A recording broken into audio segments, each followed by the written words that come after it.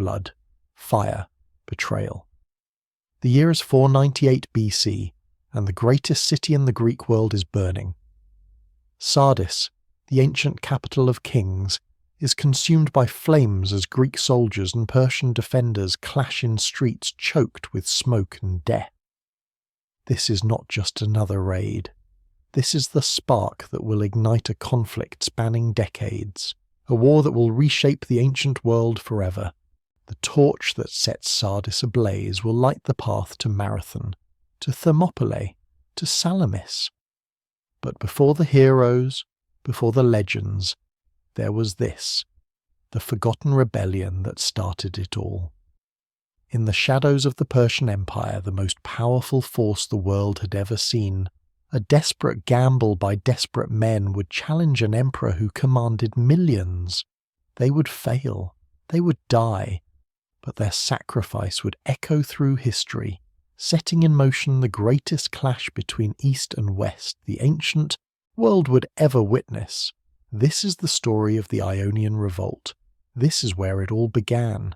This is the war that forged the West. If you're ready to witness the brutal truth of how Western civilization was forged in blood and fire, then hit that like button right now. Subscribe and ring that notification bell, because this is just the beginning of an epic 7-part saga. Every week we're diving deeper into the Greco-Persian Wars, and you won't want to miss a single moment of this incredible story. Now, let's begin.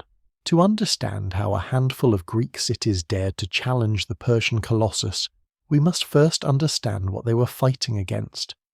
The Persian Empire in 499 BC was not just the largest empire the world had ever seen. It was a political, military and cultural juggernaut that stretched from Egypt to India, from the Black Sea to the Arabian deserts. At its heart sat one man, Darius the Great, the King of Kings, the ruler of 23 nations, commander of armies that numbered in the hundreds of thousands. But Persia was not built on conquest alone. It was a sophisticated administrative machine, organized into provinces called satrapies, each governed by a satrap who answered directly to the great king. The system was brilliant in its efficiency and ruthless in its control. In the western reaches of this empire along the coast of Asia Minor lay the Greek cities of Ionia. These were not barbarous backwaters. They were the jewels of the Greek world, Miletus, Ephesus, Samos, Chios, cities of philosophers and poets, of merchants and sailors, of art and culture that would define Greek civilization itself. But these cities were not free. They had fallen under Persian control decades earlier, and the weight of that subjugation grew heavier with each passing year. The Persians ruled through puppet tyrants, Greek strongmen who owed their power to Persian backing and Persian gold. These tyrants were hated. They represented everything the Greek spirit despised: autocracy, foreign domination, the crushing of the democratic impulse that burned in every Greek heart. Taxation flowed eastward to Susa, the Persian capital. Young men were conscripted into Persian armies to fight Persian wars. The wealth of Ionia enriched Persian treasuries, while the Greeks who created that wealth watched their independence slip away. The stage was set for rebellion. But rebellions need leaders, and leaders need reasons to risk everything. In the city of Miletus, the greatest of all Ionian cities, that leader was about to emerge. His name was Aristagoras.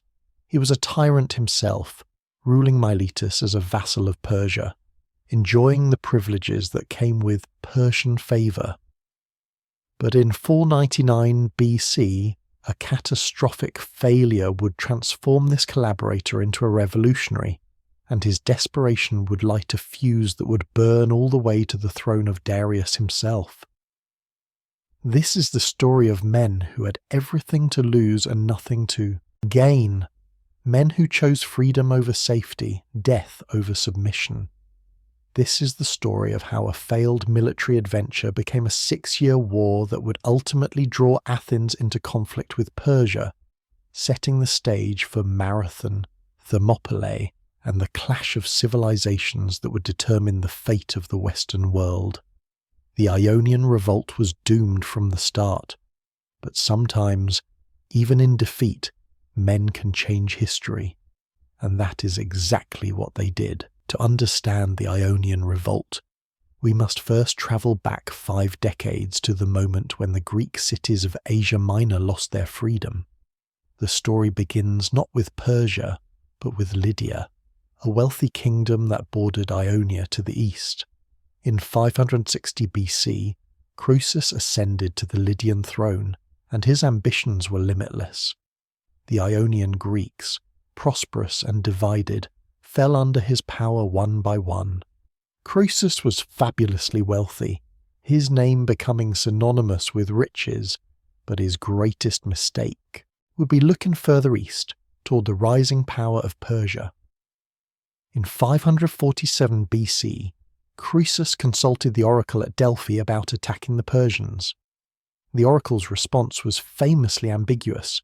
If he crossed the Halys River and attacked Cyrus of Persia, he would destroy a great empire. Croesus took this as divine approval and marched to war. He crossed the Halys, engaged Cyrus at the Battle of Thymbra, and was utterly crushed. Cyrus had deployed camels against the Lydian cavalry, and the horses, terrified by the strange beasts and their smell, bolted in panic. The Lydian army disintegrated. Croesus fled back to his capital at Sardis, believing he had time to regroup and gather allies. He was wrong. Cyrus pursued immediately, laying siege to Sardis. The city seemed impregnable, perched on steep cliffs with walls that had never been breached. But after just 14 days, a Persian soldier noticed a Lydian defender descending a particularly steep section of the Acropolis to retrieve his fallen helmet. The soldier marked the path, and that night, Persian troops scaled the supposedly unclimbable cliff. At dawn they poured into the city. Sardis fell. Croesus was captured, and with him fell Lydia. But Cyrus was not done. Lydia's conquest meant that Ionia, which had been subject to Lydia, now belonged to Persia by right of conquest. The Greek cities did not accept this logic. They had served Croesus out of necessity, but they would not simply transfer their allegiance to new masters. Led by Miletus, they prepared to resist. Cyrus, occupied with more pressing conquests in the east, delegated the subjugation of Ionia to his generals. The Greeks discovered too late that they had made a fatal miscalculation. The Persian forces moved through Ionia like a storm. City after city fell. Some were taken by siege, others by negotiation, a few by betrayal. The Greeks fought bravely, but they fought separately, each city trusting to its own walls and its own strength. It was not enough. Miletus, the greatest and wealthiest, chose negotiation over destruction, and was spared the worst of Persian vengeance. The other cities, seeing Miletus submit, followed suit. By 545 BC, all of Ionia was under Persian control. Persian rule brought order, but it came at a price. The Persians dismantled whatever democratic institutions existed and installed tyrants loyal to the empire. These men ruled with Persian backing, collecting taxes for Persian treasuries and providing ships for Persian fleets. The Greek cities were wealthy and remained so, but their wealth now served foreign masters. Young Ionian men marched in Persian armies to conquer other lands, enriching an empire that was not theirs. The humiliation burned, but for decades it was endured. Darius the Great, who came to power in 522 BC through a coup and brutal civil war, inherited this system and perfected it. He organized the entire empire into satrapies, with the Greek cities falling under the satrapy of Lydia. governed from Sardis by Artaphernes, Darius's own brother. This satrap system was efficient and ruthless. Each province paid fixed tributes, provided military forces when required, and submitted to Persian law while maintaining local customs. For the Greeks, it meant living under autocracy while watching free Greeks across the Aegean in Athens and Sparta determine their own fates. The contrast was unbearable. While Athens experimented with democracy and Sparta built its warrior society, the Ionians lived under the thumbs of petty tyrants who answered to Persian masters. Resentment festered. The tyrants grew fat on Persian favour, while their subjects dreamed of freedom. All that was needed was a spark, a catalyst, a moment when the consequences of rebellion seemed less terrible than continued submission. That moment arrived in 499 BC, and it came from the most unlikely source, one of the tyrants themselves. Aristagoras was not a liberator, he was a tyrant, the son-in-law and successor to Histiaeus, who had ruled Miletus for years before being called to Susa by Darius. The great king had grown suspicious of Histiaeus's ambitions and kept him at the Persian court as an honoured prisoner, praising him as a friend while never letting him return home. Aristagoras inherited the rule of Miletus, and with it, all the privileges and dangers of being a Persian puppet. Histiaeus, trapped in Susa and desperate to return to Miletus, plotted from afar. According to the Greek historian Herodotus, he sent a secret message to Aristagoras, tattooed on the shaved head of a trusted slave and hidden beneath regrown hair. The message urged revolt.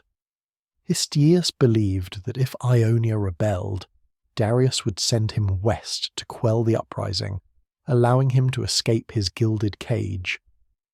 Whether this story is true or embellished, what came next is historical fact. Aristagoras would indeed rebel, but not out of patriotism or noble principle. He rebelled out of desperation to save his own skin. In 500 BC, a group of wealthy exiles from the island of Naxos approached Aristagoras with a proposal. They had been driven from their home by a democratic faction and wanted Persian backing to reclaim power. Naxos was wealthy and strategically positioned in the Cyclades Islands. Aristagoras saw opportunity. If he could conquer Naxos for Persia, he would gain glory, wealth, and security in Darius's favour. He took the proposal to Artaphernes, the satrap at Sardis, and painted an enticing picture. A cheap conquest that would bring Naxos under Persian control and open the door to subjugating all the Cyclades Islands. Artaphernes was convinced. He agreed to provide a fleet and army under the command of a Persian noble named Megabates. Aristagoras would accompany the expedition, sharing command and the glory. The force assembled at Miletus in 499 BC. 200 warships, a massive fleet by any standard carrying soldiers and supplies for what was expected to be a short victorious campaign. The exiles would be restored, Naxos would become Persian, and Aristagoras would be the architect of this triumph. Everything was planned, everything was ready, everything went catastrophically wrong. The trouble began immediately. Megabates and Aristagoras clashed over protocol and command. When Megabates discovered that Aristagoras had stationed sentries improperly on one of the ships, he was furious at this breach of military discipline. Aristagoras, arrogant and defensive, dismissed the Persians' concerns. Megabates, insulted, decided to teach the Greek upstart a lesson. According to Herodotus, he secretly sent a message to Naxos, warning them of the impending attack. The fleet arrived at Naxos to find the city prepared and defiant. The walls were manned, supplies stockpiled, and any hope of surprise lost. The Persians laid siege, but Naxos was wealthy and well provisioned. Weeks turned into months. The Persian fleet exhausted its supplies and its patience. After 4 months of fruitless siege, with nothing to show but wasted resources and mounting frustration, the expedition was abandoned. The fleet returned to Miletus in humiliation. Aristagoras had promised victory and delivered disaster. Now the tyrant faced catastrophe. He had borrowed heavily from Artaphernes to fund his share of the expedition. The Persian satrap expected either success or repayment, and Aristagoras could provide neither. Worse, he had angered Megabades, a powerful Persian noble with the ear of the king. His position as tyrant, his wealth, possibly even his life were now in jeopardy. Trapped and desperate, Aristagoras made a decision that would change history. If he was going to fall, he would bring the entire system down with him. In the autumn of 489 BC, Aristagoras called a secret meeting of his closest supporters in Miletus. He laid out the situation. He was ruined, and Persian vengeance was coming. His only chance was to do the unthinkable, rebel against Persia, overthrow the system of tyrants, and appeal to the Greek love of freedom. It was insane. It was suicidal. But every man in that room understood that they were all implicated in Aristagoras' failure. If he fell, they would fall with him. The historian Hecataeus, one of the greatest minds of his age, counselled against rebellion, warning that Persia's power was overwhelming and defeat inevitable. He was ignored. Aristagoras made his move with stunning boldness. He publicly resigned as tyrant, proclaiming himself a simple citizen and establishing democratic government in Miletus. It was political theatre, a calculated move to win popular support, but it worked. The Milesians, stunned and exhilarated, embraced this sudden freedom. Aristagoras then sent agents to every other Ionian city with the same message: overthrow your tyrants, embrace democracy, and join Miletus in open revolt against Persia. City after city followed. The tyrants were seized, some killed, others handed over to their own citizens or sent away. The impossible was happening. Ionia was rising. The revolt spread like wildfire.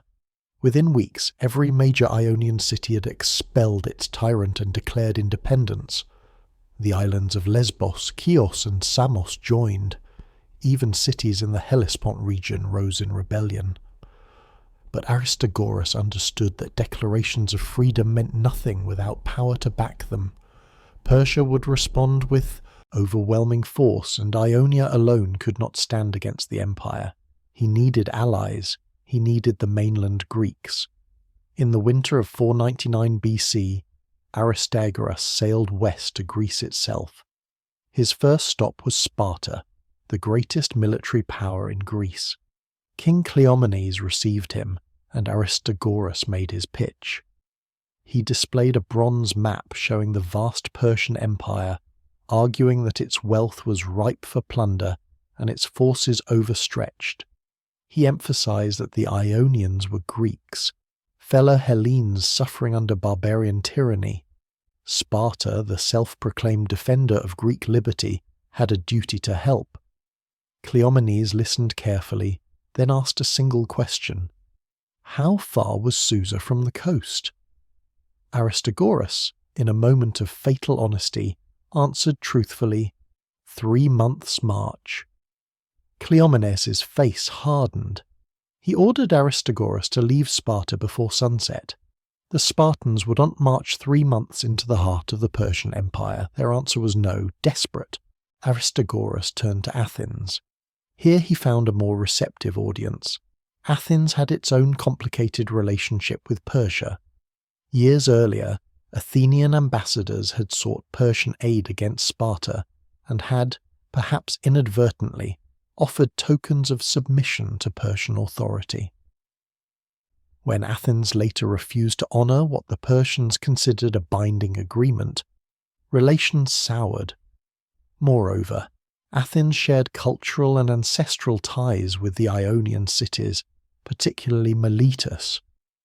The Athenian assembly, moved by Aristagoras' eloquence and appeals to Greek solidarity, voted to send 20 warships to support the revolt. The neighbouring city of Eretria on the island of Euboea pledged 5 ships. It was not an army, but it was enough.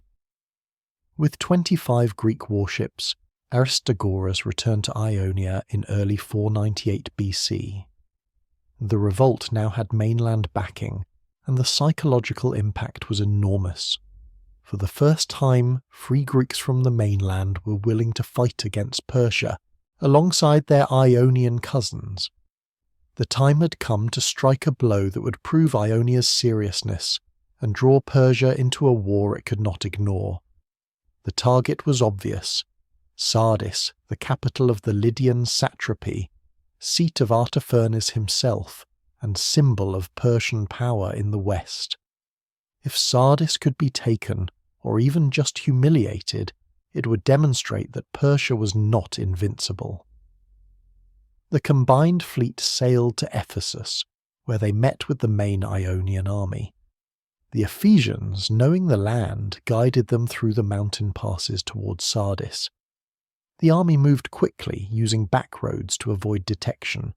Sardis sat in a valley dominated by an Acropolis fortress perched on steep, seemingly unscalable cliffs.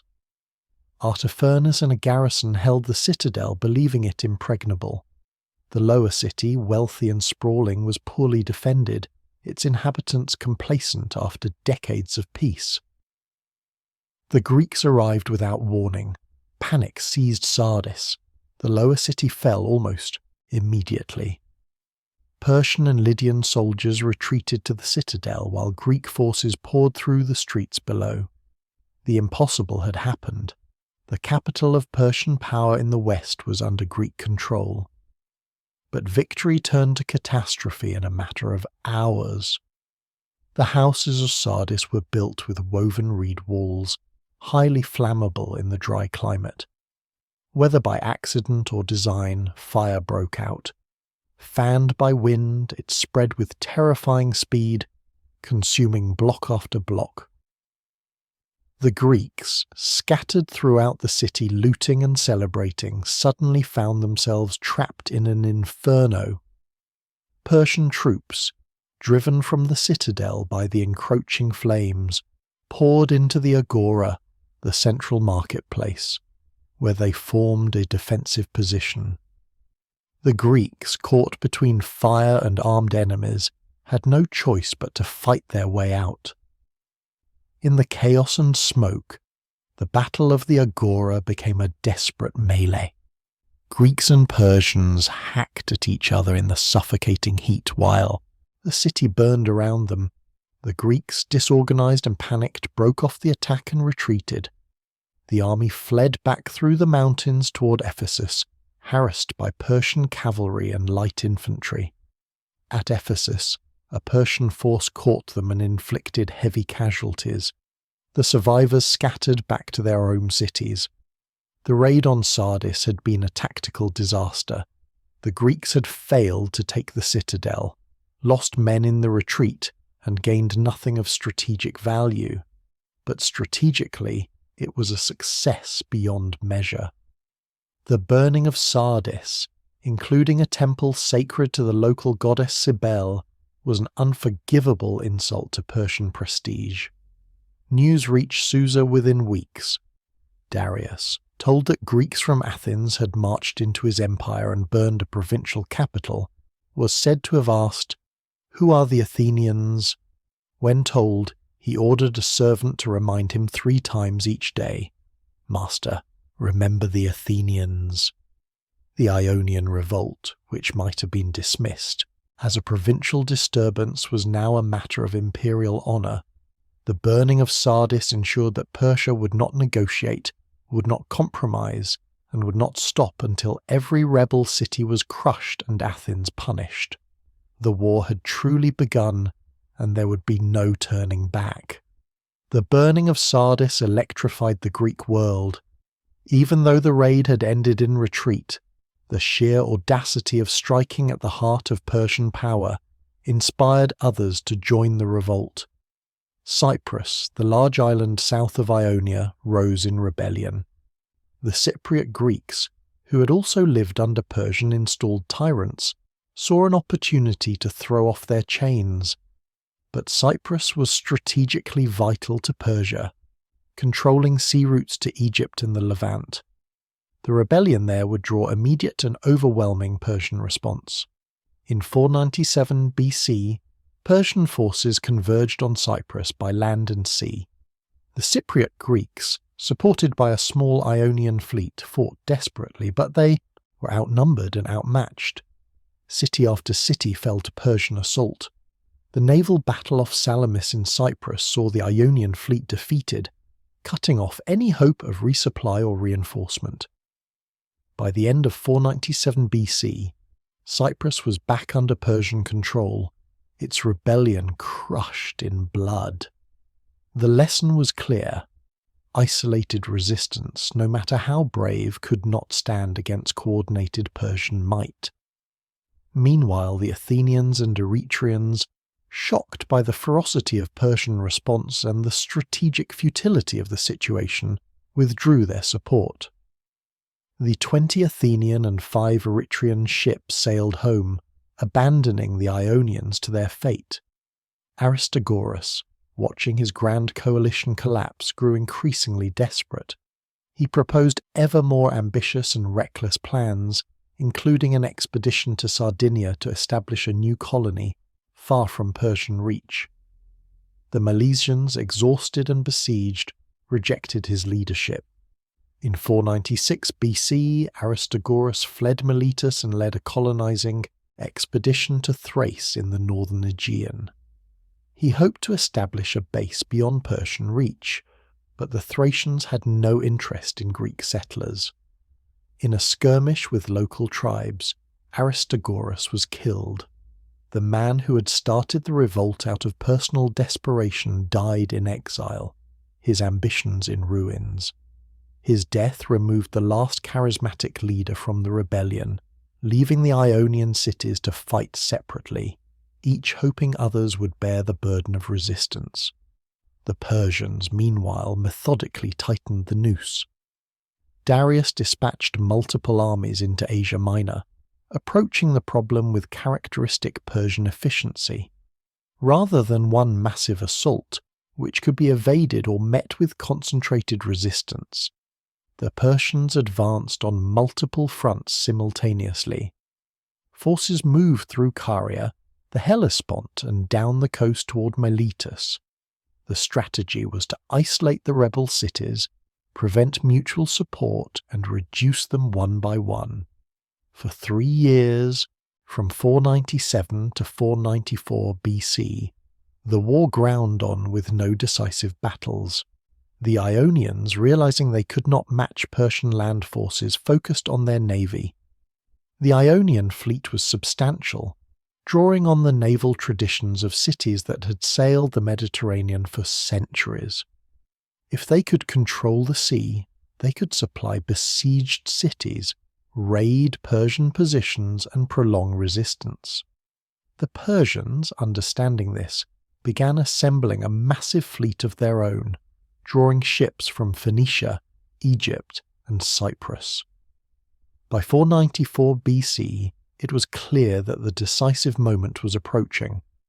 The Persians had driven the land war to the gates of Miletus itself, the largest and most important rebel city. Miletus was the heart of the revolt, the city where it all began. If Miletus fell, the rebellion would collapse. The Ionians assembled their entire fleet, every available warship from every city to defend Miletus. The Persians brought their combined naval power to confront them. The final battle would be fought at sea near a small island called Lade, just off the coast of Miletus. The Battle of Lade would determine the fate of Ionia. The Greeks assembled 353 ships, an impressive fleet drawn from Miletus, Chios, Samos, Lesbos, and other cities. They were outnumbered by the Persian fleet, which fielded 600 warships, but the Greeks were experienced sailors fighting for their freedom. The Ionian commander, Dionysius of Phocaea, drilled the fleet relentlessly, training for the tactics needed to break the larger Persian formation. For days, the Greeks practiced ramming maneuvers and coordinated attacks, but the strain showed. The rowers and marines, unaccustomed to military discipline, began to grumble and resist. The Persians, recognizing the fragility of the Ionian coalition, played their most effective weapon, bribery and psychological warfare. Messages were sent to individual cities, offering favorable terms if they abandoned the fight. The Samians, whose fleet was one of the largest contingents, wavered. On the day of battle, as the two fleets closed for combat, the Samian ships suddenly turned and fled. 49 ships rowed away from the battle line, shattering Ionian morale. The Lesbians, seeing the Samians retreat and fearing encirclement, followed. The Ionian line collapsed. What remained of the Greek fleet fought with desperate courage. The Chians in particular refused to flee and fought on against impossible odds. Of their 100 ships, most were destroyed or captured. Survivors swam to shore or were cut down in the water. Dionysius of Phocaea, realizing the battle was lost, captured 3 enemy ships and fled with them to Sicily, where he became a pirate rather than submit to Persia. The Battle of Lade was catastrophic defeat. The Ionian fleet, the last defence of the rebellion, was annihilated. With the Ionian fleet destroyed, Melita stood alone. The city that had started the revolt, the wealthiest and most powerful of the Ionian Greeks, now faced the full wrath of the Persian Empire with no hope of rescue. Persian armies surrounded the city by land while the victorious fleet blockaded the harbour. Miletus, cut off and besieged, prepared for the end. The siege was methodical and brutal. The Persians deployed siege engines, including towers and battering rams, against the walls. They dug mines beneath the fortifications, undermining sections of wall that then collapsed inward. The defenders fought building by building, street by street, but starvation and disease took their toll. The city that had dominated regional trade, that had founded colonies across the Mediterranean and Black Sea, that had produced philosophers and architects, now starved behind its own walls. In 494 BC, the walls were finally breached. Persian troops poured into the city. What followed was a massacre. The men of Miletus were slaughtered or enslaved. The women and children were taken as slaves. The temples were looted and burned. The great buildings, the monuments of centuries of prosperity, were demolished. Herodotus reports that the Athenians, who had sent the 20 ships that helped burn Sardis, were so grief-stricken when they learned of Miletus's fate that a playwright named Phrynichus staged a tragedy called The Fall of Miletus. The audience wept openly, and Phrynichus was fined for reminding them of their suffering and their guilt for abandoning the Ionians. But Darius had learned from past mistakes. After the bloodshed, he ordered Artaphernes to show calculated mercy. The surviving Milesians were deported, not killed, resettled near the mouth of the Tigris River in Mesopotamia, far from their homeland but alive. The other Ionian cities, seeing Miletus's fate, surrendered. Darius replaced the system of tyrants with something new, negotiated settlements where the cities retained local autonomy but paid tribute and provided military support.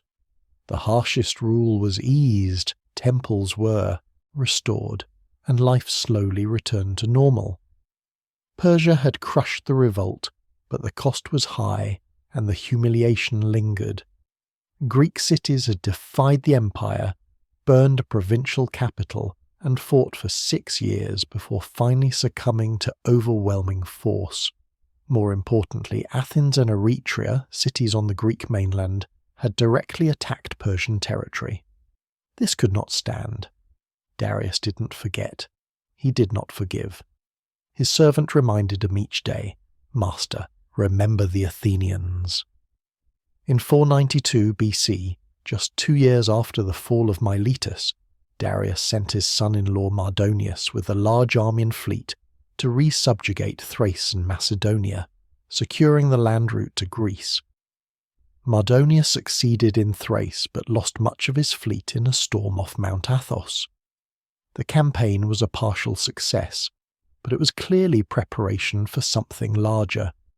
In 490 BC, Darius would send another expedition, this time directly across the Aegean, with explicit orders: punish Eretria and Athens for their support of the Ionian Revolt. That expedition would land at Marathon, and there, against all expectations, the course of history would turn. The Ionian Revolt had failed. The cities were crushed, their leaders dead or exiled, their treasuries emptied, their fleets destroyed. By every measure, it was a disaster. But in failing, the Ionians had done something extraordinary. They had forced Persia to turn its gaze westward. They had proven that Greeks could and would fight against the empire. They had inspired Athens to take a stand. And in burning Sardis, they had created a grudge that would lead to Marathon, and from Marathon to Thermopylae, and from Thermopylae to Salamis and Plataea. The Ionian Revolt was the spark. The wars that followed would be the inferno. The Ionian Revolt was a tragedy born of desperation, fueled by hope and crushed by overwhelming power. But its legacy was profound. Without Aristagoras' desperate gamble, without the burning of Sardis, without Athens' fateful decision to send 20 ships, the Persian Wars might never have happened. Darius might have been content to rule his vast empire without challenging the Greek mainland. But the revolt changed everything. It made war inevitable. In the ashes of Miletus, in the ruins of the Ionian dreams of freedom, the seeds of something greater were planted. The Greeks had learned that they could fight Persia. They had learned that unity, however fleeting, could challenge even an empire. Athens, having tasted involvement in the East, would be forced to confront the consequences, and Persia, its pride wounded and its patience exhausted, would come west with an army the world had never seen. This was just the beginning. In Part 2 we will witness Darius's revenge, the first Persian invasion of Greece, and the battle that would become legend, Marathon, where outnumbered Athenians would face the Persian horde and write one of the most astonishing military victories in human history. But that battle was only possible because of what happened here, in Ionia, where desperate men chose freedom and paid for it with everything they had. August 490 BC, the plain of Marathon. 10,000 Greek farmers stand in bronze and leather, shields locked, spears levelled, staring, across a killing field at an enemy that outnumbers them 2-1. These are not professional soldiers.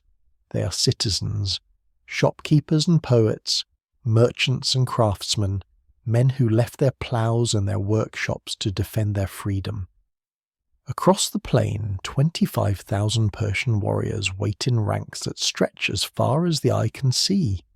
Veterans of 100 campaigns, warriors who have conquered nations from Egypt to India, an army that has never known defeat. The Greeks have no cavalry, no archers, no hope of reinforcements. Sparta, the greatest military power in Greece, is celebrating a religious festival and will not march for days. The Persians have the numbers, the experience, and the deadliest cavalry force in the ancient world. Every tactical advantage belongs to them. Logic says the Greeks should retreat. Pride says they should make a stand. Courage says they should charge. And that is exactly what they are about to do, This is Marathon, this is the battle that should have been a Persian victory, a footnote in the expansion of empire. Instead, it became the moment that proved the West could fight back. This is the story of how 10,000 Greeks faced the Persian war machine and won. The years between 494 and 490 BC were a period of mourning and calculation in Greece. The Ionian Revolt had been crushed. Miletus, the jewel of the Greek world, lay in ruins, its population deported to the far reaches of the Persian Empire. The surviving Ionian cities had submitted to new terms of Persian rule, their brief taste of freedom replaced by the familiar weight of imperial control. In Athens, the news of Miletus's fall struck like a physical blow. When the playwright Phrynichus staged a tragedy commemorating the city's destruction, the Athenian audience wept openly in the theatre, and Phrynichus was fined 1,000 drachmas for reminding them of their own failure and their kinsmen's suffering. But grief was mixed with fear. Athens had sent 20 warships to support the revolt. Those ships had participated in the burning of Sardes, the act that had transformed a local rebellion into an imperial crisis. Darius the Great, King of Kings, ruler of the largest empire the world had ever seen, had not forgotten. According to Herodotus, when Darius learned that Greeks from Athens had marched into his empire and burned a provincial capital, he shot an arrow into the sky and prayed to the god Ahura Mazda for vengeance. Then he ordered a servant to remind him 3 times each day, "Master, remember the Athenians." This was not mere rhetoric, it was a promise. The destruction of the Ionian Revolt demonstrated Persian methods with brutal clarity. Cities that resisted were destroyed, their populations killed or enslaved. But once resistance ceased, Persia showed mercy tempered with control. Darius ordered his brother Artaphernes, the satrap of Lydia, to reorganize Ionian governance. The hated tyrants were removed and replaced with negotiated settlements that allowed limited local autonomy. Tribute assessments were adjusted to be more reasonable, temples were restored and religious customs respected. This was Persian policy at its most sophisticated. Crush resistance utterly, then rule with efficiency and relative tolerance. It was a formula that had built an empire, and it was a formula that now turned westward toward Greece itself. Darius's decision to punish Athens and Eretria was not merely about vengeance, though that was certainly part of it. It was strategic. The Ionian Revolt had revealed a fundamental threat. Free Greeks across the Aegean Sea could inspire rebellion in the Greek cities already under Persian control. As long as Athens and Sparta existed as independent powers, they represented an alternative to Persian rule, a beacon of freedom that might reignite Ionian resistance. Moreover, the Aegean Sea was becoming a Persian lake. With Ionia secured, the island subdued, and Thrace under Persian influence, the logical next step was to bring the mainland Greeks into the empire. Some would submit willingly, others would need to be taught a lesson. Athens and Eretria, the cities that had dared to burn Sardis, would serve as examples of what happened to those who defied the great king. In 492 BC, Darius launched the first phase of his Greek campaign. He appointed his son-in-law Mardonius to command an expedition that would reassert Persian control over Thrace and Macedonia, securing the northern approach to Greece. Mardonius led a massive combined force, army and fleet moving in coordination through the Hellespont and along the northern Aegean coast. Thrace submitted quickly, having been under nominal Persian control since earlier campaigns. The kingdom of Macedon, under King Alexander the chose discretion over valour and accepted Persian overlordship, providing earth and water as tokens of submission. The land campaign was a complete success, but disaster struck at sea. the Persian fleet hugging the coast as it rounded Mount Athos was caught in a violent storm. Ancient sources, prone to exaggeration, claimed 300 ships were lost and 20,000 men drowned. Modern estimates are more conservative, but the damage was real and severe. Mardonius, his fleet crippled, was forced to withdraw. He had secured Thrace and Macedonia, but the main objective, punishing Athens, remained unfulfilled. The campaign of 492 BC was a sobering lesson. Greece could not be conquered by half measures. The next attempt would require a different strategy. For 2 years Darius prepared. He would not risk another fleet disaster around Mount Athos. Instead, he would strike directly across the Aegean, using the island-hopping route that every Greek sailor knew. The expedition would be amphibious, carried entirely by sea, allowing for speed, flexibility, and surprise. Rather than a slow advance by land through hostile territory, the Persian fleet would sail straight to Eretria and Athens, deliver punishment, and return before Greece could unite against them. It was bold, it was calculated, and in the spring of 490 BC it was ready. The command was given to 2 men.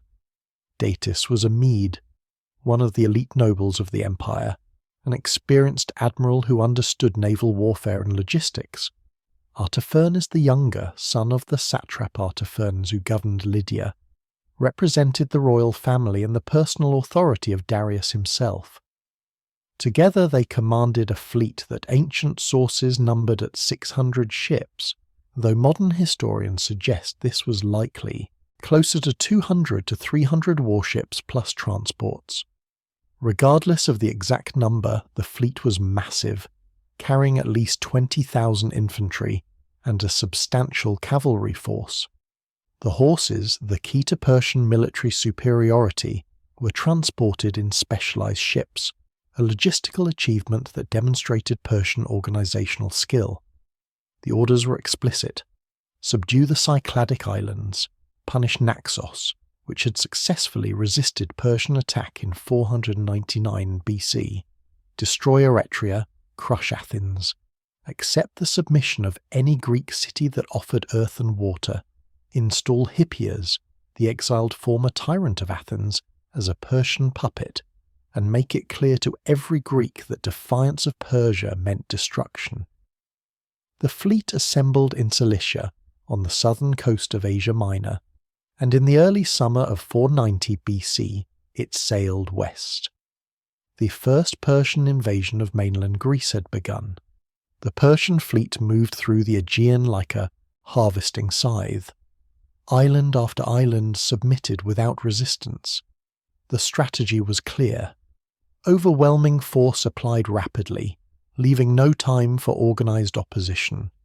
The first major target was Naxos, the wealthy island in the Cyclades that had defied Persia 11 years earlier. That defiance had been one of the sparks that led to the Ionian Revolt. Now Persia returned to settle accounts. The Naxians, seeing the Persian armada approaching and remembering the 4-month siege of 499 BC, had no illusions about their chances. They did not wait behind their walls. As the Persian fleet came into view, the population fled into the mountainous interior of the island, abandoning their city to the invaders.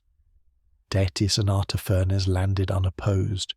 Their troops poured through empty streets, looting what they could find and setting fire to everything else.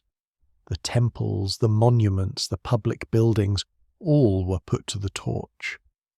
Naxos burned as a message to every other island: submission or destruction. Those were the only choices. The terror was deliberate and systematic. The Persians moved through the Cyclades, demanding submission from each island. Most capitulated immediately, sending representatives with earth and water, the ancient symbols of submission. Earth represented the land, water represented the sea. To offer both was to acknowledge Persian sovereignty over everything. City after city, island after island sent these tokens. The representatives prostrated themselves before Datis and Artaphernes, performed the ritual obeisance required before Persian nobles, and heard themselves declared subjects of Darius, King of Kings. The islands that submitted were left largely unmolested, though they were required to provide ships and supplies to the Persian fleet. Those that hesitated received visits from landing parties who encouraged compliance through displays of force. The Persians were not interested in prolonged sieges or unnecessary bloodshed at this stage. The objective was speed. Every day spent reducing fortified islands was a day that gave the mainland Greeks time to prepare. Naxos served its purpose as an example. The rest of the Cyclades fell into line. The fleet reached the island of Delos, the sacred heart of Greek religion in the Aegean. Delos was the birthplace of Apollo and Artemis, home to one of the most revered sanctuaries in the Greek world. The Delians, seeing the Persian fleet approach, fled in terror, abandoning even their sacred site. But Datis, demonstrating the sophisticated Persian approach to conquered peoples, ordered his forces not to land. Instead, he anchored offshore and sent a message to the Delians: "Return to your homes." The Persians would respect the sanctuary. Datis even sacrificed 300 talents of frankincense on the altar of Apollo, a gesture of respect for Greek religious sensibilities that was calculated to win favour and demonstrate that Persia was not a barbarous destroyer of cultures. This was Persian imperialism at its most refined. Violence when necessary, respect when advantageous. The message was clear: submit and prosper under Persian rule, resist and be annihilated like Naxos. By midsummer 490 BC, the entire Cycladic island chain was under Persian control. The fleet, reinforced with ships from the conquered islands, turned north toward Euboea. The next target was Eretria, one of the two Greek cities that had committed the unforgivable crime of supporting the Ionian Revolt. Eretria was a substantial city on the western coast of Euboea, the long island that hugged the mainland Greek coast.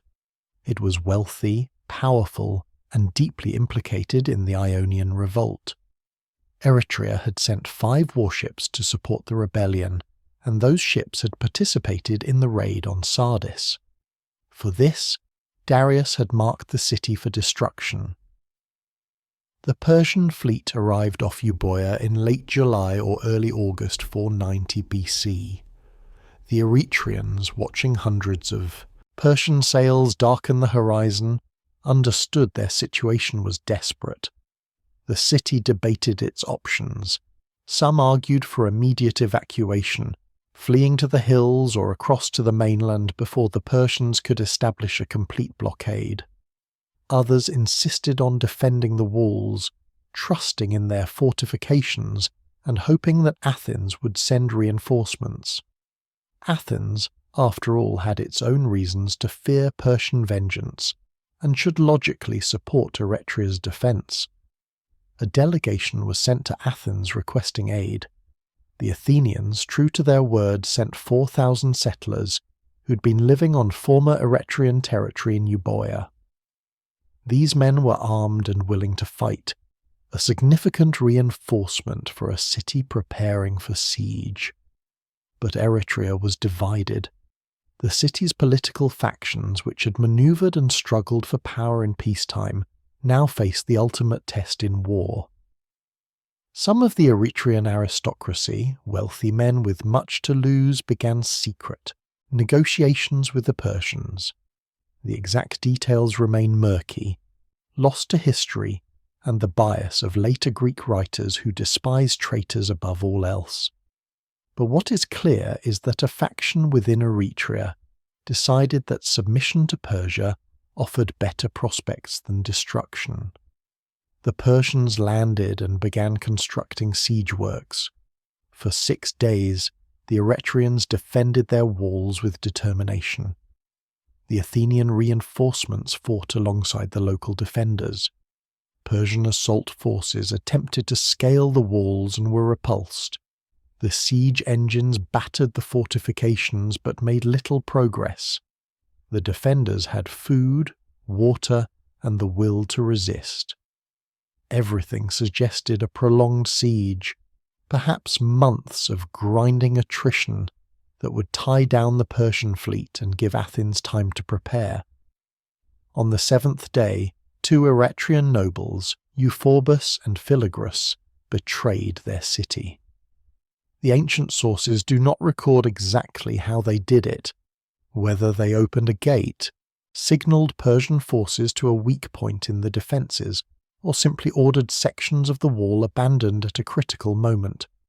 What matters is that Persian troops, given access to the city's interior, poured through the breach. The defenders, caught between Persian forces outside and inside the walls, were overwhelmed. The sack of Eretria was methodical and savage. The temples were looted and burned, fulfilling Darius's explicit orders. The population was rounded up, men, women, children, all were gathered in the central square. The able-bodied men were shackled, the women and children were separated from their families. Then the Persians destroyed the city, pulling down walls, burning buildings, demolishing everything of value. When they were done, Eretria was a smoking ruin, and its population was in chains. The Eretrians were herded onto transport ships for the long journey east. Their destination was Ardarica, a settlement near the Persian capital of Susa, hundreds of miles from the sea they had known all their lives. There they would be resettled as a visible reminder of Persian power and Persian justice. Betray the empire, and your city ceases to exist. Your children will grow up speaking Persian, worshipping Persian gods, forgetting they were ever Greek. The annihilation of Eretria was not just military victory, it was cultural erasure. The Athenian reinforcements, seeing the city fall and recognizing they could do nothing to save it, retreated back to the mainland. They brought news of the catastrophe. Eretria, a Greek city with a history stretching back centuries, had fallen in less than a week. The Persian fleet was intact, the Persian army unblooded, and now, with Eretria destroyed, there was only one target left. The Persians loaded their troops back onto the transports, gathered their fleet and sailed south along the Euboean coast. Their destination was Attica. Their objective was Athens. The choice of landing site was not random. Sailing with the Persian fleet was an old man, a Greek exile who had once ruled Athens and now served its enemies.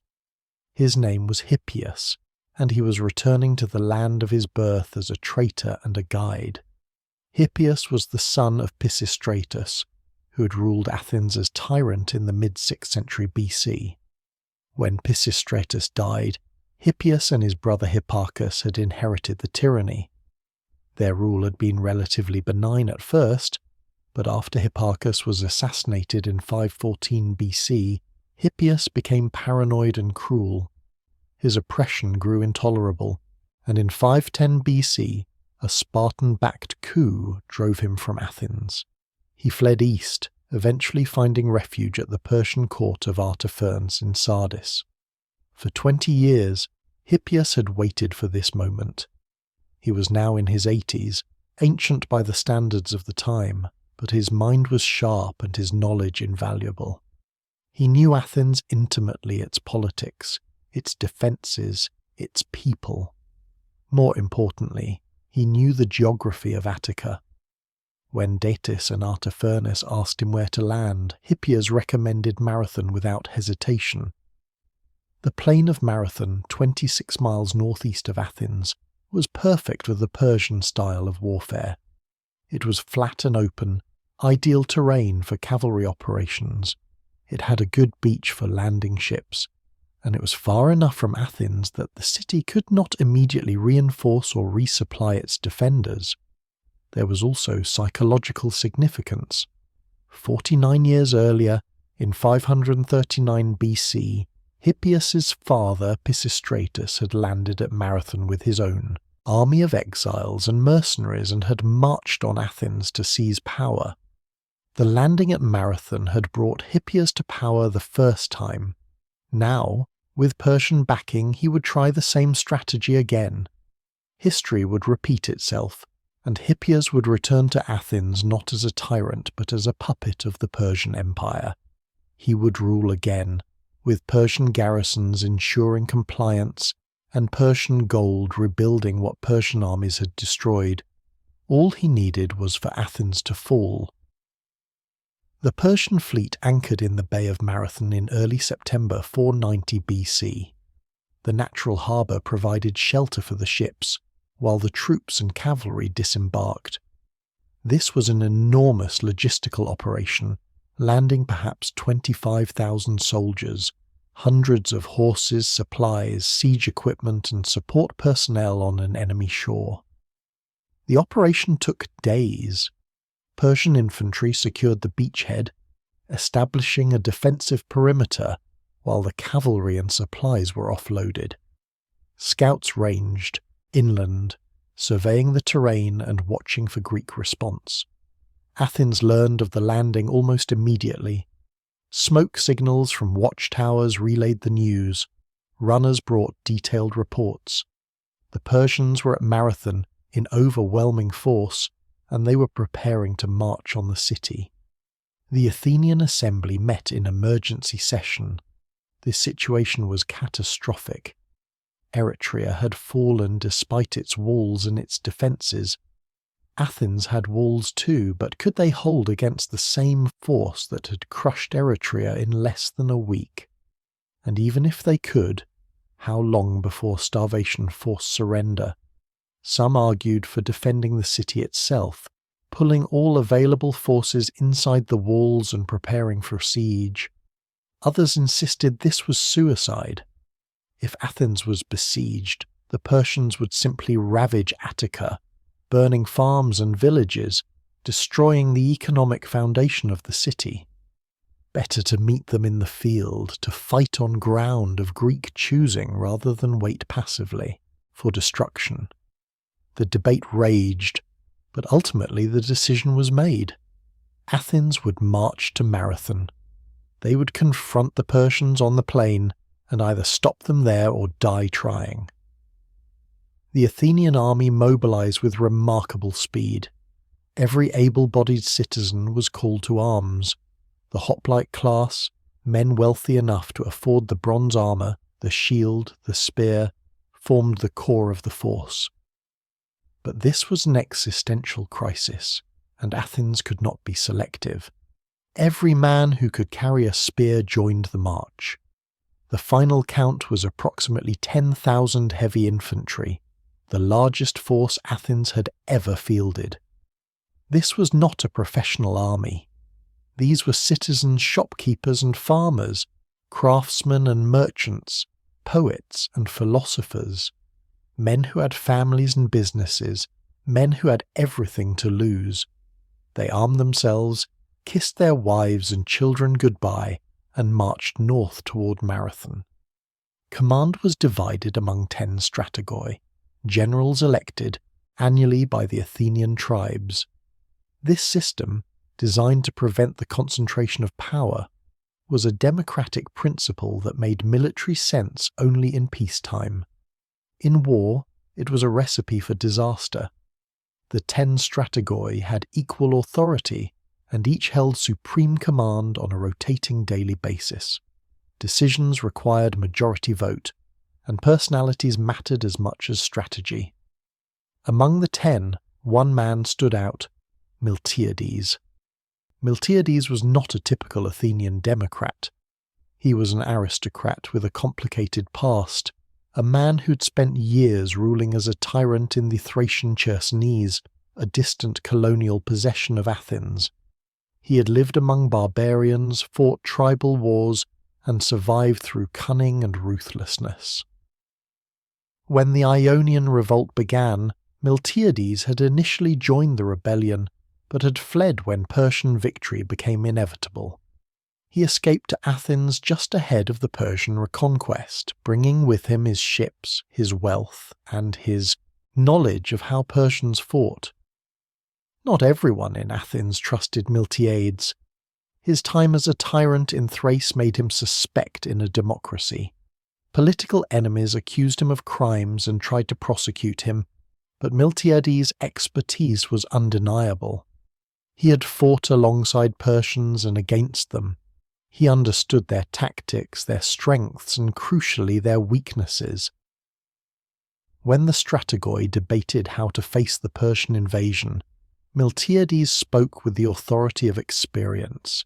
He had been there. He knew what was coming. As the Athenian army reached Marathon and established positions in the foothills overlooking the plain, Miltiades surveyed the situation. The Persians occupied the level ground near the beach, their camp sprawling across the plain. The cavalry, the Persians' most devastating weapon, was visible in the distance. The infantry, vast numbers of them, were arranged in neat formations. It was a terrifying sight. An army that had conquered nations now camped on Athenian soil. But Miltiades saw something else. He saw opportunity. Before committing to battle, Athens sent one last desperate appeal for help. A runner named Pheidippides was dispatched to Sparta, the preeminent military power in Greece. The mission was urgent. Cover the 150 miles from Athens to Sparta as quickly as humanly possible. Convince the Spartans to march and return with their answer. Pheidippides was a hemerodoros, a professional long-distance runner trained for exactly this kind of mission. He departed Athens at a dead run. Pheidippides reached Sparta in an astonishing 36 hours, an athletic feat that bordered on superhuman. He delivered Athens' plea. The Persians had landed, Eretria had fallen, Athens stood alone, and only Spartan intervention could save Greece from Persian conquest. The Spartan ephors, the 5 elected magistrates who ruled the city, listened carefully. Then they explained their problem. Sparta would help. Sparta would march with its full army of feared hoplites. But not yet. The city was in the middle of the Carnea, a religious festival sacred to Apollo. Spartan law absolutely forbade military campaigns during the Carnea. The festival would end at the full moon, 6 days away. Once it concluded, Sparta would march immediately and would reach Marathon within 3 days. "Hold out for 9 days," the Spartans said, "and we will come." Pheidippides turned around and ran back to Marathon, covering another 150 miles. He arrived exhausted, barely able to speak, and delivered the Spartan answer. 9 days. Athens had to hold for 9 days. The news fell on the Athenian army like a stone. 9 days of facing the Persian horde alone. 9 days of waiting while the Persians prepared their assault. 9 days before the only reinforcements that mattered might arrive. The strategoi gathered to debate their options, and the debate quickly became heated. Some generals argued for waiting, entrench on the high ground, make the Persians come to them, fight a defensive battle that minimized Athenian casualties until Sparta arrived. The logic was sound. Charging across open ground against a numerically superior enemy, especially one with cavalry, was suicidal. Better to wait, conserve strength, and trust in Spartan spears to balance the odds. Others, Miltiades foremost among them, argued the opposite. Every day of waiting was a day the Persians could use to probe Athenian defences, maneuver for advantage, or even sail around to attack Athens directly. Worse, waiting invited treachery. Eretria had fallen because of betrayal. Athens too had pro-Persian factions, men who remembered Hippias's rule with nostalgia, or who calculated that submission offered better prospects than annihilation. Miltiades pressed his case with passionate intensity. The Persians were vulnerable. Their cavalry had not yet been deployed in force. Their fleet was anchored, their troops spread across the plain. If Athens struck now, immediately, with surprise and aggression, they could win. It would be risky. Men would die, but waiting guaranteed defeat. The Spartans might arrive too late. The Persians might not wait for battle but sail to Athens and attack a defenseless city. The only path to survival was through aggression, and the only time to strike was now. The vote among the strategoi was deadlocked, 5-5. The deciding vote belonged to Callimachus, the polemarch, the war archon who held a ceremonial position of leadership. Callimachus was a conservative, cautious by nature, but he was also a patriot who understood the stakes. Miltiades made one final appeal, framing the choice starkly: attack now and give Athens a chance at victory, or wait and guarantee either slavery or destruction. Callimachus voted to attack. The decision was made. Athens would fight at Marathon, and they would fight now, before the Persians were fully prepared and before treachery could undermine their resolve. But there was one more piece of the puzzle. The city of Plataea, a small polis in Boeotia that had allied with Athens years earlier, had sent its entire military force to support its larger ally. 1,000 Plataean hoplites had marched to Marathon, willing to stand beside Athens even though the odds were hopeless. It was an act of extraordinary loyalty, and Athens never forgot it. With the Plataeans, the Greek force numbered 11,000 men. Against them stood at least 20,000 Persians, likely more. The odds were daunting, but the die was cast. The Battle of Marathon would be fought. For several days the two armies watched each other across the plain of Marathon. The Greeks held the high ground in the foothills, anchoring their position near the sanctuary of Heracles. The Persians occupied the flat land near the beach, their camp a sprawling city of tents, their fleet anchored in the bay. Both sides were waiting for the right moment, the optimal conditions for battle. For the Persians, this meant deploying their cavalry fully and drawing the Greeks down onto level ground, where numbers and mobility would tell. For the Greeks, it meant choosing a moment when Persian advantages were minimized. The standoff gave both sides time to observe and assess. The Greeks stared down at an army unlike anything they had ever faced. The Persians were a cosmopolitan force drawn from across the empire. The core infantry were Persian and Median spearmen, elite troops with decades of experience. They wore scale armor, carried large wicker shields, and fought with spears and bows. They were disciplined, professional, and deadly. Supporting them were contingents from subject nations, Ionians, Cypriots, Egyptians, Phoenicians, each bringing their own tactics and weapons. This was not a barbarian horde. This was a sophisticated military machine, organized, supplied, and commanded by officers who had conquered half the known world. The Persian deployment was methodical. The infantry formed the center, ranks deep and wide, presenting an imposing wall of shields and spears. The archers, thousands of them, were positioned to rain volleys of arrows onto any enemy foolish enough to approach. On the flanks, the cavalry waited. Persian cavalry was legendary, mobile and deadly, capable of charging into enemy formations or harassing them from a distance with arrows shot from horseback. The Persians expected the Greeks to descend from the hills and form up on the plain. Then the standard Persian battle plan would unfold.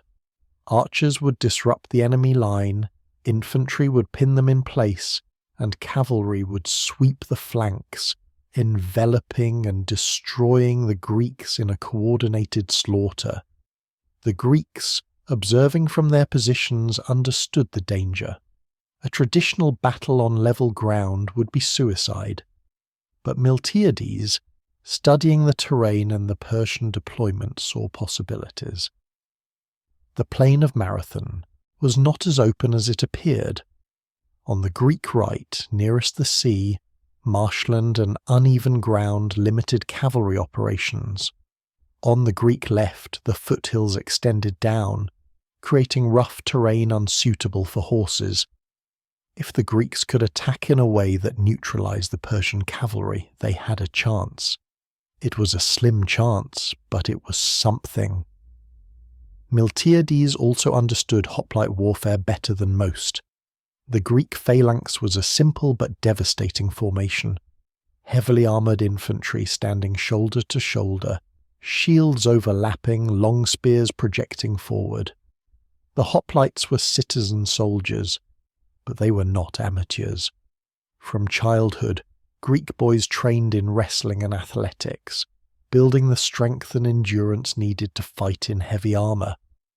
The phalanx was a human battering ram, nearly unstoppable in a head-on clash, but vulnerable to flanking manoeuvres and missile fire. The key was to close with the enemy quickly before the archers could do their work and to prevent the Persian cavalry from exploiting the phalanx's flanks.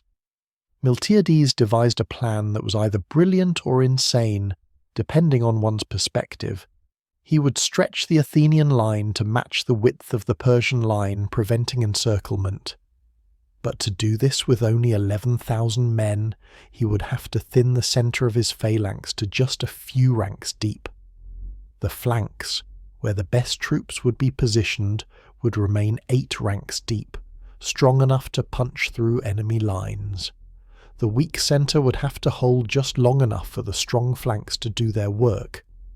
Then, and this was the truly radical part, he would order a charge across nearly a mile of open ground. No Greek army had ever done this. The phalanx advanced at a steady, deliberate pace, maintaining cohesion and saving strength for the crucial moment of impact. Running in full hoplite panoply, wearing 60 to 70 pounds of bronze armour, carrying a shield and spear over rough ground, for a mile was madness. Men would arrive exhausted, the formation would break up, and the Persians would cut them to pieces. Every tactical manual, every tradition of Greek warfare said this was suicide. But Miltiades understood something crucial. Speed would minimize the time spent under Persian arrow fire, and aggression would shock an enemy expecting a cautious, defensive Greek force. The Persians would not expect a headlong charge. That surprise might be worth the risk. On the morning of September 12th, 490 BC, or possibly August 10th, depending on how one reconciles the ancient calendar, the moment arrived. Persian scouts reported unusual activity in the Greek lines. The Greeks were moving, forming up, expanding their line, and then they started running.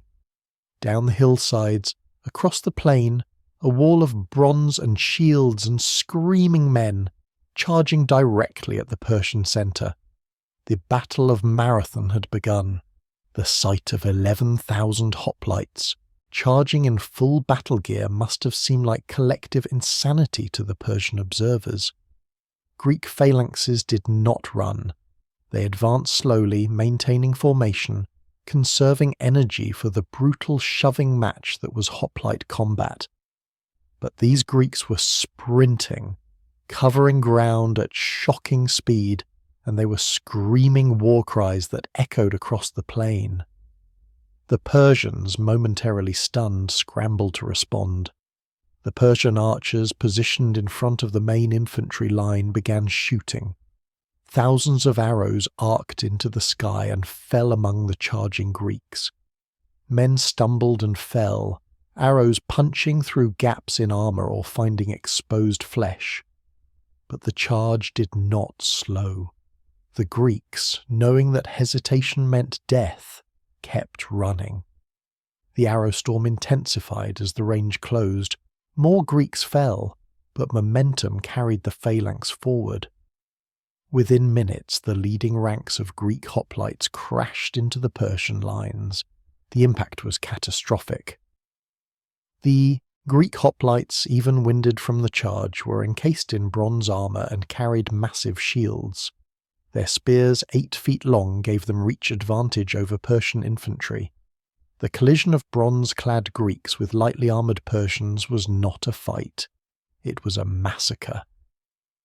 The front ranks of Persian infantry, caught off guard by the speed and ferocity of the assault, buckled and broke.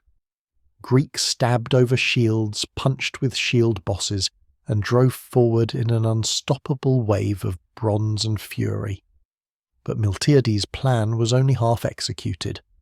The Greek centre, deliberately weakened to extend the line, faced the elite Persian and Median troops. These were the best soldiers in the Persian army, veterans of countless campaigns, professional warriors who did not panic. They held their ground and began pushing back against the thin Greek centre. The Athenians in the middle, outnumbered and pressed by superior numbers, started to give way. The line bent, then broke. Greeks in the centre began retreating step by step, trying to maintain some semblance of order as Persian troops advanced. This was the moment of maximum danger. If the Greek centre collapsed completely, the entire formation would split in two, allowing the Persians to attack the Greek flanks from behind. The battle would turn into a rout, and slaughter would follow. But Miltiades had anticipated this. The strong Greek flanks, composed of the best Athenian and Plataean troops, were winning decisively. The Persian wings, facing the full weight of deep Greek phalanxes, shattered. Persian infantry turned and fled, running back toward the beach and the ships. Now came the critical maneuver, the move that would determine the outcome of the battle. The Greek commanders on both flanks, seeing the centre in trouble but their own fronts collapsing, made the decision Miltiades had planned for. Instead of pursuing the fleeing Persians toward the beach, they turned inward. The 2 Greek wings wheeled and attacked the Persian centre from both sides, hitting the advancing Persian and Median troops in the flanks. The Persians, pressing forward in the centre and sensing victory, suddenly found themselves surrounded. Greek hoplites attacked from 3 sides, shields locked, spears stabbing, closing the trap. The Persian troops, elite as they were, could not fight in multiple directions simultaneously. The formation disintegrated into chaos.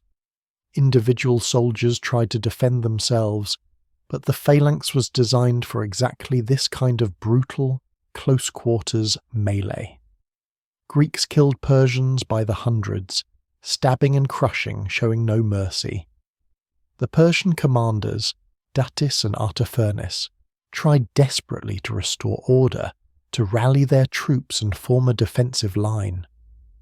But the Greek momentum was unstoppable. The entire Persian army, centre and wings alike, was now retreating in disorder toward the beach. What had begun as an organised battle devolved into a frantic race for survival.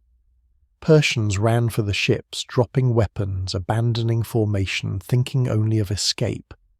The Greeks pursued, cutting down fleeing enemies, screaming for vengeance for Eretria, for the Ionians, for every Greek city that had suffered under Persian domination.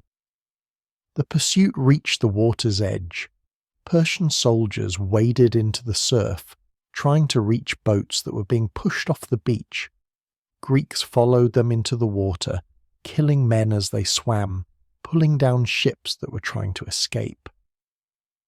The Polemarch Callimachus, the man whose deciding vote had made the battle possible, led his tribesmen in an attack on the Persian ships themselves. He and his men tried to set fire to the transports and prevent the Persian retreat.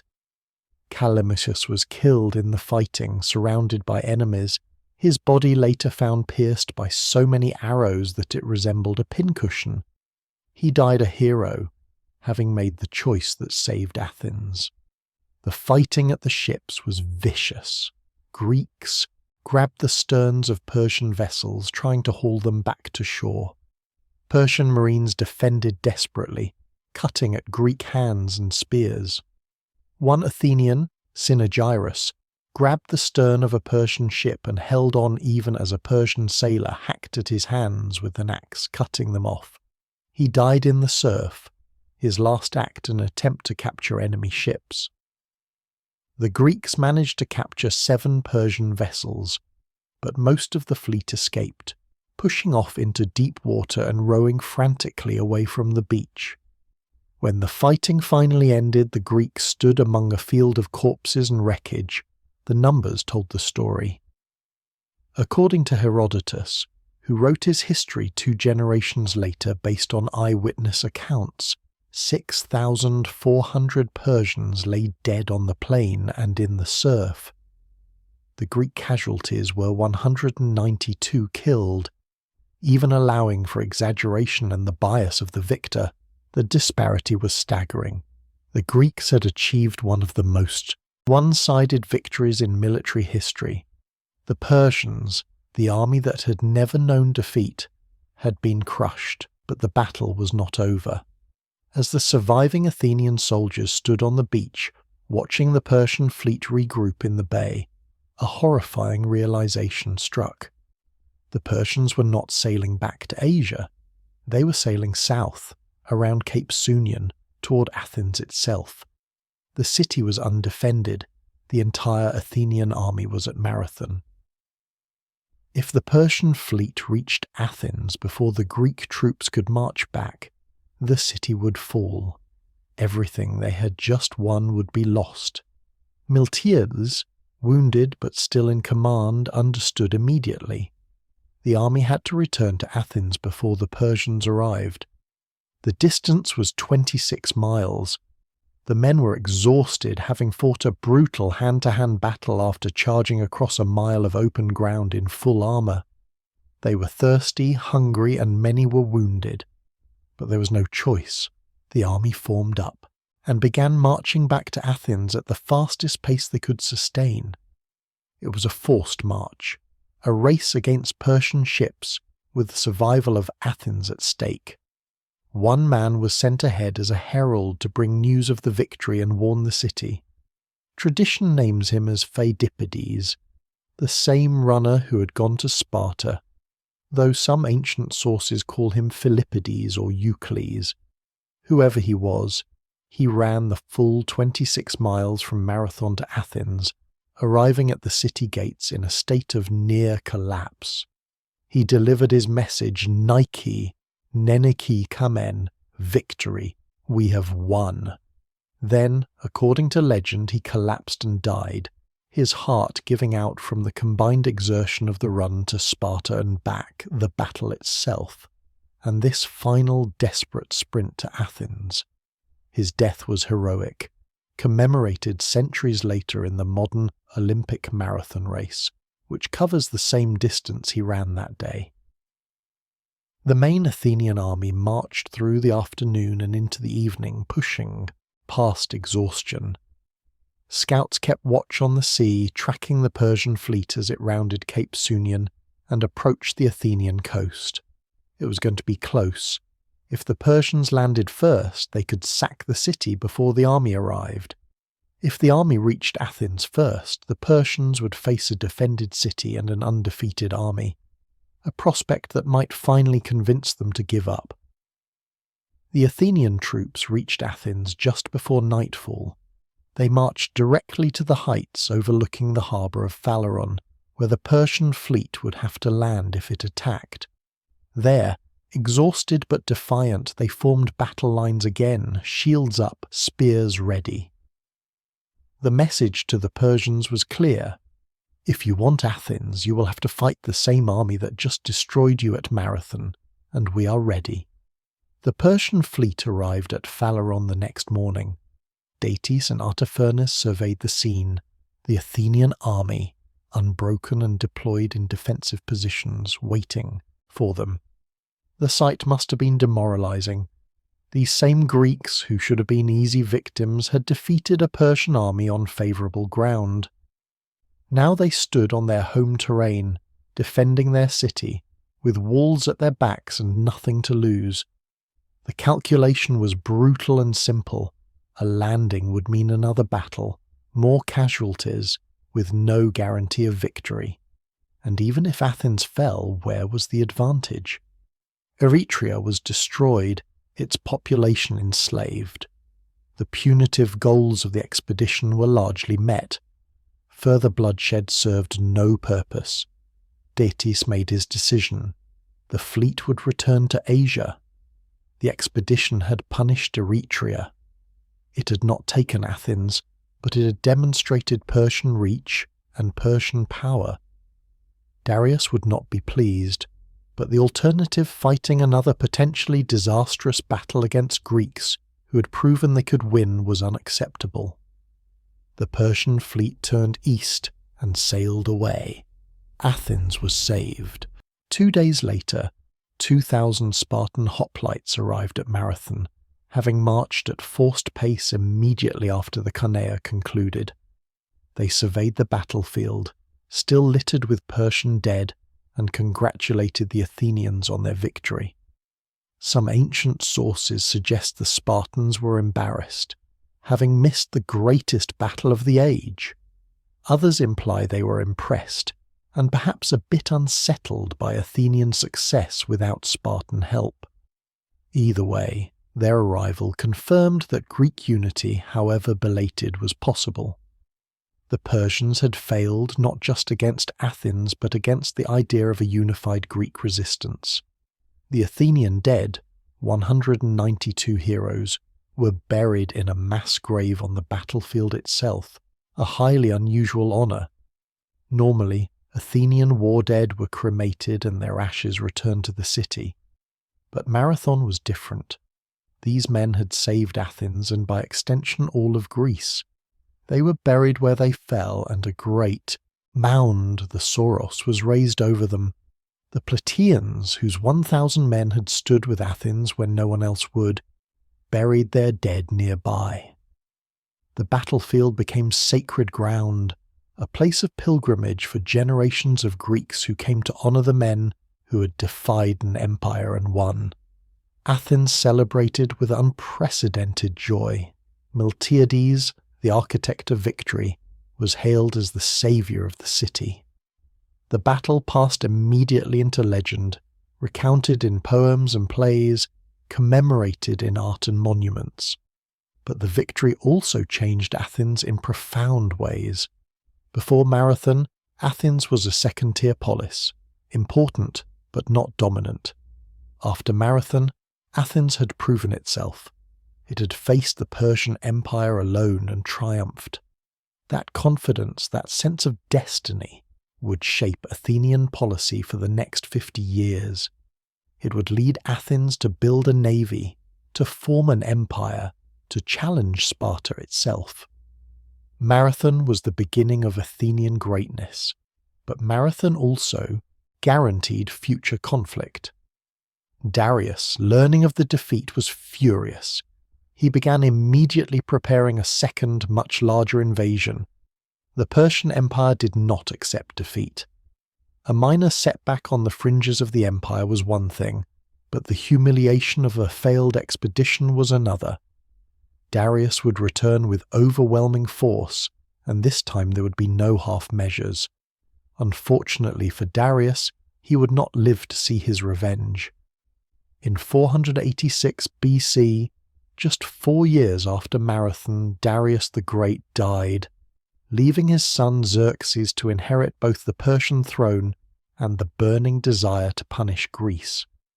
For the Greeks, Marathon became a legend almost immediately.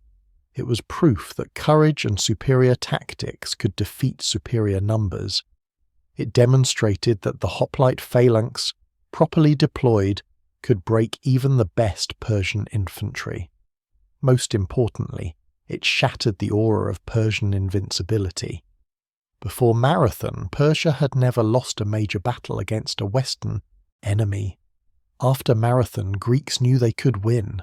That knowledge would be crucial 10 years later when Xerxes returned with an army that dwarfed anything seen at Marathon, when the Greeks would face not 25,000 Persians, but hundreds of thousands, and when the survival of Greece would hang by a thread at Thermopylae and Salamis. Marathon was the first act in a drama that would define Western civilization. It proved that free men, fighting for their homes and their freedom, could stand against tyranny. It enshrined the idea that the West was different, that Greek values of democracy and individualism were worth defending with blood. These ideas, forged on the plain of Marathon in September 490 BC, would echo through the centuries, inspiring resistance to authoritarianism and empire from Rome to the modern age. But in the immediate aftermath, none of that was clear. The Athenians knew only that they had won, that their city was safe, and that the Persian threat was not gone, but merely postponed. Darius would remember. His successor would remember. And when Persia returned, it would not be with a single fleet and 25,000 men. It would be with the full might of the empire, with armies that blackened the earth and fleets that darkened the sea. That reckoning was coming. Marathon was the first chapter. The real test was still ahead. The Battle of Marathon stands as one of the pivotal moments in human history. Against overwhelming odds, outnumbered more than 2-1, facing the most powerful military force in the world, 11,000 Greeks chose to attack rather than retreat. They charged across a killing field, smashed into an enemy that had never known defeat, and through courage, tactics, and sheer desperation they won. 192 men died to save not just Athens, but the idea that free people could resist tyranny. But Marathon was not the end. It was the beginning. Darius would die plotting his revenge. His son, Xerxes, would take up that cause with fanatic dedication. In 10 years, Persia would return with an army so vast that it would take days to cross the Hellespont. That army would march through Greece like a tide, unstoppable and terrifying. And the Greeks, remembering Marathon, would stand and fight again. At Thermopylae, 300 Spartans would make a last stand that would become the most famous sacrifice in history. At Salamis, the Greek fleet would face the Persian armada in a naval battle that would decide the fate of Europe. And at Plataea, the largest hoplite battle ever fought would finally break Persian power forever. But all of that was made possible by what happened here, at Marathon, where Miltiades and his 10,000 Athenians proved that Persia could bleed. The legend of Marathon inspired every Greek who faced the Persians in the years to come. It gave them hope when hope seemed foolish, courage when courage seemed suicidal. Marathon was the moment the West discovered it could fight back, and that made all the difference. The year is 480 BC. At the narrowest point between Europe and Asia, where the waters of the Hellespont churn and rage, something impossible is happening. 2 bridges stretch across the strait, each built from hundreds of ships lashed together, each spanning nearly a mile of open water. For 7 days and 7 nights, an army marches across these bridges, not hundreds, not thousands, hundreds of thousands, infantry from 46 nations, cavalry from the steppes of Asia, war elephants from India, the greatest military force ever assembled in human history, moving from one continent to another on the orders of one man. His name is Xerxes, King of Kings, ruler of the Persian Empire, and he is coming for revenge. 10 years ago, his father Darius sent an expedition to punish Athens.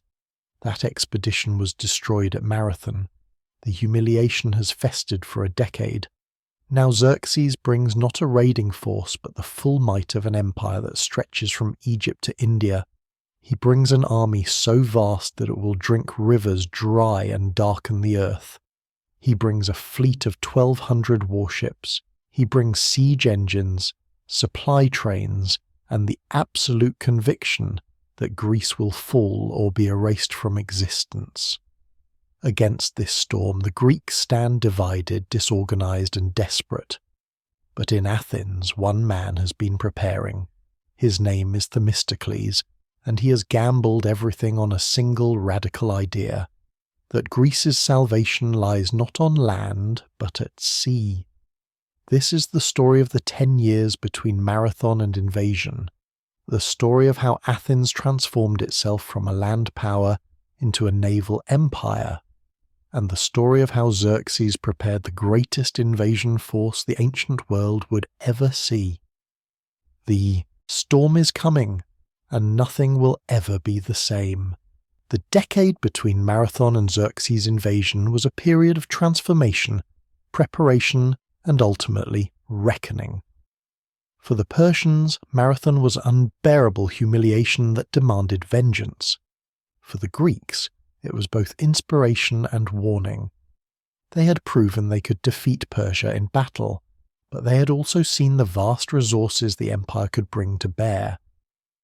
The next invasion, when it came, would not be a punitive raid.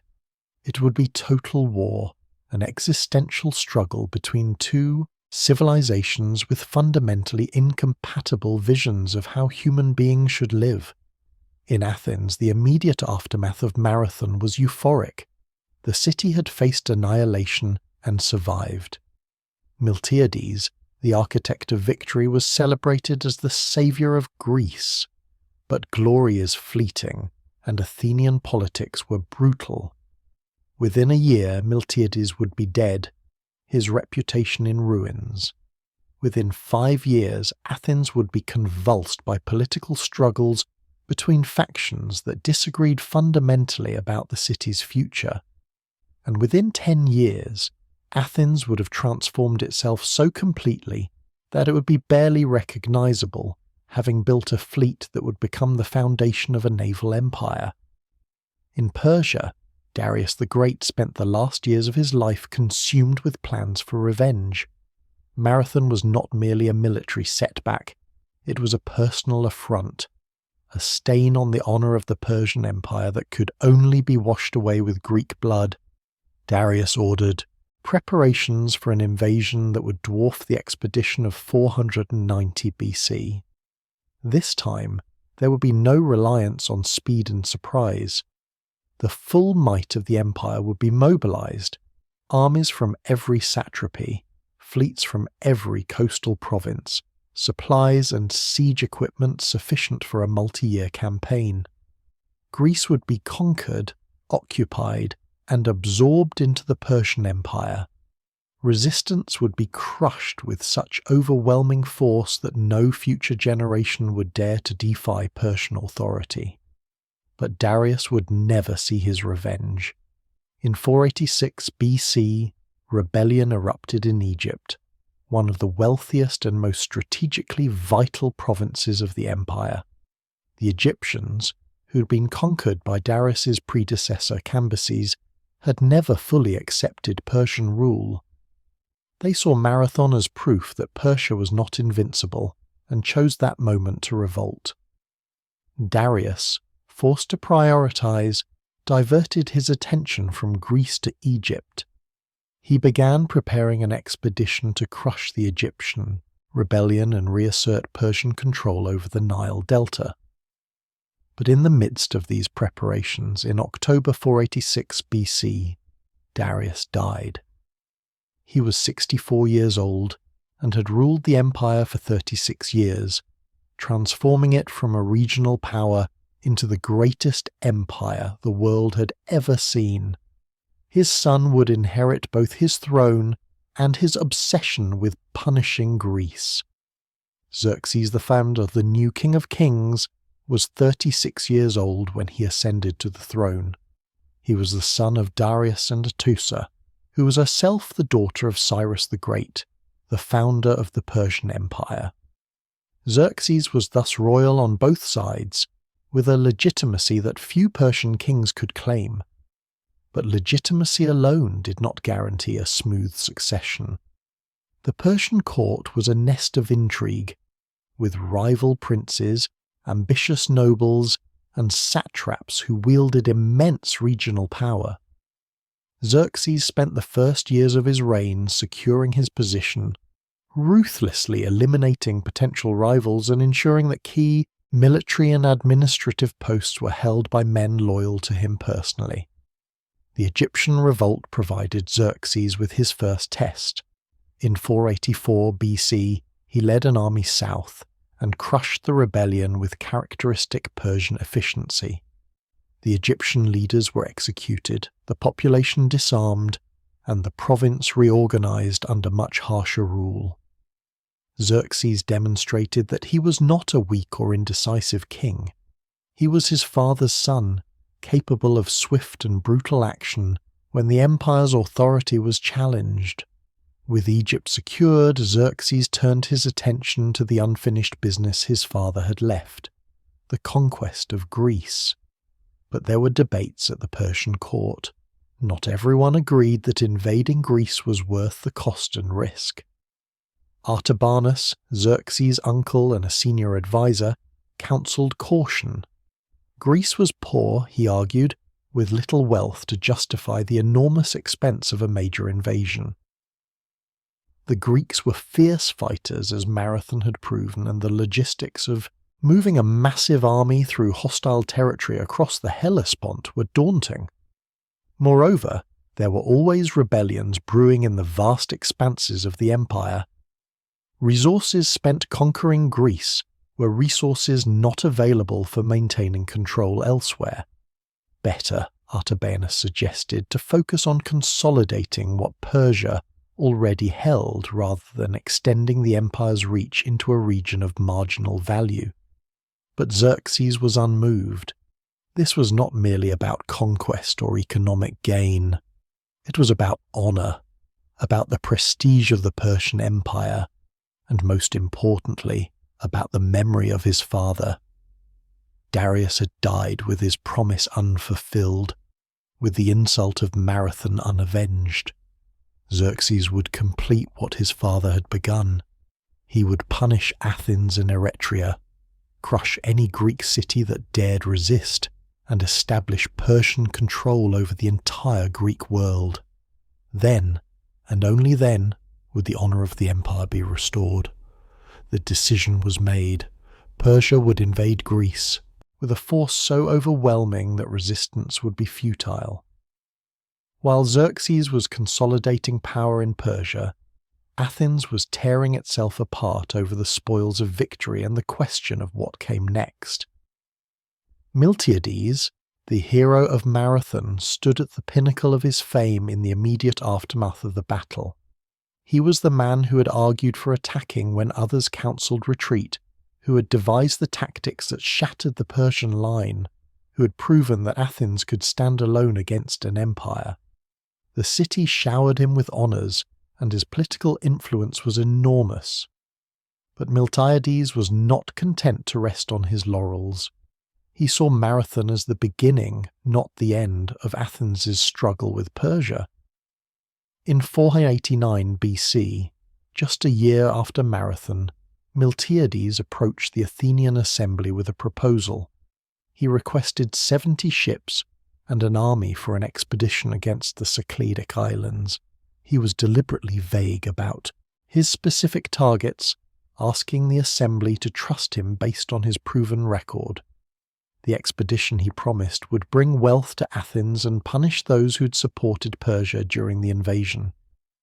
The assembly, still basking in the glory of Marathon and trusting in Miltiades' judgment, granted his request. 70 triremes, Athens' entire fleet, were placed under his command, along with a substantial force of hoplites. The target, it turned out, was the island of Paros, one of the wealthiest islands in the Aegean, famous for its marble quarries. Herodotus records two motivations for the attack. Publicly, Miltiades claimed that Paris had contributed a trireme to the Persian fleet at Marathon, and thus deserved punishment. Privately, he harboured a personal grudge against a Parian nobleman named Lysagerus, who had allegedly slandered him to the Persians years earlier when Miltiades ruled in the Thracian Chersonese. Whatever the true motive, the expedition was a disaster from the start. The Athenian fleet arrived at Paros and laid siege to the main city. Miltiades demanded a ransom of 100 talents, threatening to remain until the city fell if payment was not forthcoming. The Parians, secure behind their walls and knowing they had sufficient supplies, refused. They strengthened their fortifications and prepared for a long siege. Days turned into weeks. The Athenian army, camped outside the city in increasingly uncomfortable conditions, grew restless. Morale deteriorated, and Miltiades, desperate for some success to justify the expedition, grew increasingly reckless. After 26 days of futile siege, a Parian priestess named Timo approached Miltiades' camp under a flag of truce. She claimed to have information that would allow him to take the city, but he would need to perform a specific ritual at the sanctuary of Demeter Thesmophoros, which lay outside the city walls. The details of what Timo proposed remain murky, lost to history or deliberately obscured.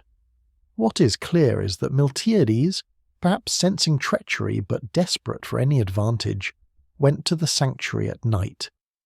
He climbed over the wall of the sacred precinct, but once inside he lost his nerve.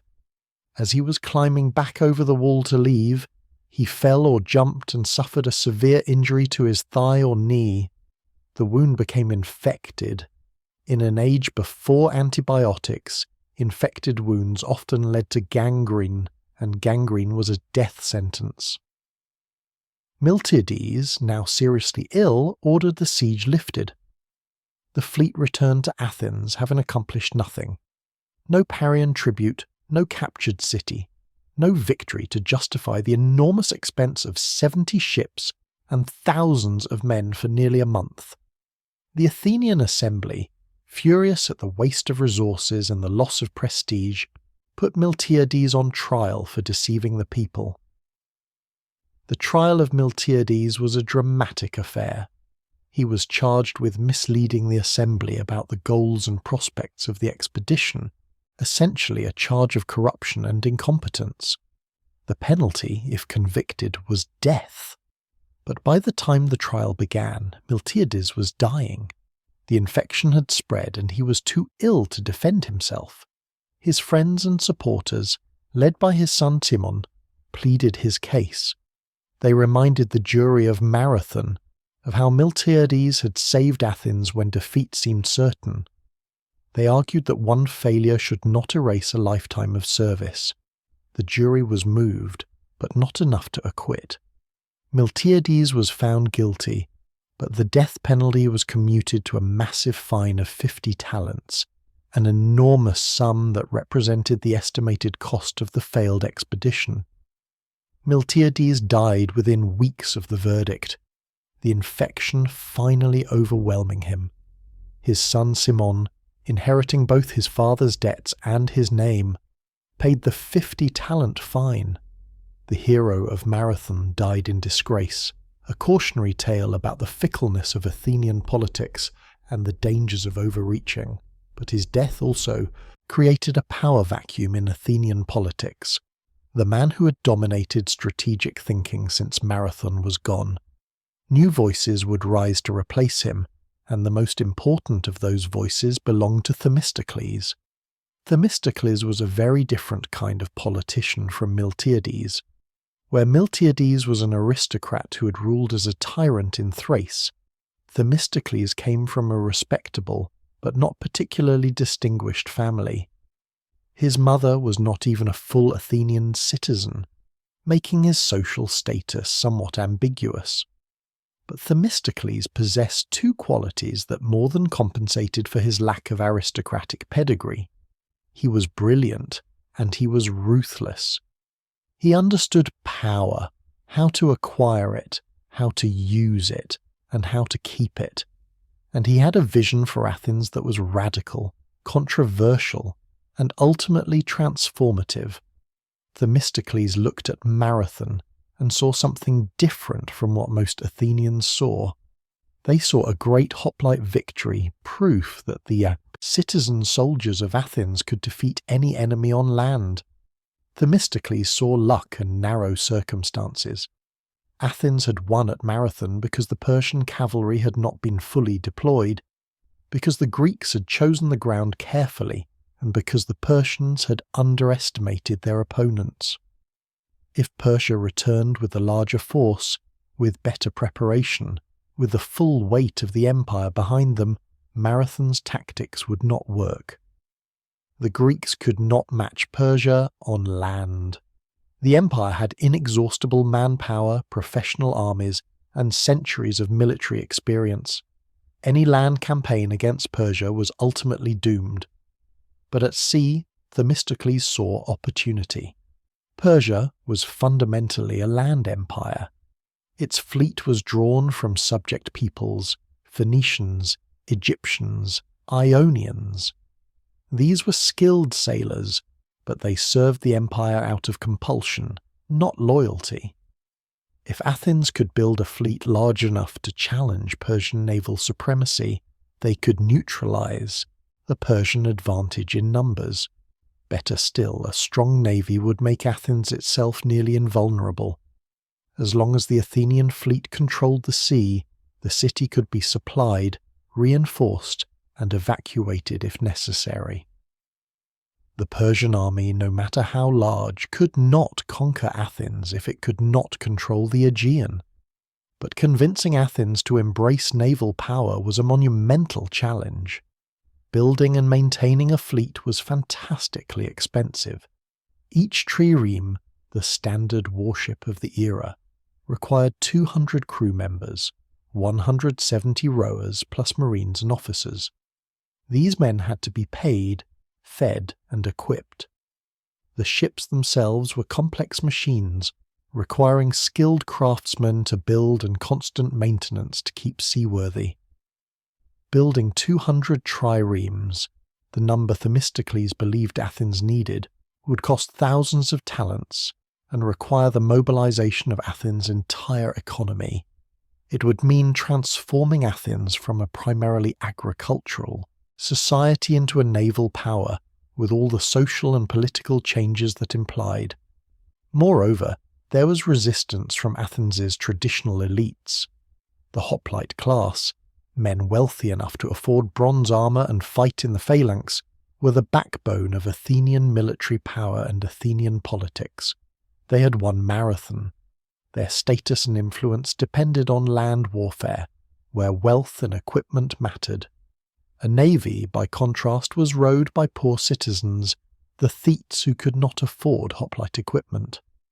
If naval power became supreme, the political balance of Athens would shift toward the poor majority. The aristocrats would lose influence. Many resisted Themistocles' naval vision not just on strategic grounds, but because they understood it threatened their social position. Themistocles needed a crisis to force the issue, and in 483 BC, fortune gave him one. But it was not the crisis anyone expected. In 483 BC, miners, working the state-owned silver mines at Laurion in southern Attica, struck an extraordinarily rich vein of silver ore. The discovery was a windfall of almost unimaginable scale. The Athenian state suddenly found itself in possession of 100 talents of silver, approximately 2.6 metric tons. To put this in context, a single talent could pay a trireme crew for a month. 100 talents represented wealth on a scale Athens had never possessed. The question was what to do with it. The traditional answer, and the one many Athenians expected, was to distribute the silver among the citizens. Athens was a democracy, and the treasure belonged to the people.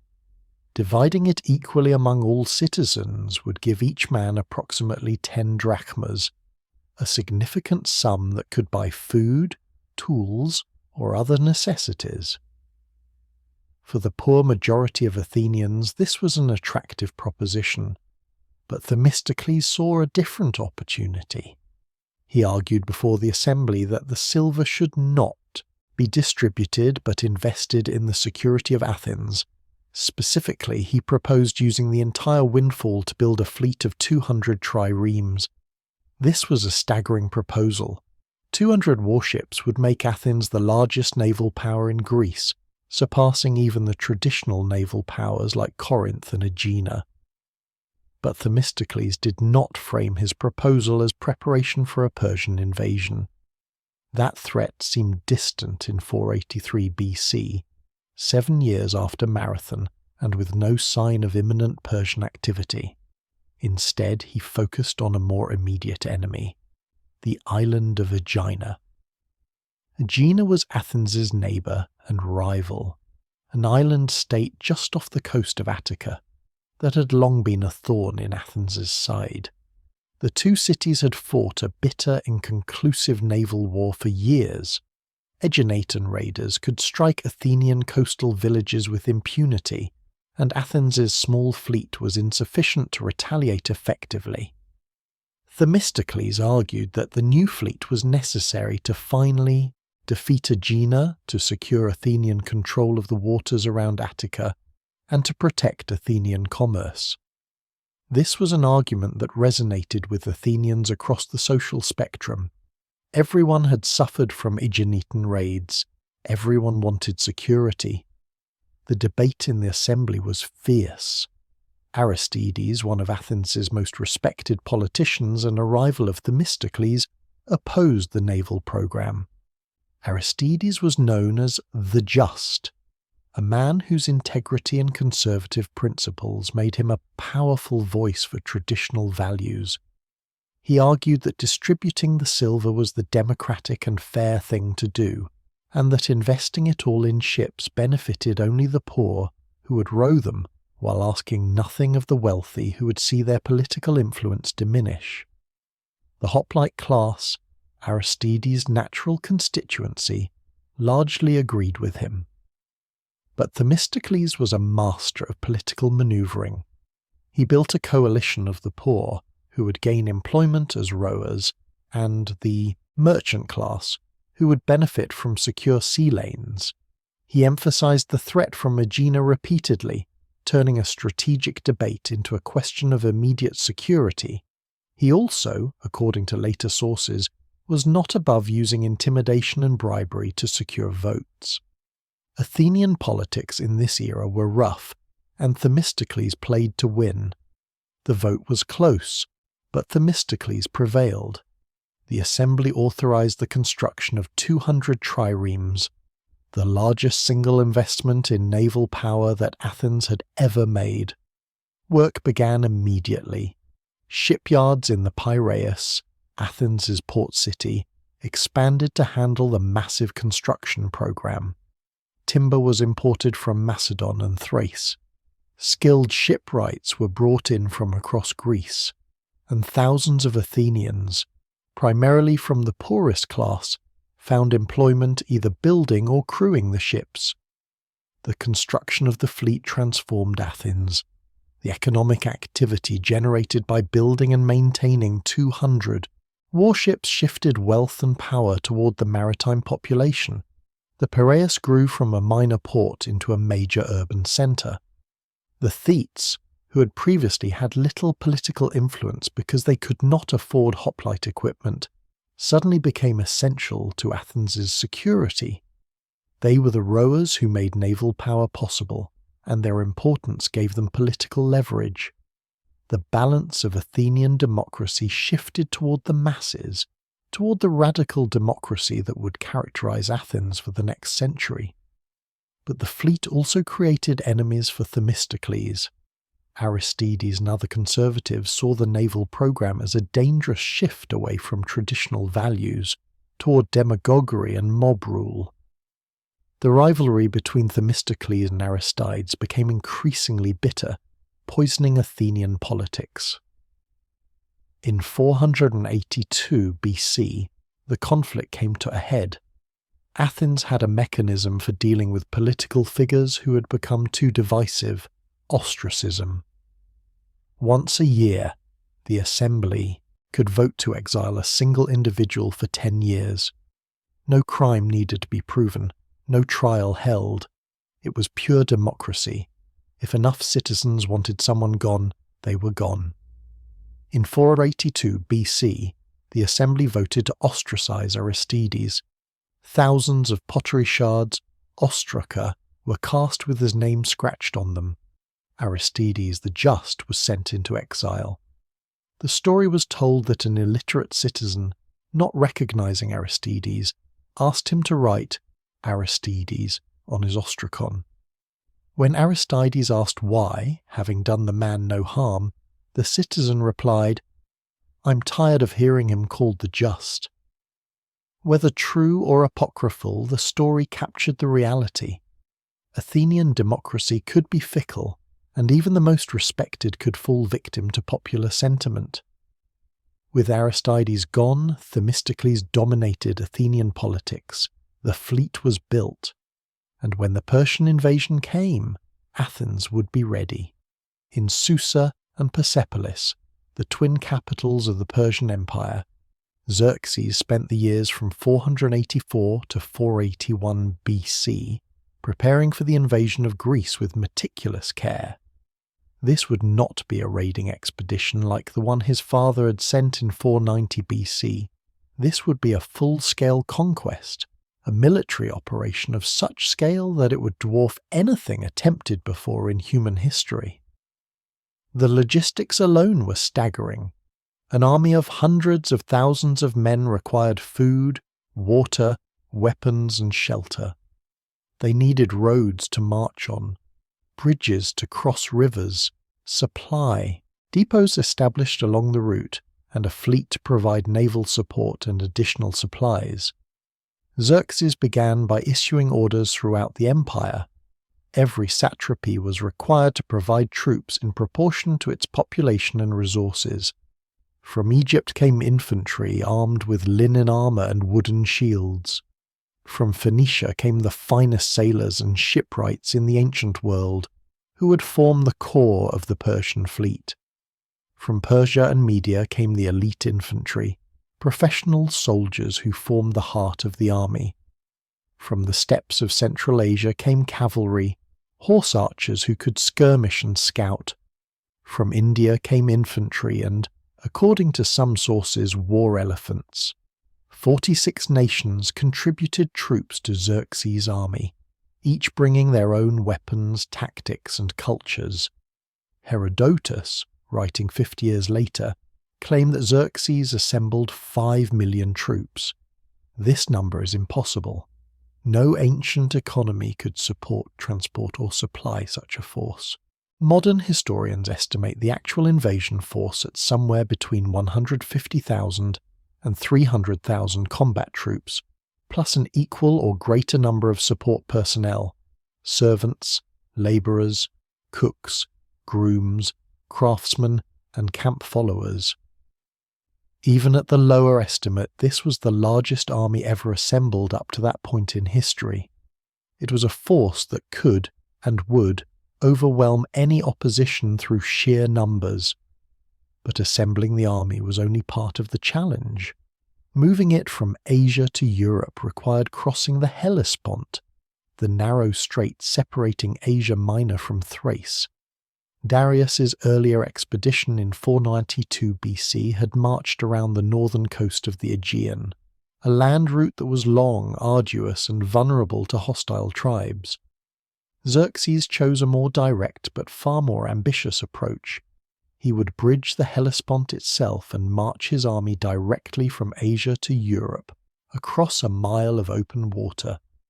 The engineering challenge was unprecedented. The Hellespont at its narrowest point was still approximately 1 mile wide, with strong currents and unpredictable winds.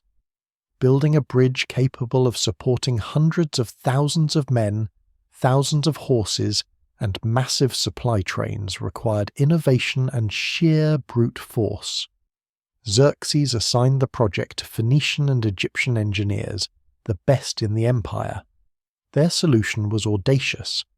They would build not one bridge but two, each constructed from hundreds of ships lashed together side by side to form floating platforms. The construction began in 481 BC. 360 pentaconters, 50 oared galleys, and 314 triremes were requisitioned and anchored in two parallel lines across the Hellespont. Heavy flax and papyrus cables, 6 in total, and each as thick as a man's body, were stretched across the ships to hold them in place against the current. Planks were laid across the cables to form a roadway. Earth was spread on top of the planks to create a solid surface. Fences were erected on both sides so that the horses would not panic at the sight of open water. But disaster struck before the bridges could be used. A violent storm swept through the Hellespont, tearing the cables apart and scattering the ships. The bridges collapsed into the sea. When news reached Xerxes, he was furious. His reaction, as recorded by Herodotus, revealed both the absolute power of the Persian king and the hubris that would ultimately doom his campaign. Xerxes ordered that the Hellespont be punished.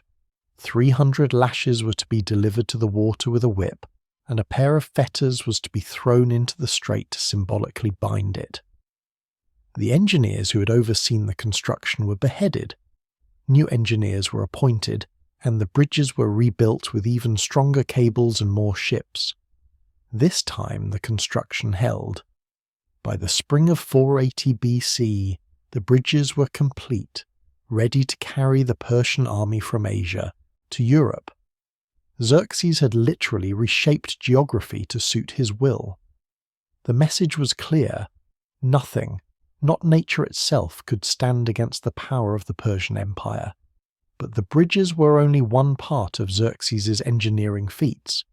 He also ordered the construction of a canal through the Athos Peninsula in northern Greece. The necessity for this became clear from history. In 492 BC, Mardonius's fleet had been destroyed by a storm while attempting to round Mount Athos, costing hundreds of ships and thousands of lives. Xerxes was determined not to repeat that mistake. If the fleet could not safely round the mountain, then a canal would be dug through the narrow isthmus at its base, allowing the fleet to bypass the dangerous waters entirely. The Canal of Xerxes was an astonishing project. The isthmus at the base of Mount Athos was over a mile wide. Digging a canal through it, wide enough and deep enough to allow triremes to pass through two abreast, required moving hundreds of thousands of cubic yards of earth. Xerxes assigned the project to a Persian nobleman named Artaxerxes, who stood over 8 feet tall and had a voice that could be heard across a battlefield. Artaxerxes commanded a labour force drawn from across the empire and from the local Greek population. For 3 years, from 483 to 480 BC, thousands of workers dug through the peninsula. Herodotus, ever sceptical of Persian motives, speculated that the canal was built partly for practical reasons but mostly for pride. Xerxes wanted to demonstrate that Persian power could reshape the world. Whether or not this is true, the canal was completed. It was approximately 15 meters deep, 30 meters wide at the water's surface, and nearly 2 kilometers long. The Persian fleet would sail through it without incident, avoiding the treacherous waters that had claimed Mardonius's ships. Today, faint traces of the canal can still be seen, a testament to Persian engineering and ambition. By the spring of 480 BC, all the pieces were in place. The bridges were built, the canal dug, the supply depots established along the route from Sardis to the Hellespont and beyond into Thrace and Macedonia. Now came the final step: assembling the army itself. Xerxes had designated Sardis, the wealthy capital of the Lydian satrapy, as the mustering point. From across the empire, armies converged on the city.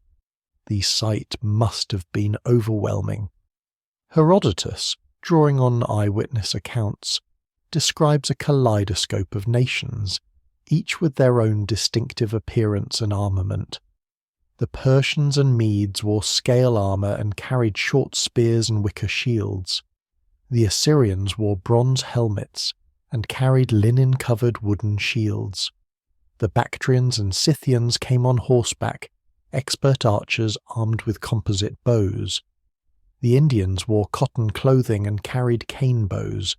The Ethiopians dressed in lion and leopard skins and painted their bodies in preparation for battle. 46 nations, each contributing what they could, gathered under the Persian banner. Organising this diverse force required a sophisticated command structure. Xerxes appointed commanders for each national contingent, usually Persian or Median nobles who could be trusted to enforce discipline and relay orders. The entire army was divided into units, each with its own officers and logistical support. The elite of the army were the 10,000 immortals, the Persian royal guard. Called immortals because their number was kept constant at exactly 10,000, with any casualties immediately replaced, they were the finest infantry in the empire, equipped with the best weapons and armour, and fanatically loyal to the king. The fleet was equally impressive. 1,200 warships gathered in the harbours and anchorages of Asia Minor. The Phoenicians provided 300 ships, the best sailors and most advanced naval technology in the world. The Egyptians contributed 200. The Ionians, the Greek cities now subject to Persia, provided another 200. The Cypriots, Cilicians and others made up the rest. Each ship carried approximately 200 men, meaning the fleet alone accounted for over 240,000 personnel. Supporting this armada were over 3,000 smaller supply vessels carrying food, water, weapons, siege equipment, and fodder for the horses. In late April 480 BC, Xerxes conducted a review of his forces. He stood on a specially constructed marble throne overlooking the plain of Sardis, and watched as his army marched past in formation. The review took days. Infantry, cavalry, support personnel, the seemingly endless columns snaked across the landscape. Xerxes, according to Herodotus, watched this display of power and wept. When asked why, he replied that he was thinking of the brevity of human life. All these men, hundreds of thousands of them, would be dead within 100 years. It was a philosophical moment, a recognition of mortality even in the midst of overwhelming power. But it did not stop him from marching them toward Greece. The army left Sardis in stages, the columns stretching for miles along the royal road that led north and west toward the Hellespont. The logistics were extraordinary. A force this size consumed vast quantities of supplies. Ancient sources claim that when the army stopped to drink from rivers, the rivers ran dry. While clearly exaggerated, the anecdote captured the reality. This was an army that could strip a region bare of resources in days. Xerxes had prepared for this by establishing supply depots in advance, requisitioning grain from every province along the route, and stockpiling it at strategic points. Local populations were ordered to provide food and shelter, a burden that bankrupted some cities. The army reached the Hellespont in late May. Xerxes stood on the Asian shore and gazed across at Europe. The two bridges stretched before him, engineering marvels that existed only because he had willed them into existence. The crossing would be the culmination of years of planning. Once the army crossed, there would be no turning back. They would march to Greece, conquer it, and establish Persian dominion over the entire Aegean. Or they would fail, and the greatest military expedition in history would end in humiliation. Before the crossing, Xerxes performed a ritual. At dawn, he waited for the sun to rise. When the first rays of light appeared over the horizon, he poured a libation from a golden cup into the Hellespont, praying to the sun god Ahura Mazda for success. Then he threw the cup, along with a golden mixing bowl and a Persian sword, into the water as offerings. The ritual complete, he gave the order. The army began to cross. The crossing of the Hellespont took 7 days and 7 nights, a testament to the size of the army and the discipline with which it was organized. The infantry crossed first, marching in formations across the bridges. Herodotus describes soldiers being whipped by overseers to keep them moving, a detail that reveals both the rigid discipline of the Persian army and the desperation to complete the crossing before weather could endanger the bridges again. The cavalry followed, their horses carefully led across the earth-covered planks. Then came the baggage train, thousands of mules and camels carrying supplies, siege equipment, and the personal effects of the officers and the king. Finally came the camp followers, the vast tale of any ancient army, the non-combatants who cooked, cleaned, carried, and serviced the needs of the fighting men. The bridges held. Not a single ship in the hundreds that formed the floating platforms broke loose. It was an engineering triumph and a propaganda victory. Xerxes had marched an army from one continent to another, something no previous king had ever achieved on this scale. Once across, the army marched, through Thrace and Macedonia.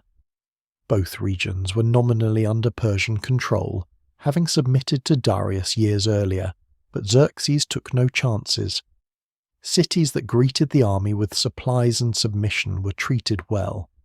Those that hesitated saw Persian detachments ravage their lands. The message was reinforced at every step. Cooperation meant prosperity, resistance meant annihilation. The fleet paralleled the army's march along the coast, the ships hugging the shore and landing each evening to camp on the beaches. The coordination between land and sea forces was essential. The fleet provided supplies that the army could not carry, transported siege equipment too heavy for the roads, and ensured that no enemy navy could harass the Persian advance. The Greek states watching from across the water saw this massive force approaching and understood that the reckoning had come. Everything would be decided in the coming months. By July 480 BC, the Persian army had reached Thermopylae, the Thermic Gulf in northern Greece. Here, Xerxes paused to rest his forces and conduct a final muster. The city of Therm, overwhelmed by the sudden arrival of hundreds of thousands of troops, struggled to provide supplies. But Xerxes was patient. He knew the decisive battles lay ahead. His scouts reported that the Greeks were gathering forces at Thermopylae, a narrow pass between the mountains and the sea that controlled access to central Greece. The Greeks intended to make a stand there, to block the Persian advance with a fraction of the numbers Xerxes commanded. Xerxes smiled when he heard this news. Thermopylae was narrow, yes, but it was not impregnable. He had the largest army the world had ever seen, the best engineers, and the absolute confidence of a man who had reshaped rivers and bridged seas.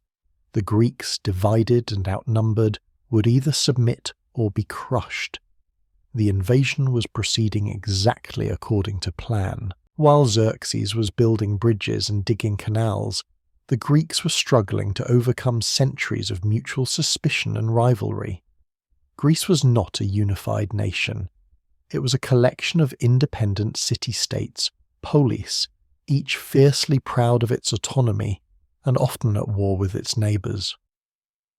Athens and Sparta, the two most powerful polis, had fundamentally different political systems and often clashed over policy. Dozens of smaller cities had their own interests, alliances and grudges. Getting them to cooperate against a common enemy was an enormous challenge, but the sheer scale of Xerxes' preparations could not be ignored. By 481 BC, it was clear to anyone paying attention that a massive Persian invasion was imminent. The question was whether the Greeks would stand together or fall separately. In the autumn of 481 BC, representatives from 31 Greek city-states gathered at Corinth for a congress, a meeting designed to coordinate resistance against Persia. It was called the Hellenic League, an alliance of free Greek states committed to defending their independence. The Congress faced immediate challenges. The first was leadership.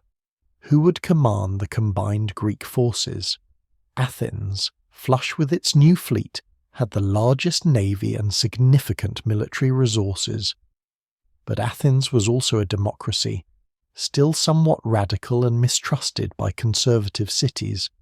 Sparta, by contrast, was a military oligarchy, its society entirely organized around warfare.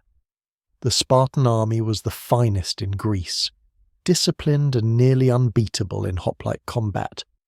But Sparta was insular, reluctant to campaign far from home, and slow to mobilize due to religious festivals and internal politics. After debate, it was agreed that Sparta would command both land and naval forces. This was partly recognition of Spartan military prestige, but also practicality. Athens' rivals, particularly Corinth and Aegina, refused to serve under Athenian command. Better a neutral, leader acceptable to all than risk fracturing the alliance before it even began. Themistocles, understanding that unity was more important than Athenian pride, agreed to accept Spartan leadership.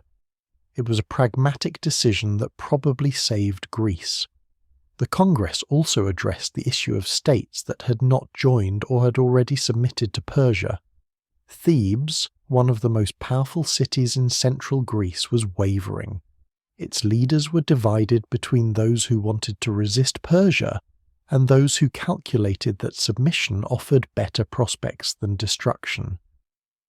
Argos, Sparta's longtime rival in the Peloponnese, refused to join the alliance unless it was given equal command with Sparta, a demand that was rejected.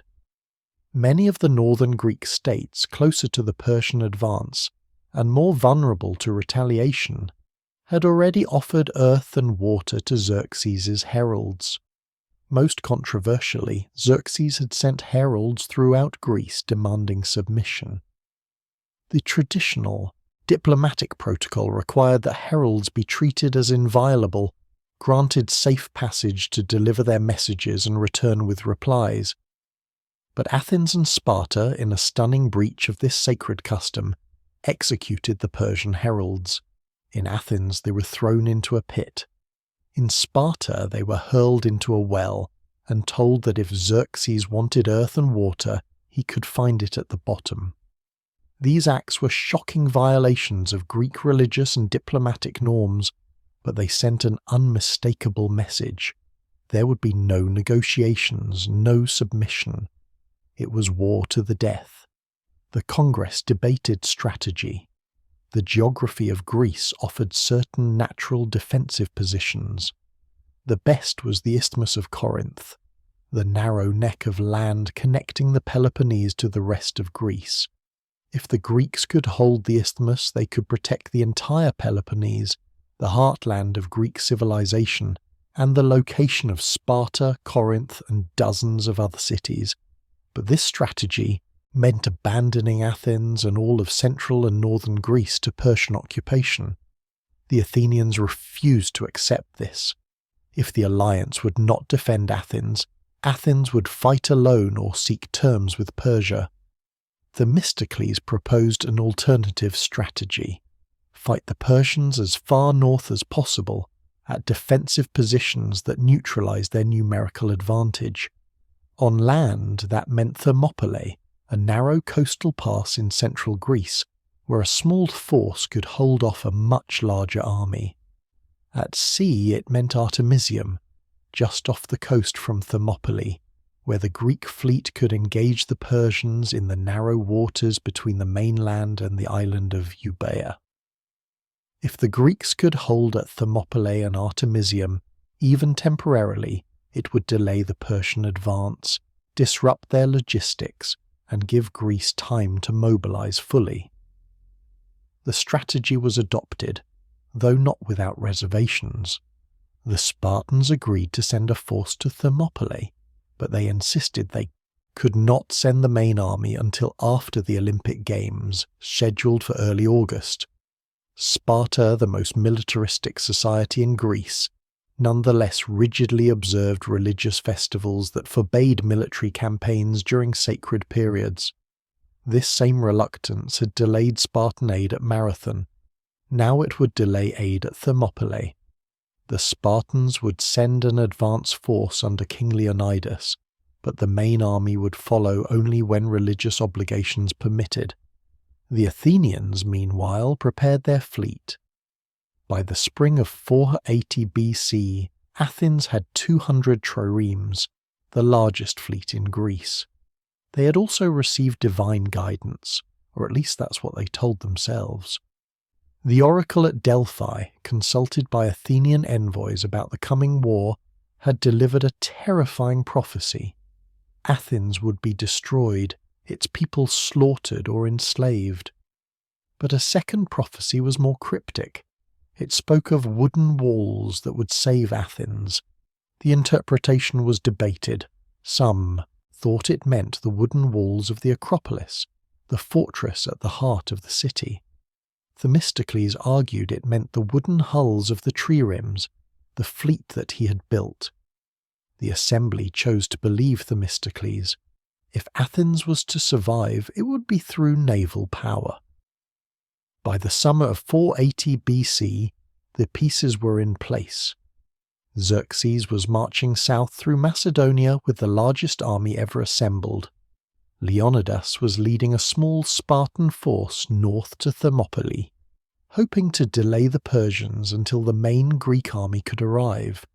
The Greek fleet, under nominal Spartan command but dominated by Athenian triremes, was sailing to Artemisium to confront the Persian armada.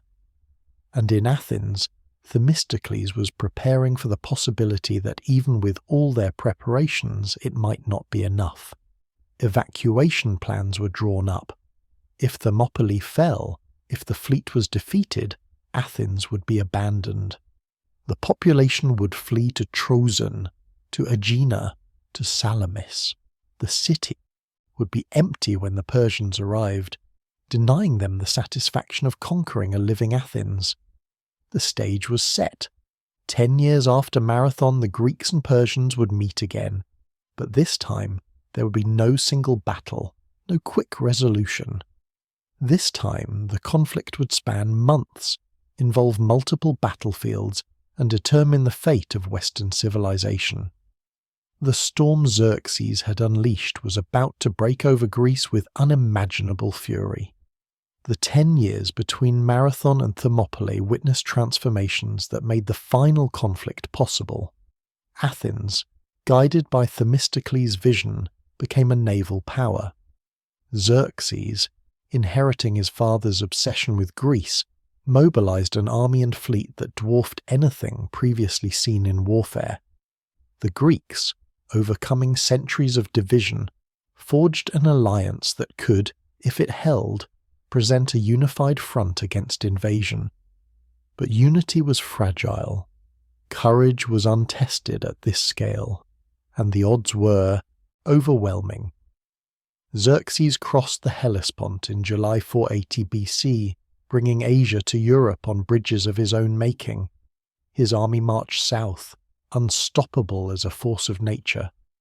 The Greeks waited at Thermopylae and Artemisium, knowing they were outnumbered, knowing the odds favoured annihilation, but refusing to yield without a fight. In a narrow pass, 300 Spartans under King Leonidas would make a stand that would echo through history. They would buy time with their lives, proving that courage could resist tyranny even when victory was impossible. In Part 4, we will witness the most famous last stand in human history, the brutal 3-day battle in the mountain pass, the betrayal that doomed the Greeks, the heroic sacrifice of Leonidas and his 300 Spartans who chose death over surrender. Thermopylae is coming, and with it, the moment that defined what it means to stand for freedom against impossible odds.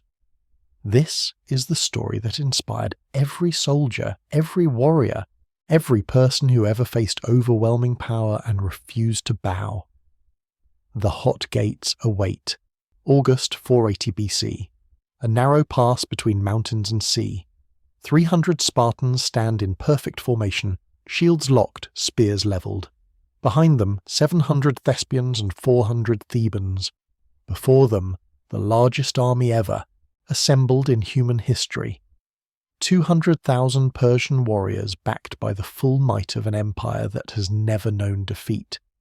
The pass is 50 feet wide at its narrowest point. The Persians cannot use their numbers, they cannot flank, they cannot overwhelm. To reach central Greece, to strike at Athens and burn the heart of Greek resistance, they must come through this killing ground, and the Spartans are waiting. This is not a battle the Greeks expect to win. This is a suicide mission, a delaying action designed to buy time for the main Greek army to mobilize. King Leonidas of Sparta selected his 300 warriors by one criterion alone. Each man must have a living son old enough to inherit his father's name. Because none of these men are coming home. They know it. The Persians know it. But for 3 days this tiny force will hold the line against impossible odds. They will kill thousands. They will shock an empire. And when betrayal finally breaks their defense, they will make a last stand so glorious that will echo through history for 25 centuries. This is Thermopylae, the hot gates, where 300 Spartans prove that courage can stand against any odds, that free men fighting for their homes are worth 10,000 slaves, and that sometimes the only victory possible is to die so well that your sacrifice changes everything. This is the most famous last stand in human history, and it's time to witness every brutal, beautiful, heartbreaking moment of it. The choice of Thermopylae as a defensive position was both strategic, brilliance, and desperate necessity. In the late summer of 480 BC, Xerxes' massive army marched south through Thessaly, consuming everything in its path. The Greeks faced an impossible situation. The Persian force was too large to meet in open battle. Any attempt to face them on a level plain would result in the same outcome. The Greeks would be surrounded, flanked by cavalry, and annihilated.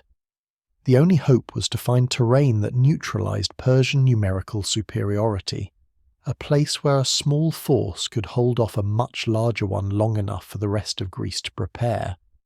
Thermopylae, whose name means hot gates in Greek, referring to the thermal springs in the area, was that place. Located in central Greece on the coastal road that connected Thessaly to Locris and ultimately to Boeotia and Attica, the pass was a natural choke point. On one side rose the sheer cliffs of Mount Kallidromos, unscalable and impassable. On the other side crashed the waters of the Malian Gulf. In 480 BC, before centuries of river sediment expanded the coastal plain, the pass at its narrowest point was only 50 feet wide. An army could not deploy there. Cavalry could not maneuver. Numbers meant nothing. It was the perfect defensive position. But Thermopylae was not impregnable. The Phocians, Greeks who lived in the region, knew of a mountain path called the Plataea that wound through the hills and emerged behind the pass. Any army that controlled the Plataea could bypass Thermopylae entirely, descending on the defenders from behind while others attacked from the front. The path was narrow, difficult and slow, but it existed. Leonidas knew about it. The Greek defensive plan accounted for it. 1,000 Phocian hoplites were assigned to guard the Anapaea, ensuring that no Persian force could use it to flank the main position. As long as the Phocians held, Thermopylae was secure. The strategic plan was coordinated with naval operations. While Leonidas held Thermopylae on land, the Greek fleet would engage the Persian navy at Artemisium, just off the coast to the north. The two battles were linked. If the pass held but the fleet was defeated, the Persians could land troops behind Thermopylae and trap the defenders. If the fleet held but the pass fell, the Persian army would march south unopposed, and Athens would burn. Both positions had to hold. Both forces were outnumbered. Both were gambling everything on superior tactics, better equipment, and the hope that courage could overcome numbers. Command of the land forces fell to Leonidas III, one of Sparta's two hereditary kings. Leonidas was approximately 60 years old in 480 BC, ancient by the standards of the era, but his age reflected decades of military training and combat experience. He'd been king for 10 years, inheriting the throne after his brother Cleomenes committed suicide in circumstances that remained mysterious and troubling. Leonidas was not the intended heir. He had become king only, after Cleomenes died childless, passing over an older brother who was considered mentally unfit. But once in power, Leonidas proved to be everything Sparta needed. A warrior king who embodied the brutal, disciplined ethos that made Sparta the most feared military power in Greece. Sparta's mobilization for Thermopylae was constrained by the same religious obligations that had delayed aid to Athens at Marathon. The Olympic Games were scheduled for August, and Spartan law forbade military campaigns during sacred festivals. The Carneia, another religious celebration, would immediately follow the Olympics. The Spartans could not march with their full army until these festivals concluded in early September, but they also could not abandon the other Greeks to face Persia alone. The compromise was to send an advance force under Leonidas, 300 Spartans who would hold Thermopylae until the main army could arrive after the religious obligations were fulfilled. The selection of these 300 men became legend. Leonidas chose them personally, applying a criterion that was as practical as it was heartbreaking. Every Spartan selected had to have living sons old enough to inherit their father's property and carry on the family name. Leonidas knew with absolute certainty that he was leading these men to their deaths. The mission was not to defeat the Persians at Thermopylae. That was impossible. The mission was to delay them, to bleed them, to buy time measured in days for the rest of Greece to mobilize. And that meant the 300 would not be coming home. These men were not young warriors seeking glory. They were mature fighters, most in their 30s and 40s, veterans of countless skirmishes and training exercises. They were members of the Hippes, the royal guard, 300 elite soldiers sworn to protect the king. They represented the best of Sparta's military caste, men who had been trained since childhood in the agog, the brutal state education system that turned boys into weapons. They could march all day in full armour, fight hand-to-hand for hours, and maintain formation discipline under conditions that would break lesser men. And they were marching to Thermopylae knowing they would die there, because Sparta required it, and because honour demanded it. The night before departure, the Spartans held a final banquet. According to Plutarch, Leonidas's wife Gorgo asked him what she should do in his absence. Leonidas's reply was characteristically Spartan: marry a good man and bear good children. It was not sentiment, it was acceptance of reality. Leonidas was not coming back. His duty was to die at Thermopylae. Her duty was to ensure that Sparta continued. That brutal pragmatism, that willingness to sacrifice everything for the state, was the essence of what made Sparta both great and terrible.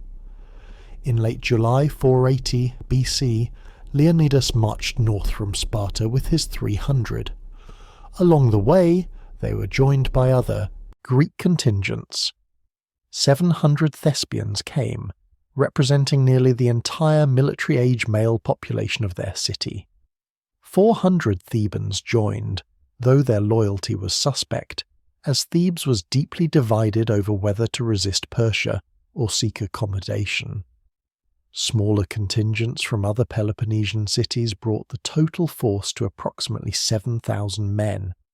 It was a respectable army, but against the 200,000 Persians marching south, it was a speed bump, a momentary obstacle, unless the terrain did its work and turned those numbers into an advantage. The Greek force reached Thermopylae in early August and immediately began preparing defensive positions. There was an ancient wall, the Phocian Wall, built generations earlier to defend against Thessalian invasions. It had fallen into disrepair, little more than rubble in places, but it provided the foundation for a defensive line. The Greeks rebuilt sections of it using stones from the ruins to create barricades across the narrowest part of the pass. Behind this wall, they could form their phalanx, maximizing the advantages of their superior armor and weapons, while preventing the Persians from using their numbers. The position had one critical weakness. If the Persians discovered the Plataea path and sent a force through the mountains, they could attack the Greeks from behind while the main army assaulted from the front. Leonidas assigned 1,000 Phocian hoplites to defend the path. These men were locals who knew the terrain, and their presence should have been sufficient to block any flanking attempt. The Phocians set up their position high in the mountains, guarding the point where the path emerged from the narrow defile and became wide enough for troops to deploy. They settled in, confident they could hold against any force that attempted the climb. Meanwhile, the main Greek army waited at the pass. The days were spent drilling, maintaining equipment, and conserving strength. The Spartans, according to Herodotus, spent much of their time exercising and combing their long hair, preparing themselves physically and ritually for battle. To Persian scouts who observed this behavior and reported it to Xerxes, it seemed bizarre, even effeminate. What kind of soldiers waste time on personal grooming before a battle? Demaratus, an exiled Spartan king serving as an advisor to Xerxes, explained the truth. The Spartans combed their hair before battle as a ritual preparation for death. They were making themselves beautiful for the grave. When Xerxes heard this, he laughed. These Greeks, he thought, were fools who did not understand the fate awaiting them. The Persian army arrived at Thermopylae in mid-August. Xerxes established his command position on a hill overlooking the pass, where he could observe the battle. A massive throne was erected covered with gold leaf and cushions, from which the King of Kings would watch his army crush the Greek resistance. The sight of the Persian force must have been overwhelming. The Greek defenders, looking north from their positions, saw an army that stretched beyond the horizon. Camps covered the plain for miles. Cooking fires by the thousands lit the night sky. The noise was constant. The neighing of horses, the clatter of weapons, the shouting of officers organizing units, the polyglot chaos of 46 nations speaking dozens of languages. Xerxes sent a herald to the Greek position under a flag of truce. The message was simple: surrender. Lay down your weapons, acknowledge Persian sovereignty, and your lives will be spared. You will be resettled elsewhere in the empire, given land, and allowed to live in peace. Resistance is futile. Your position will be overwhelmed or bypassed. Your deaths will achieve nothing. Surrender now, and live. The herald delivered this message to Leonidas personally, awaiting a response. Leonidas's reply entered legend immediately. When the herald demanded that the Greeks surrender their weapons, Leonidas responded with 2 words in laconic Greek, molonlab, come and take them. It was not bravado. It was statement of fact. The Greeks would not surrender. If Persia wanted their weapons, they would have to pry them from dead hands. The herald returned to Xerxes with this response. The King of Kings, insulted and angry, gave the order to prepare for assault. The Greeks would be given no more opportunities to submit. They had chosen death, and Xerxes would oblige them. For 4 days nothing happened. Xerxes waited, apparently expecting the Greeks to lose their nerve and retreat or surrender. He could not believe that such a small force would genuinely stand and fight against his army. It had to be a bluff, a demonstration intended to secure better terms. But the Greeks did not move. They remained at their positions, drilling, waiting, confident or mad or both. Finally, on the 5th day, August 17th, 480 BC, Xerxes' patience ran out. He ordered the attack. The Battle of Thermopylae began. Xerxes opened the battle with a calculated strategy. He would not commit his elite forces immediately. Instead, he sent forward the Medes and Scythians, subject peoples from the eastern reaches of the empire. This served multiple purposes. It would test the Greek defences, identify weaknesses, and potentially break their line without risking Persian or immortal casualties. If the Greeks were routed by the initial assault, excellent. If not, the Medes would soften them up for the elite troops who would follow. It was a tactic Persia had used successfully in dozens of campaigns. It should have worked. The Median infantry advanced in waves, thousands of men pressing forward toward the narrow pass.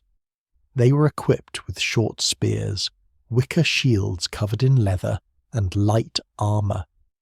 They were experienced fighters who had conquered their share of territory, but they had never faced Greek hoplites in terrain like this. As they entered the narrowest part of the pass, their formation compressed shoulder to shoulder, unable to manoeuvre. And then they saw the Greeks. The Greek phalanx was a sight that inspired terror in anyone who had never faced it. Ranked 8 deep, shields overlapping to form an unbroken bronze wall, spears projecting forward in a forest of iron points. The hoplites were encased in bronze, helmets that covered their entire heads except for narrow eye slits, breastplates that protected their torsos, greaves on their shins, and the massive hoplon shield, 3 feet in diameter, rimmed with bronze. Each man carried an 8-foot spear and a short sword for close quarters fighting. They were bronze statues come to life, and they did not move as the Medians approached. The Medians, compressed in the narrow pass, had no choice but to charge forward and engage. As they closed to spear range, the Greek phalanx advanced, moving as a single organism. The collision was catastrophic. The Greek spears, longer than the Persian weapons, struck first. Medians in the front ranks fell, speared through throats and faces and chests before they could close the distance. Those behind pressed forward, trampling the fallen, desperate to engage with their shorter weapons. But the Greek shields, massive and overlapping, formed a wall they could not penetrate. The fighting became a brutal shoving match. The hoplite phalanx fought by othismos, the push, where the entire formation pressed forward with locked shields, using their body weight and superior equipment to drive the enemy back. The Medians, with wicker shields and light armour, were pushed, crushed, and killed. Greek spears stabbed over and around the shield wall. Persians fell by the dozens, their bodies piling up at the Greek line. The Medians tried to flank to find space to manoeuvre, but the pass was too narrow. The mountains on one side and the sea on the other funneled them into the killing zone. Wave after wave of Medians advanced and died. The Greeks rotated their front ranks, pulling exhausted men back and bringing fresh fighters forward, maintaining the integrity of the phalanx. The Persians, by contrast, had no room to maneuver, no way to apply their numerical advantage. Men in the rear ranks could do nothing but watch as those in front were slaughtered. Persian officers, desperate to break the deadlock, drove their men forward with whips, literally beating them toward the Greek lines. Men died not from Greek spears but crushed by the press of bodies behind them or trampled underfoot. By midday, the Median assault had failed completely. Thousands of men lay dead in the pass, their bodies blocking further advance. The survivors, demoralized and bleeding, retreated. Xerxes, watching from his throne, was stunned. He had thrown 10,000 men at a few thousand Greeks and achieved nothing but slaughter. The reports from the front were consistent. Greek armour was impenetrable, Greek spears were longer, and the Greek formation could not be broken by frontal assault. The pass was too narrow for cavalry, too confined for archers to work effectively. And the Greeks showed no sign of exhaustion or fear. Xerxes made his next move. If subject peoples could not break the Greeks, he would send his best. He ordered forward the Immortals, the 10,000 elite royal guards commanded by Hydarnes. These were professional soldiers, the finest infantry in the Persian Empire, equipped with the best weapons and armour Persia could provide. They wore scale armour, carried shields covered in bronze studs, and fought with spears and swords. They were called Immortals because their number was kept constant at exactly 10,000. Any casualties were immediately replaced, so the unit was, in theory, undying. They had never been defeated in battle. Surely they could succeed where the Medians had failed. The Immortals advanced in perfect formation, their discipline evident in every step. These were not conscripts driven forward with whips. These were professionals who had trained together for years, who knew their officers personally, and who carried the pride of being Xerxes' chosen troops. As they entered the pass, they saw the carnage left by the Median assault, bodies piled 3 and 4 deep, blood pooling in the dirt, the smell of death thick in the air. The Immortals stepped over their dead comrades and advanced toward the Greeks, Leonidas watching. The Immortals' approach recognized superior troops. He adjusted his tactics. Rather than simply holding position and letting the Persians come to them, the Spartans would attack and retreat, drawing the Persians forward into ambushes. The phalanx would advance, engage briefly, then appear to break and run. The Persians, thinking the Greeks were routed, would charge forward in pursuit. Then the Spartans would turn, reform, and hit the disorganized Persians with a coordinated assault. It was a risky maneuver that required perfect discipline. Fortunately, Spartans were famous for exactly that. The first engagement began as before. The phalanx advanced, the lines met, and the brutal shoving match commenced. The Immortals, better equipped than the Medians, held their ground longer. They did not break immediately. Persian spears clashed with Greek shields, and for a moment it seemed the elite troops might succeed where others had failed. Then suddenly the Greek line broke. The Spartans turned and ran, shields abandoned, spears dropped, fleeing south in apparent panic. The Immortals, smelling victory, charged after them. It was a trap.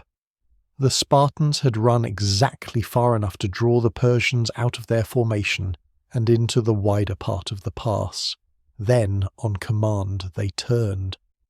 The fleeing Greeks reformed into phalanx, shields locked, spears levelled, in a matter of seconds.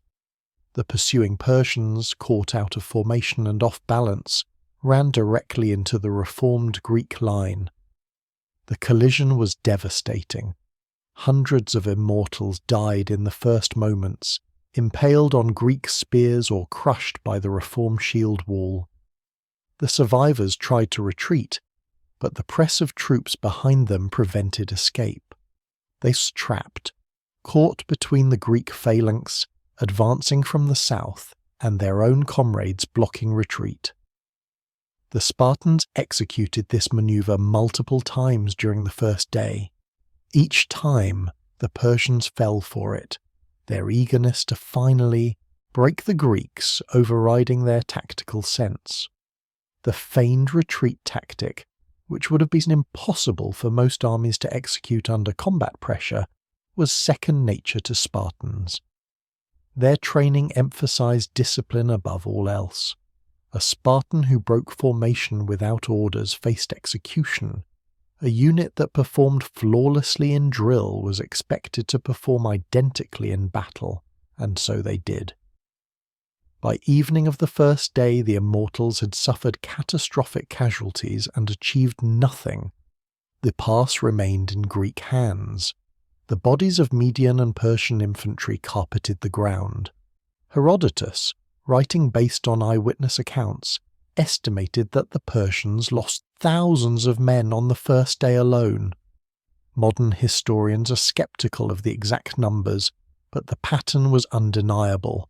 The Persians were throwing men into a meat grinder and accomplishing nothing.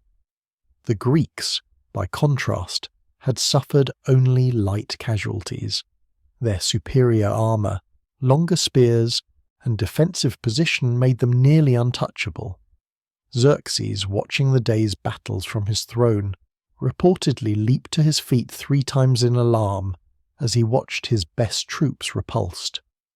The Greeks, he was learning, were not the easily conquered barbarians he had expected. They were professionals, skilled fighters with superior equipment and tactics perfectly adapted to the terrain. The pass at Thermopylae negated every Persian advantage. Numbers meant nothing. Cavalry was useless. Archery was ineffective at close range against heavily armoured targets. The only way to beat the Greeks was to outfight them hand to hand, and that was proving impossible. That night the Persian camp was sombre.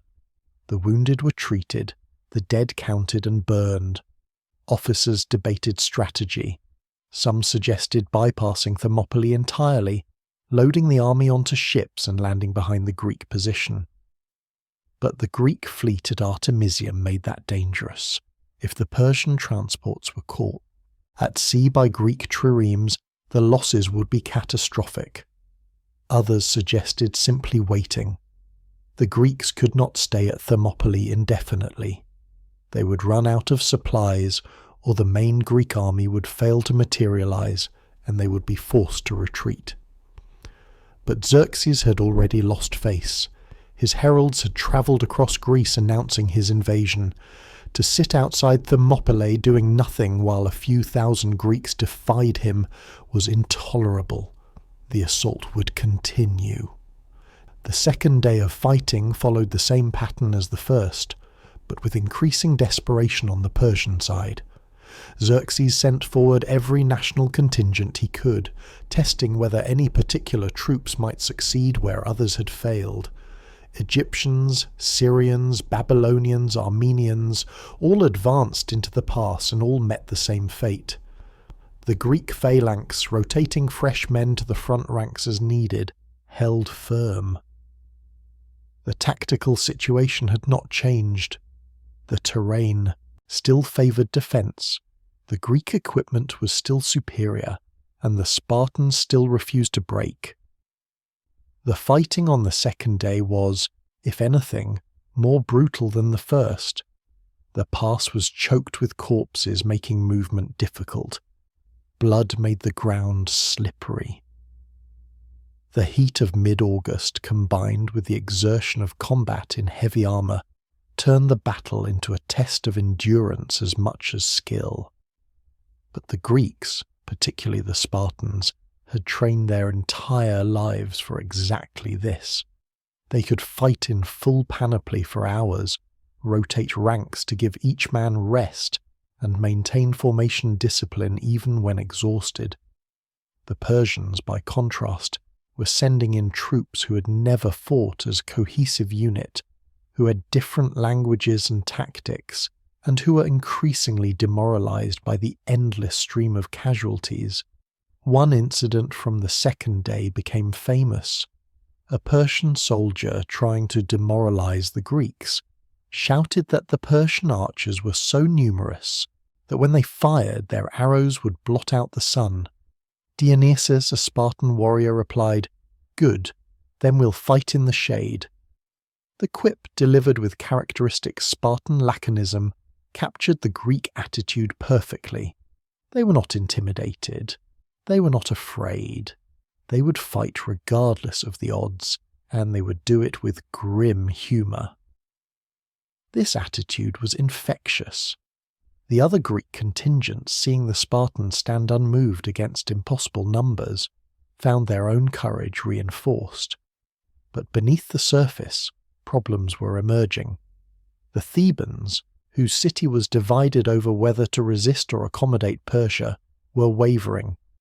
Their contingent at Thermopylae had come reluctantly, and many suspected they were looking for an opportunity to defect.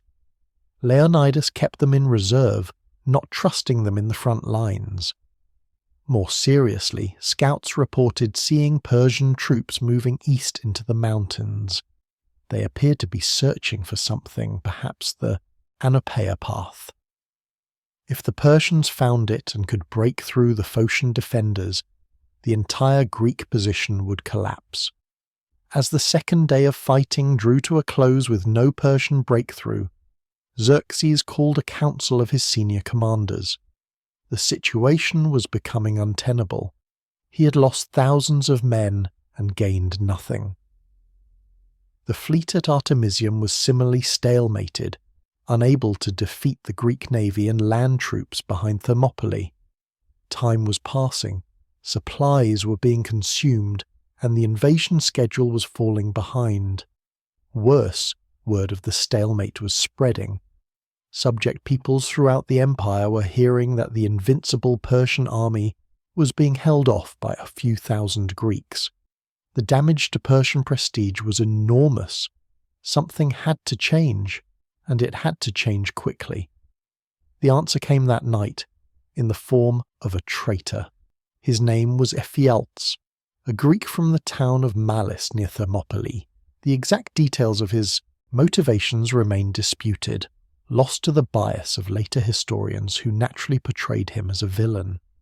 What is clear is that Ephialtes saw opportunity in the Persian presence. He approached Xerxes' camp under a flag of truce and requested an audience with the great king. When brought before Xerxes, Ephialtes made an offer that would change history. He knew the Plataea path, he said.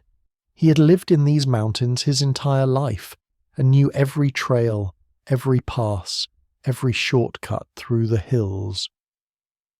The path was guarded by Phocians, but they were positioned near the summit, watching the wider part of the trail where an army could deploy.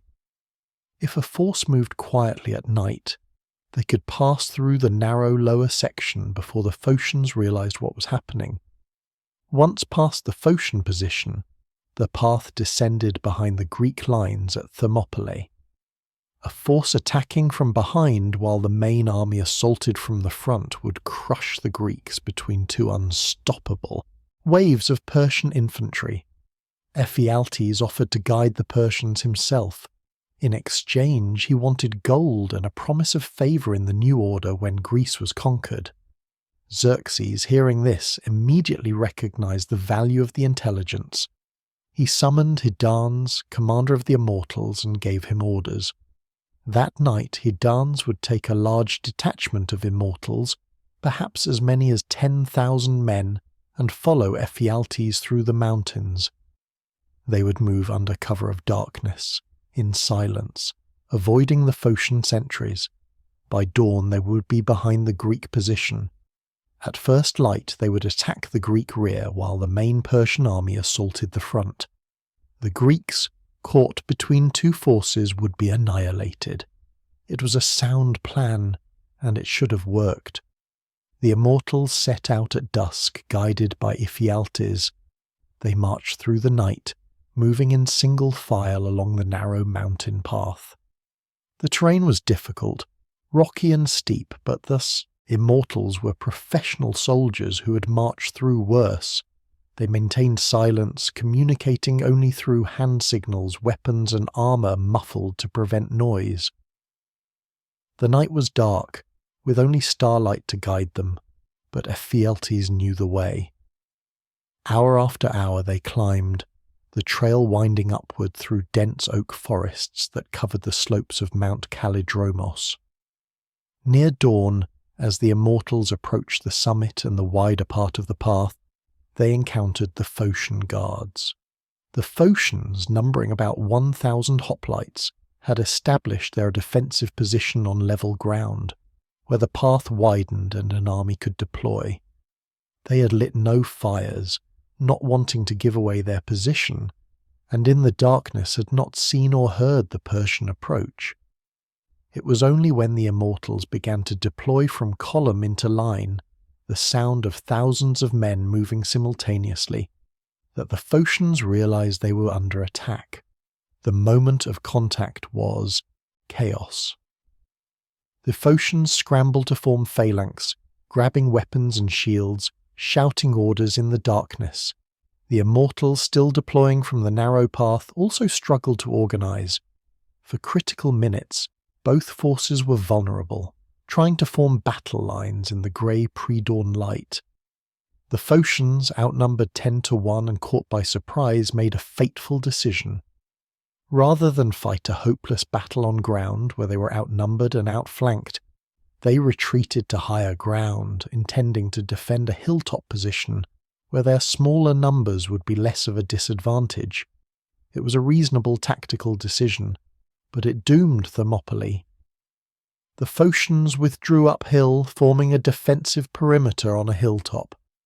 The immortals, instead of pursuing them and getting bogged down in a hilltop assault, simply bypassed them. The path was open. Hydarnes led his troops down the eastern side of the mountain, descending toward the plain behind the Greek position at Thermopylae. The sun was rising, the trap was closing. Greek sentries spotted the immortals descending from the mountain sometime around sunrise. They raced back to Thermopylae with the news. The Persians had found the path, bypassed the Phocians, and were now behind the Greek position. Leonidas, receiving this information, understood immediately that the situation had become impossible. Caught between the immortals behind and the main Persian army in front, with no possibility of retreat or reinforcement, the Greeks at Thermopylae were doomed. The mission had been to delay the Persians for as long as possible. They had held for 2 full days, far longer than anyone had expected. Now it was time to decide how to die. Leonidas called a council of the commanders of the allied contingents. The situation was explained. The pass would fall within hours. Every man who remained would die. But there was still value in making a final stand. Every hour the Greeks held, Thermopylae was another hour for the main Greek army to mobilize at the Isthmus of Corinth. Every Persian soldier who died here was one less for the battles to come. If they retreated now, the Persians would simply march south unopposed. If they stayed and fought, they could inflict maximum casualties and delay the Persian advance 1 more day. What did the commanders want to do? The debate was brief. Most of the allied contingents wanted to retreat. They had fought bravely for 2 days. There was no shame in withdrawing now that the position was untenable. Better to live and fight again at the Isthmus than die pointlessly at Thermopylae. Leonidas agreed. He dismissed the majority of the Greek force, ordering them to march south immediately, taking routes through the mountains that would avoid the advancing immortals. Approximately 4,000 Greeks left Thermopylae that morning, carrying with them the knowledge of what the Spartans and others were about to do. Leonidas and his 300 Spartans stayed. So did the 700 Thespians, who refused to abandon their Spartan allies even though they'd been given permission to leave. Their commander, Demophilus, reportedly said that Thespia had sent its men to fight alongside Sparta, and Thespiae would not abandon that commitment even in the face of certain death. 400 Thebans also remained, though whether they stayed voluntarily or were held as hostages by Leonidas, mistrusting their loyalty, is disputed by ancient sources. Leonidas's decision to stay was not suicidal bravado. It was calculated strategy mixed with religious duty. An oracle had prophesied that either Sparta would be destroyed or a Spartan king would die. Leonidas believed that his death at Thermopylae might fulfill the prophecy and save Sparta.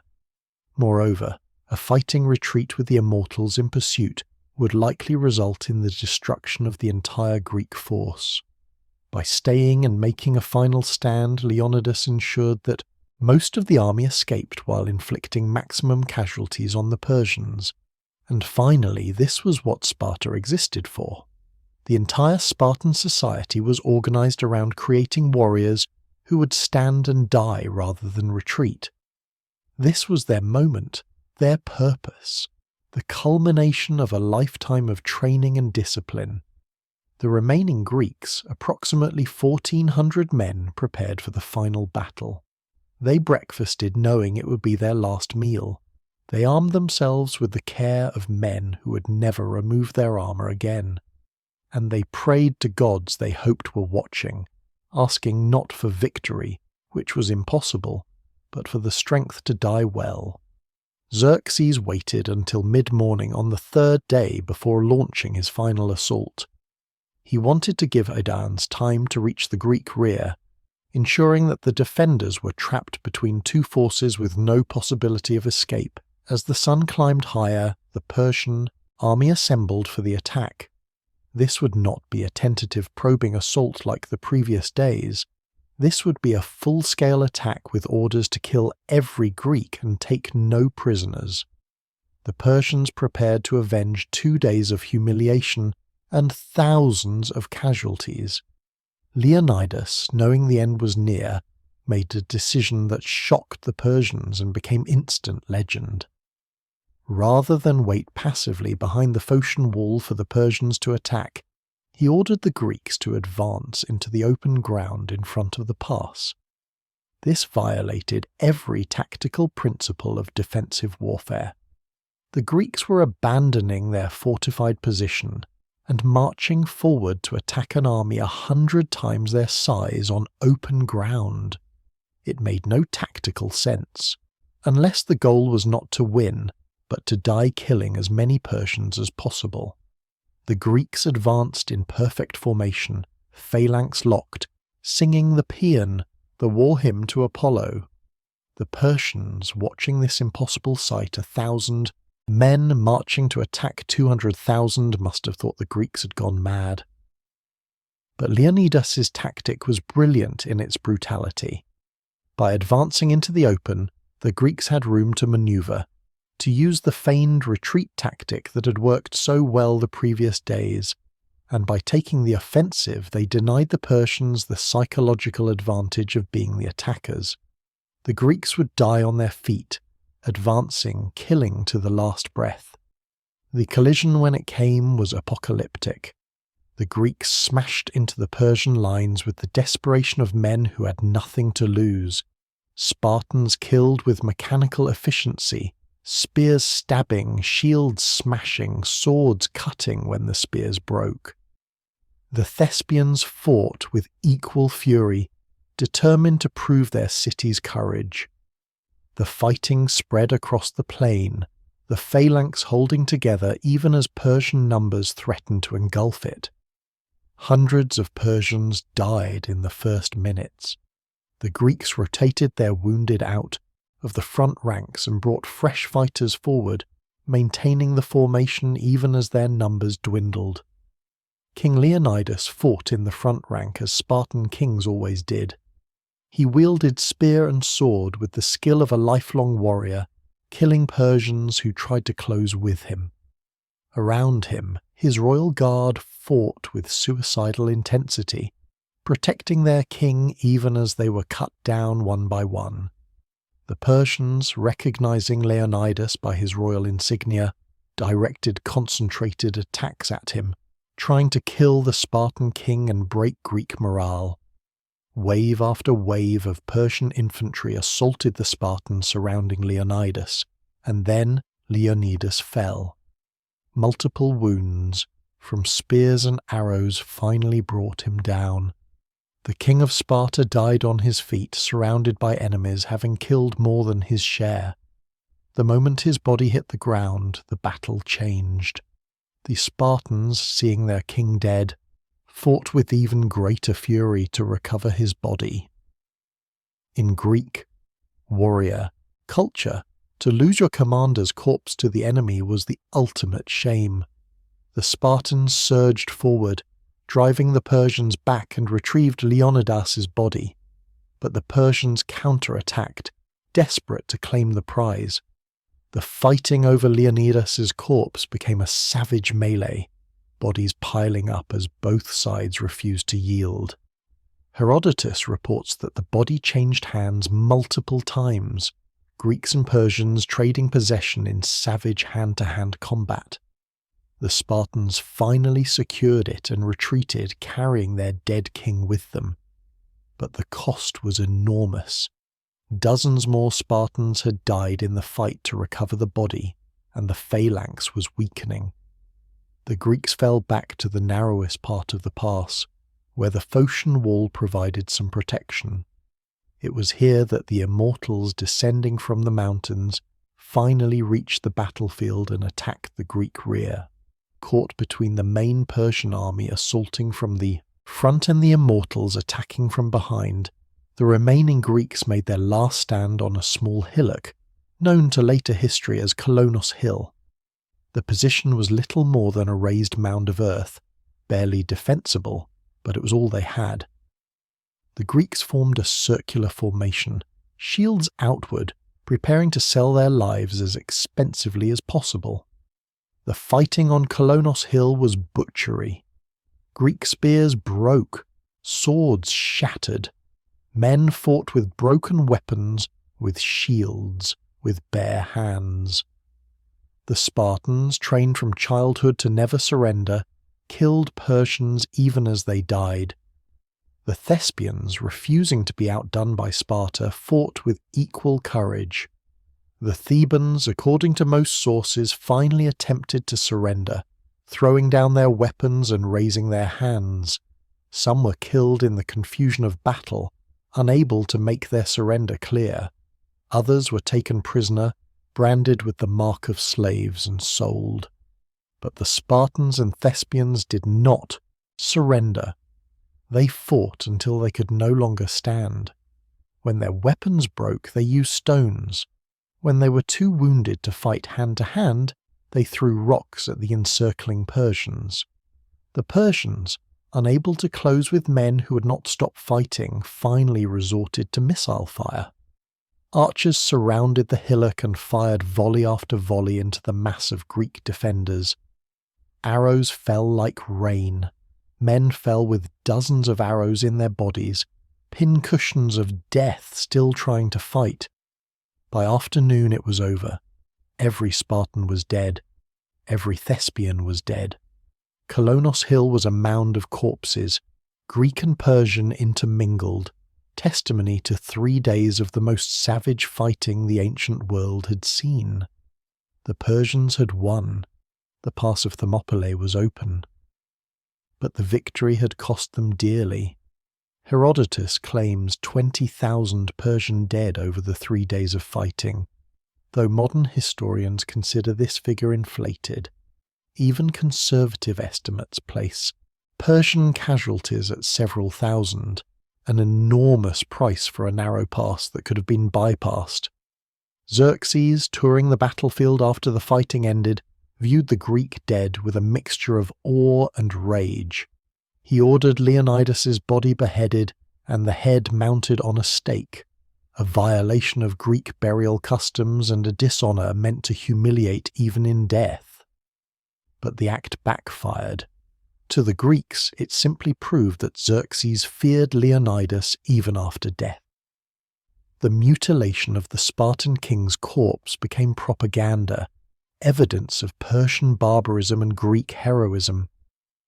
The Persians buried their dead quickly, trying to hide the scale of their casualties. Most of the bodies were hastily interred in mass graves. Only about 1,000 Persian bodies were left visible as the army marched through the pass, a deliberate attempt to minimize the appearance of losses. But the survivors knew the truth. They had fought for 3 days against impossible odds and had barely won. If these 1,400 Greeks had inflicted such casualties, what would happen when they faced the full Greek army? The Battle of Thermopylae ended in tactical defeat for the Greeks, but strategic and moral victory. The delay allowed the Greek fleet to regroup after the Battle of Artemisium, sailing south to Salamis where they would fight the decisive naval battle. The delay allowed Athens to evacuate its population, denying Xerxes the satisfaction of enslaving Athenian citizens. Most importantly, the stand at Thermopylae proved to every Greek that Persians could be fought and killed. The aura of invincibility that surrounded the Persian Empire was shattered. If 300 Spartans could hold off 200,000 Persians for 3 days, then maybe, just maybe, Greece could win. Sparta, mourning its king and 300 warriors, declared a period of official grieving. Leonidas was lionized as the perfect Spartan, a king who had embodied every virtue Sparta claimed to represent. His widow Gorgo became a symbol of stoic acceptance, praising her husband's sacrifice rather than mourning his death. The families of the 300 received honors, their names inscribed on monuments, their sacrifice commemorated in poetry and song. The Thespians, whose 700 men had died alongside the Spartans, received less attention from later historians, but equal honor from contemporary Greeks. Thespiae, a relatively small city, had sent nearly its entire fighting-age male population to Thermopylae and had lost them all. The city would need a generation to recover, but its sacrifice was remembered. Monuments were erected honouring the Thespians who chose death over dishonour. Years later, after the Persian Wars ended, the Greeks erected monuments at Thermopylae commemorating the fallen. The most famous was a simple stone marker bearing a poem by Simonides, the greatest poet of the age. In laconic simplicity it captured everything. Go tell the Spartans, stranger passing by, that here obedient to their laws we lie. The epitaph became famous across the ancient world and remains so today. It captured the essence of what Thermopylae represented, not mindless obedience, but conscious choice. Leonidas and his men had chosen to obey Spartan law, which commanded them to stand and die rather than retreat. That choice, freely made, turned defeat into something transcendent. But Thermopylae was not just commemoration, it had military consequences. The Persian army, having forced the pass, marched south into Boeotia and then into Attica. Athens was evacuated, the population fleeing to Salamis and other islands. The Persians burned the empty city, destroying temples and monuments in revenge for the burning of Sardis 20 years earlier. Xerxes stood on the Acropolis and declared Athens conquered, but the Athenian fleet, safely anchored at Salamis, remained undefeated. And Themistocles, watching the Persian army occupy his city, was already planning the trap that would destroy the Persian fleet and turn the entire invasion into disaster. Thermopylae was a defeat that felt like victory. Leonidas and his 300 Spartans, along with 700 Thespians, died to buy Greece a handful of days. They could not win. They could not save themselves. But they could, and did, prove that Persians bled and died like any other men. They demonstrated that courage and superior tactics could hold off vastly superior numbers. And most importantly, they inspired every Greek who heard their story to believe that resistance was not futile, that the impossible could be attempted, that freedom was worth dying for. The stand at Thermopylae became the defining myth of Greek resistance to tyranny. It embodied values that Greeks cherished: courage, discipline, sacrifice, and the willingness to die for something greater than oneself. Those values would be tested again and again in the coming weeks. Salamis, the Greek fleet would face the Persian navy in the most important naval battle of the ancient world. At Plataea, the largest hoplite battle ever fought would determine whether Greece remained free or became a Persian province. But all of it traced back to Thermopylae, to the moment when 300 Spartans proved that heroism was real and that courage could, if not defeat tyranny, at least defy it. In Part 5, we will witness the naval battle that saved Greece. Themistocles' brilliant deception, the evacuation and burning of Athens, and the battle in the narrow waters of Salamis where the massive Persian fleet was lured into a trap and destroyed. The wooden walls that the oracle prophesied will prove to be triremes, and the fate of Western civilization will be decided not on land but at sea. The Battle of Salamis is coming, and with it the turning point of the war. September 480 BC, the Bay of Salamis. 370 Greek triremes lie anchored in narrow waters, their bronze rams gleaming in the morning sun. Beyond them, blocking every exit, 1,200 Persian warships stretch across the horizon in a crescent of overwhelming power. The Greek crews can see the Persian sailors preparing for battle. They can see King Xerxes himself, seated on a golden throne on the slopes of Mount Agelaos, positioned to watch the final destruction of Greek resistance. Behind the Greeks lies the island of Salamis, crowded with Athenian refugees, women and children who fled their burning city. There is no escape. There is no retreat. This is the end, or so the Persians believe. But they have been deceived. The man who lured them into these waters, who sent a secret message convincing Xerxes to bottle up the Greek fleet in the narrow strait, is not a traitor. He is Themistocles, the greatest strategic mind Greece has ever produced. He has gambled everything on a single, brilliant plan: turn the Persian fleet's greatest strength, its overwhelming numbers, into a fatal weakness.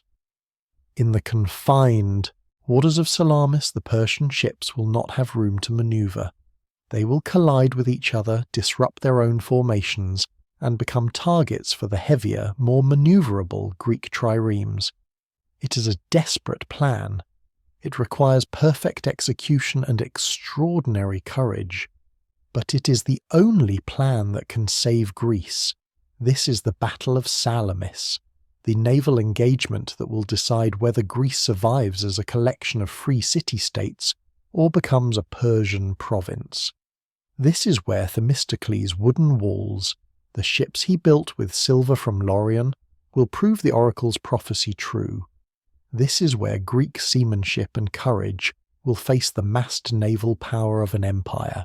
And this is where the fate of Western civilization will be decided not on land but at sea. The greatest naval battle of the ancient world is about to begin. The days following Thermopylae were the darkest in Greek history. The pass had fallen. King Leonidas and his 300 Spartans lay dead on Kolonos Hill. The Persian army, having forced the hot gates at enormous cost, was now marching south unopposed. The cities of Boeotia, faced with the choice of submission or destruction, made their calculations.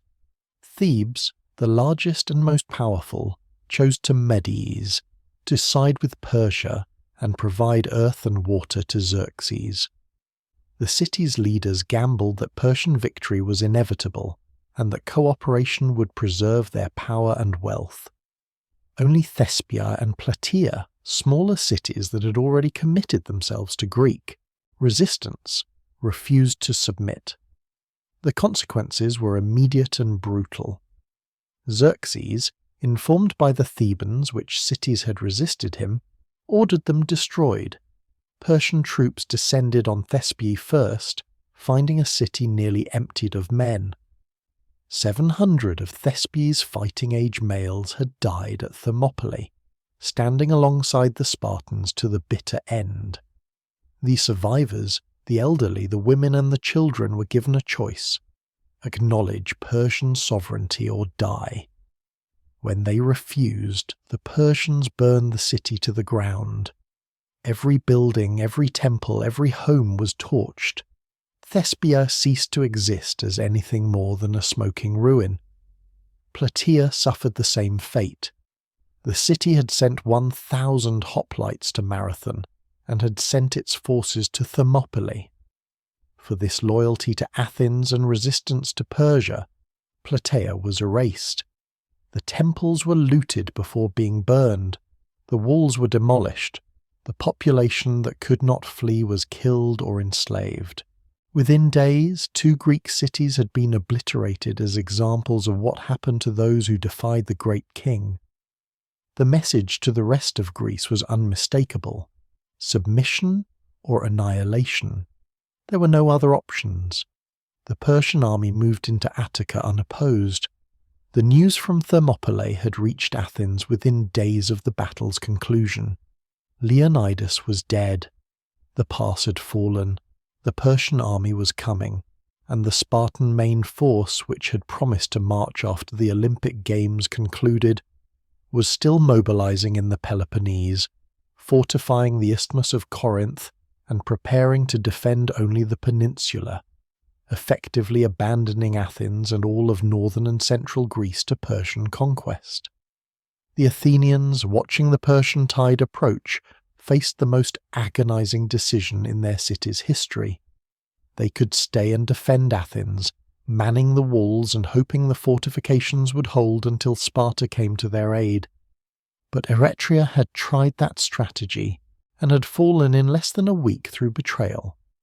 Athens' walls were strong, but were they strong enough to withstand siege by an army of 200,000? And even if they held, how long before starvation forced surrender? More to the point, the Persian fleet, having fought the Greeks to a draw at Artemisium, was intact and sailing south. If the fleet reached Athens before the city fell, the Persians could simply land troops behind the walls, or blockade the port and starve the city into submission. The other option was evacuation. Abandon Athens entirely, evacuate the population to nearby islands, and trust in the fleet to protect them. It was a radical proposal. No Greek city had ever voluntarily abandoned itself to an enemy. The psychological impact would be enormous. But Themistocles, who had built the fleet for exactly this eventuality, argued forcefully that the city was not its buildings or its walls. The city was its people. As long as Athenians lived, Athens existed, and as long as the fleet remained undefeated, there was hope of ultimate victory. The wooden walls the oracle had prophesied were not the fortifications of the Acropolis. They were the hulls of the triremes. The debate raged in the assembly, but events forced a decision. The Greek fleet, damaged in the fighting at Artemisium and learning of Thermopylae's fall, retreated south to Salamis. Without naval support, Athens could not hold. The decision was made. Athens would be evacuated. The decree, known to history as the Decree of Trozen, was passed and implemented with stunning speed. Every Athenian ship available was commandeered for evacuation duty. The population was divided. Women, children, and the elderly would be evacuated to Trozen on the Peloponnesian coast, to Aegina, and to Salamis. The able-bodied men would join the fleet as rowers and marines. The treasurers and priestesses would remain on the Acropolis to guard the sacred treasures of the gods. Everyone else had to leave. The evacuation was chaos. Tens of thousands of people carrying what possessions they could crowded onto ships and boats. Families were separated, some going to Troezen, others to Salamis, never knowing if they would see each other again. The elderly, unable to endure the journey or unwilling to leave their homes, remained behind, barricading themselves on the Acropolis and preparing to resist. By early September 480 BC, Athens was a ghost city. The agora stood empty. The streets echoed with silence. The Acropolis held only a few hundred diehards who refused to believe that the gods would allow Athens to fall. And in the Bay of Phaleron, the Persian fleet was approaching. Xerxes entered Athens in mid-September 480 BC at the head of his army. The city he found was deserted, a haunting expanse of empty buildings and silent temples. It was not the triumph he had envisioned. He had expected to enter a conquered city, to see Athenian citizens prostrating themselves before him, to install Hippias as tyrant and receive the submission of the population. Instead, he found abandonment. The Athenians had denied him his victory by refusing to be present for it. But the city itself remained, and Xerxes was determined to exact revenge for the burning of Sardis 20 years earlier. He had not forgotten that Athenian soldiers had participated in that raid, had set fire to the capital of the Lydian satrapy, had destroyed a temple sacred to the goddess Cybele. Athens would suffer the same fate.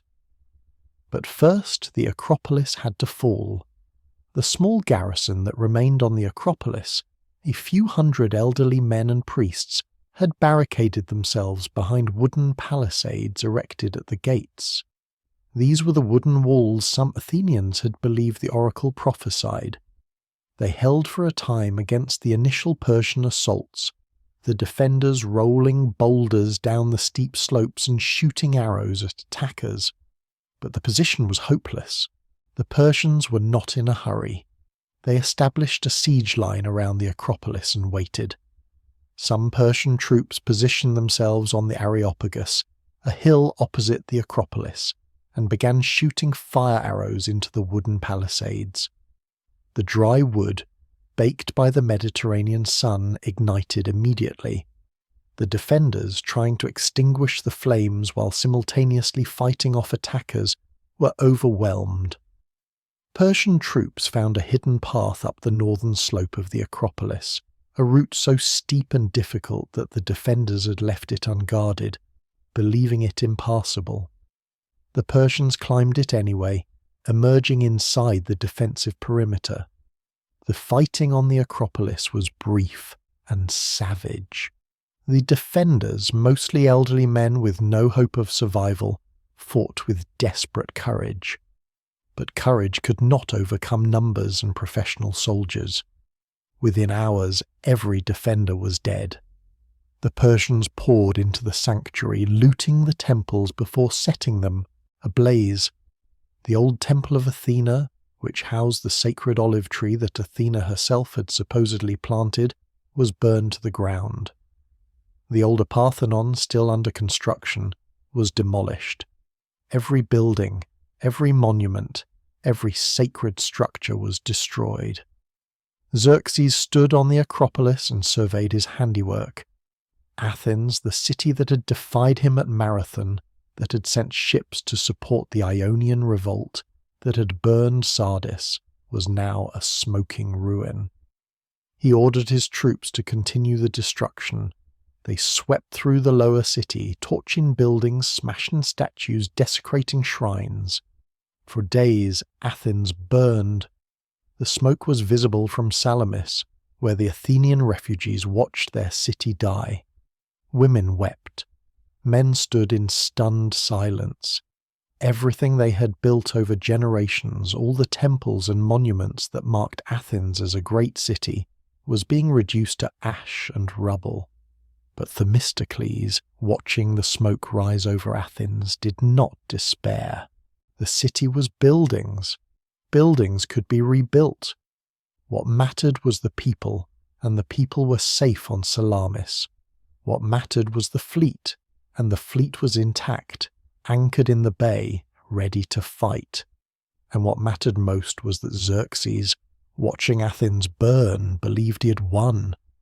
The Greeks were defeated, their greatest city destroyed, their resolve broken. All that remained was to eliminate their fleet, and Greece would be his.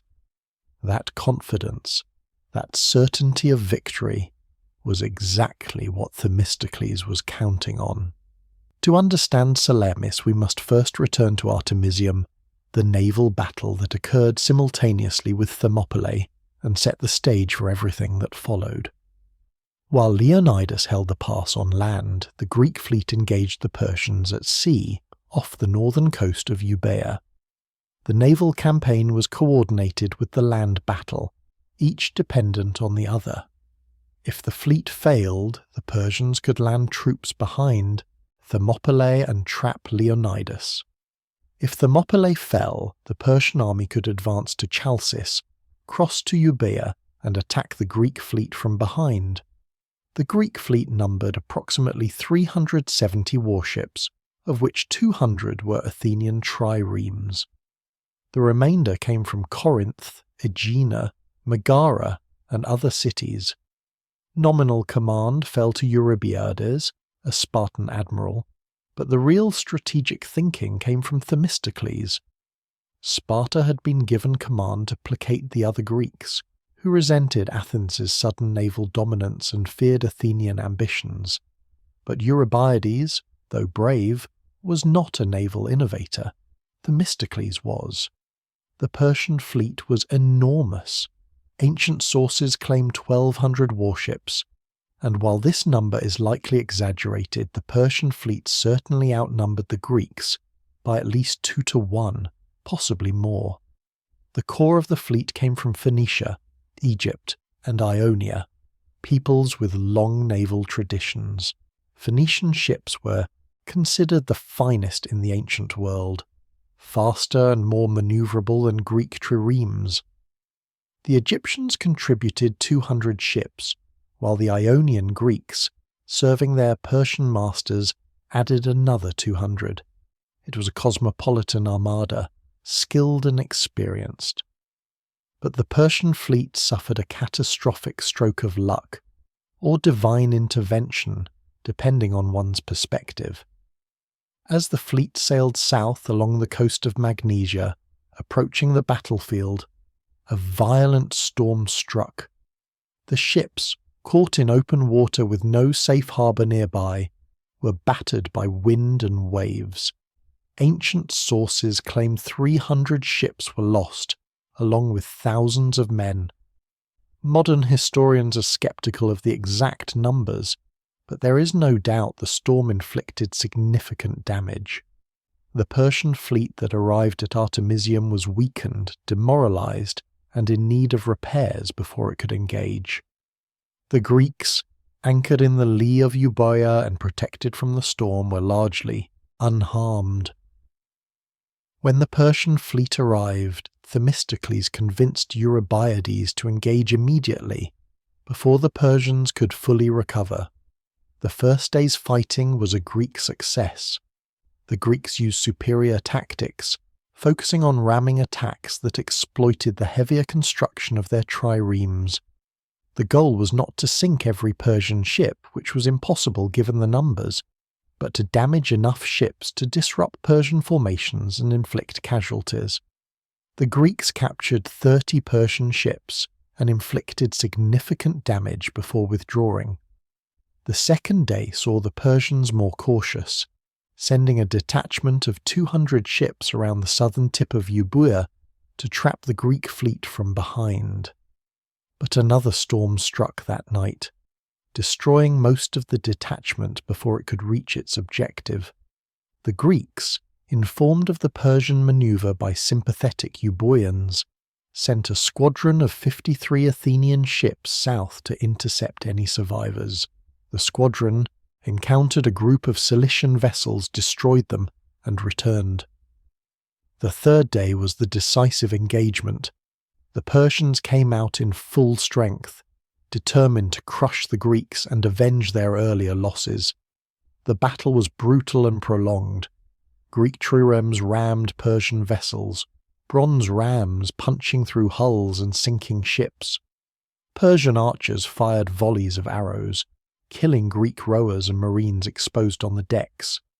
Ships collided, locked together by entangled oars, and marines fought hand-to-hand on slippery, blood-soaked decks. The fighting lasted all day, and when it finally ended, both sides withdrew, battered and exhausted. Herodotus, ever sympathetic to the Greeks, portrayed Artemisium as a Greek victory. But the casualty reports tell a different story. The Greeks lost heavily, particularly the Athenians, whose ships bore the brunt of the fighting. Many triremes were damaged beyond immediate repair. Others were sinking, kept afloat only by frantic bailing. The fleet could not sustain another engagement like that. And then news arrived from Thermopylae. Leonidas was dead. The pass had fallen, and the Persian army was marching south. With no land army to protect their flank, the Greek fleet was vulnerable to encirclement. Eurybiades ordered an immediate retreat to Salamis. Artemisium was a tactical draw, but strategically it accomplished something crucial. The Greek fleet had proven it could fight the Persians at sea and inflict damage. The Persian numerical superiority was not decisive if the Greeks could choose the battlefield and exploit their superior ramming tactics. Moreover, the Persian fleet was damaged and demoralized.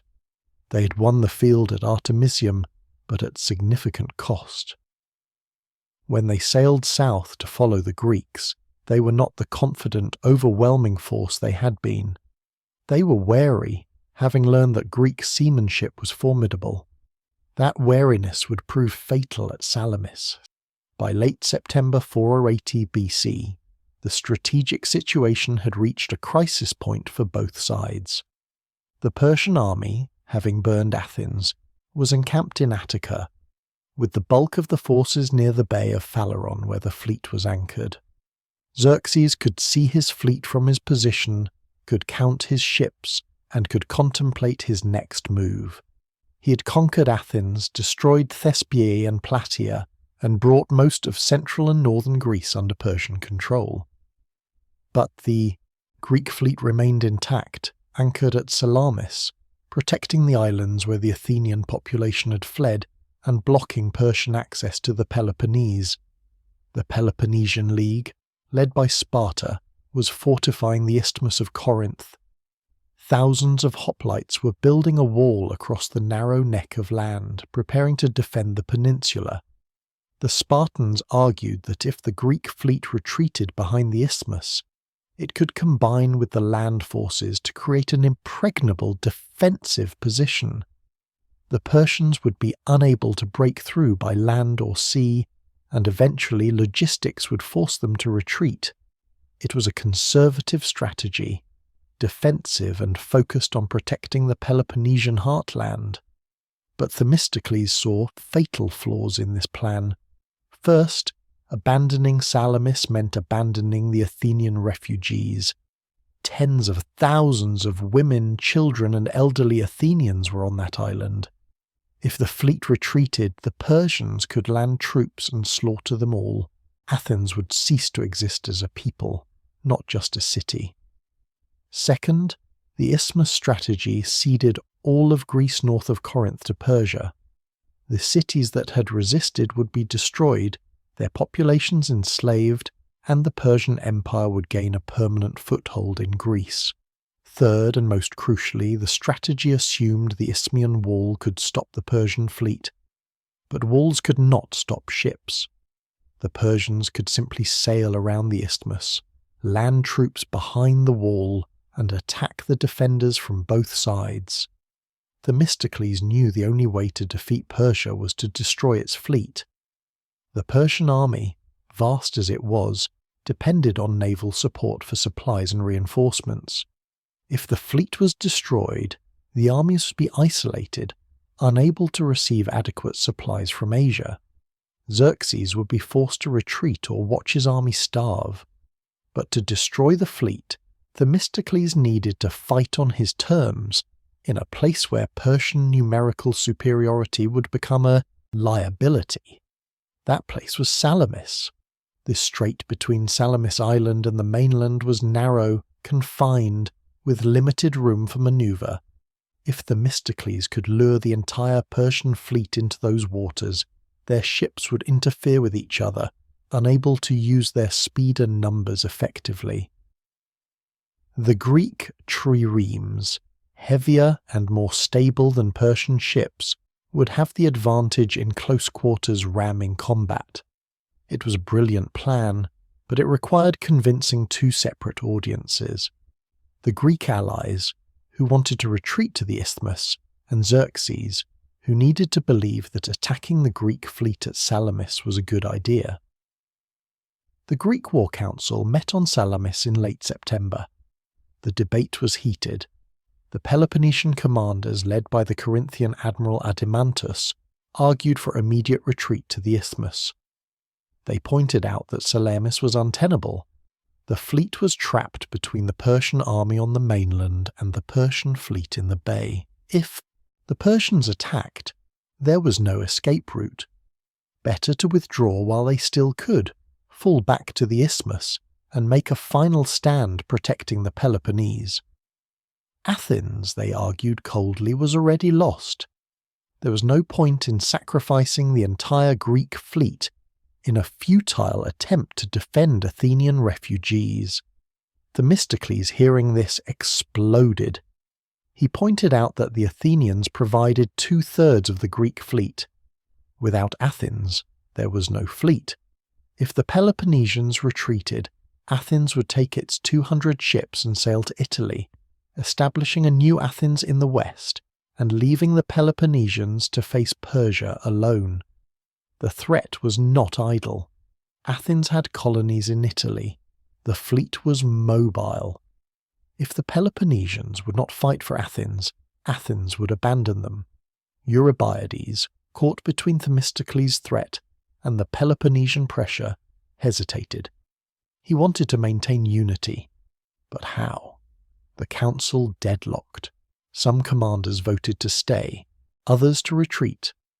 Eurybiades, inclined toward retreat, called for a final vote the next morning. The fleet would either make its stand at Salamis or withdraw to the isthmus. Everything depended on that vote, and Themistocles, leaving the council, knew the vote would go against him. The Peloponnesians outnumbered the Athenians as the council, even if the Athenians outnumbered them in ships. Unless something changed, the fleet would retreat, and Greece would be lost. That night, Themistocles enacted the most audacious deception in military history. He called for Sisinus, his most trusted slave, a man who had tutored his children and who had proven his loyalty over years of service. Themistocles gave Sisinus a message and instructions. Sisinus was to take a boat, row across to the Persian fleet anchored in the Bay of Phaleron, request an audience with Xerxes, and deliver Themistocles' message personally. If he was caught or killed, so be it, but if he succeeded, he would save Greece. Sisinus, showing extraordinary courage, followed his instructions. He approached the Persian fleet under cover of darkness, identified himself as a messenger from Themistocles, and asked to speak to Xerxes. The Persians, intrigued, brought him before the great king. Sisinus delivered his message. Themistocles, he said, was secretly sympathetic to Persia. He recognized that Greek resistance was futile and preferred to see Persia rule Greece rather than see Greece destroyed. But he was constrained by the other Greek commanders, who insisted on fighting. The Greek fleet, Sisinus continued, was on the verge of collapse. The Peloponnesians wanted to retreat to the isthmus. They were planning to sail away that very night or the next morning, abandoning Salamis and fleeing south. The fleet would dissolve, each city's ships returning home, and Xerxes would lose his opportunity to destroy Greek naval power in a single battle. But if Xerxes acted immediately, if he moved his fleet to block the exits from the Salamis Strait, he could trap the Greeks and annihilate them. No escape, no retreat, total victory. Sisinus added one final detail, a personal message from Themistocles. If Xerxes granted him this favour, if he destroyed the Greek fleet and won the war, Themistocles would publicly support Persian rule and would use his influence to ensure Athens cooperated with the new order. It was treason, or at least it appeared to be, and Xerxes, hearing this message, believed it. Why did Xerxes believe? Partly because the message confirmed what he wanted to hear. His advisors had been telling him that the Greek alliance was fragile, that cities like Corinth and Aegina resented Athens, that the fleet was on the verge of dissolution. Sisinus's message aligned with that intelligence, partly because Themistocles' offer made sense. A pragmatic Greek politician, seeing inevitable defeat, might indeed seek accommodation with the victor, and partly because Xerxes was arrogant. He had crushed Leonidas at Thermopylae, he had burned Athens, he commanded the largest fleet ever assembled. Why wouldn't a Greek politician try to secure favour by betraying his allies? Xerxes called his senior naval commanders to a midnight council. He explained the intelligence. The Greek fleet was planning to escape, but they could be trapped if the Persians moved immediately. The fleet was to deploy before dawn, blocking both exits from the Salamis Strait. The western channel between Salamis and the island of Megara would be covered by Egyptian ships. The eastern channel, between Salamis and the mainland, would be held by the main Persian fleet. The Greeks would wake to find themselves surrounded with no possibility of escape. Then, at first light, the Persians would attack and finish this war. One voice dissented. Artemisia, the queen of Halicarnassus, a Greek herself who ruled her city as a Persian vassal, and who personally commanded 5 warships in the Persian fleet, argued against the plan. Artemisia was a remarkable figure, a female ruler and naval commander in an era when such things were almost unheard of.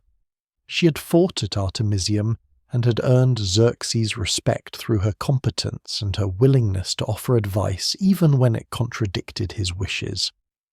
Now she advised him to avoid a naval battle entirely. The Greeks, Artemisia argued, were already defeated strategically.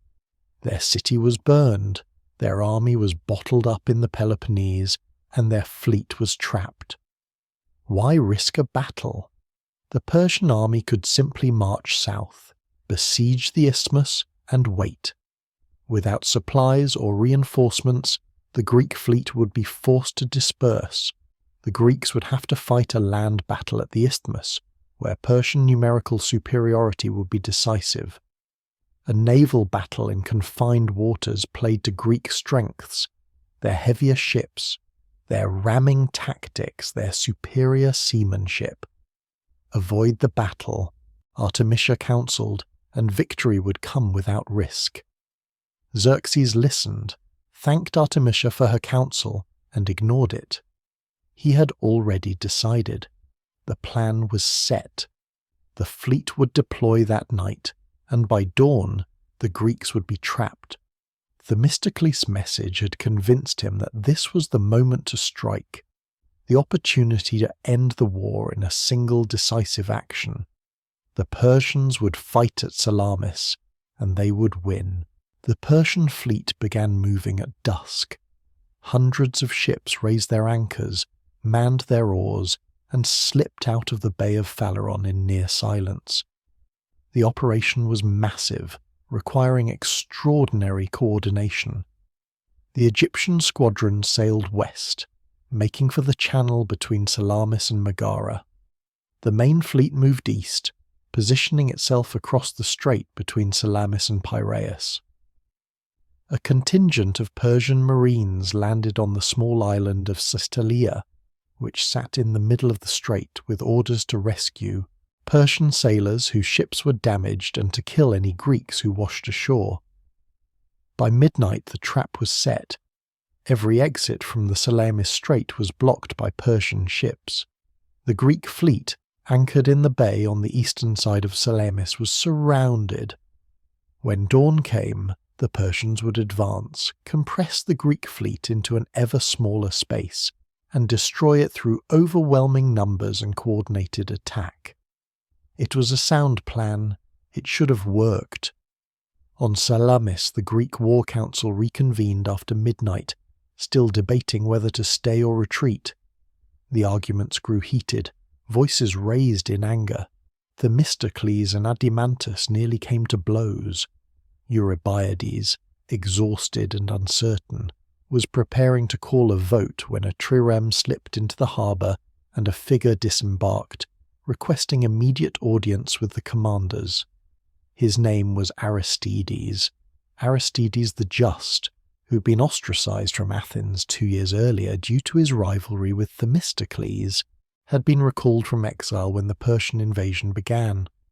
All political quarrels were set aside in the face of existential threat. Aristides had been on Aegina when word reached him of the debate at Salamis. He had immediately commandeered a fast boat and had tried to sail to Salamis to warn the fleet, but he could not reach the island. The entire strait was blocked by Persian ships. The fleet was surrounded. There would be no retreat to the isthmus, Aristides announced. The Persians had moved during the night. If the Greeks wanted to fight, they would fight at Salamis, because that was the only option remaining. The council erupted in confusion. Some commanders accused Aristides of lying, of being part of an Athenian plot to force the battle. Aristides suggested they ask the crew of a Athenian trireme that had just deserted from the Persian fleet and was now approaching the Greek lines. The Athenians, brought before the council, confirmed everything. The Persian fleet was moving to block all exits. The Greeks were trapped. There would be no escape. Eurybiades, hearing this, made his decision. The fleet would fight at Salamis. There was no choice. Themistocles, listening to this confirmation, said nothing. He did not reveal that he had engineered the entire situation, that his message through Sisinus had lured the Persians into exactly this position. Let the others believe it was Persian strategy. What mattered was that the battle would be fought where and when Themistocles wanted it, in confined waters where Greek advantages would tell. The council dismissed, and the commanders returned to their ships to prepare crews for battle. Dawn was approaching, and with it the most important naval engagement in history. As the sun rose on September 29, 480 BC, the two fleets faced each other across the Salamis Strait. The Persian fleet, arranged in 3 lines, stretched across the eastern entrance, completely blocking the passage. The Phoenician squadron held the western wing nearest the mainland. The Ionian Greeks held the eastern wing nearest Salamis. The centre was held by ships from Egypt, Cilicia, and other subject nations. It was an overwhelming display of naval power. More than 800 ships visible in the strait, with more behind them blocking the western channel. The Greek fleet numbered 370 triremes, divided by city contingents. The Athenians, with 200 ships, held the western wing opposite the Phoenicians. The Peloponnesians held the centre and eastern wing. Each ship carried 200 men, 170 rowers packed into 3 levels inside the hull, plus 30 marines and officers on deck. The ships were arranged in a compact formation, ready to advance but also ready to back water and retreat if necessary. Themistocles had given specific instructions. Let the Persians come to them. Force the Persians to enter the confined waters, where their numbers would become a hindrance. High on the slopes of Mount Aigaleos, on the mainland overlooking the strait, Xerxes sat on his golden throne surrounded by scribes. He had ordered his secretaries to record the battle, noting which commanders fought well and which showed cowardice. He wanted a detailed account of the victory he was certain was coming. Around him stood the Persian nobility, the commanders who were not aboard ships, and a contingent of elite guards. It was theatre, a display of imperial majesty. The King of Kings would watch as his fleet crushed the Greek rebels. The Persian fleet began advancing at mid-morning. The formation was imposing, 3 lines deep, each line consisting of hundreds of ships moving in rough coordination. The Phoenicians on the western wing advanced fastest, eager to close with the Athenians and prove their reputation as the finest sailors in the world. The Ionians on the eastern wing moved more cautiously, perhaps reluctant to fight fellow Greeks but constrained by their obligations to Persia. The centre, a mixed force of various nations, advanced steadily, maintaining formation. As the Persians entered the narrowest part of the strait, they encountered their first problem. The strait, approximately 1 mile wide at the entrance, narrowed to less than half that in the centre. 800 ships could not maintain formation in such a confined space. The 3 lines began to compress, ships bunching together, oars clashing as vessels came too close to each other. The Persian formation, so impressive in open water, began to lose cohesion. Ships had to slow down to avoid colliding with friendly vessels. The advance became ragged, each squadron moving at its own pace, gaps opening in the line. The Greeks, watching this unfold, held their positions. The Greek marines aboard the ships, seeing the massive Persian fleet bearing down on them, began to show signs of panic. Some triremes began backing water, moving backwards away from the advancing enemy. It looked like a retreat, perhaps even a rout beginning. The Persians, seeing this, surged forward, sensing victory. The Phoenicians accelerated, rowing hard to close the distance before the Greeks could escape. Then the Greeks struck.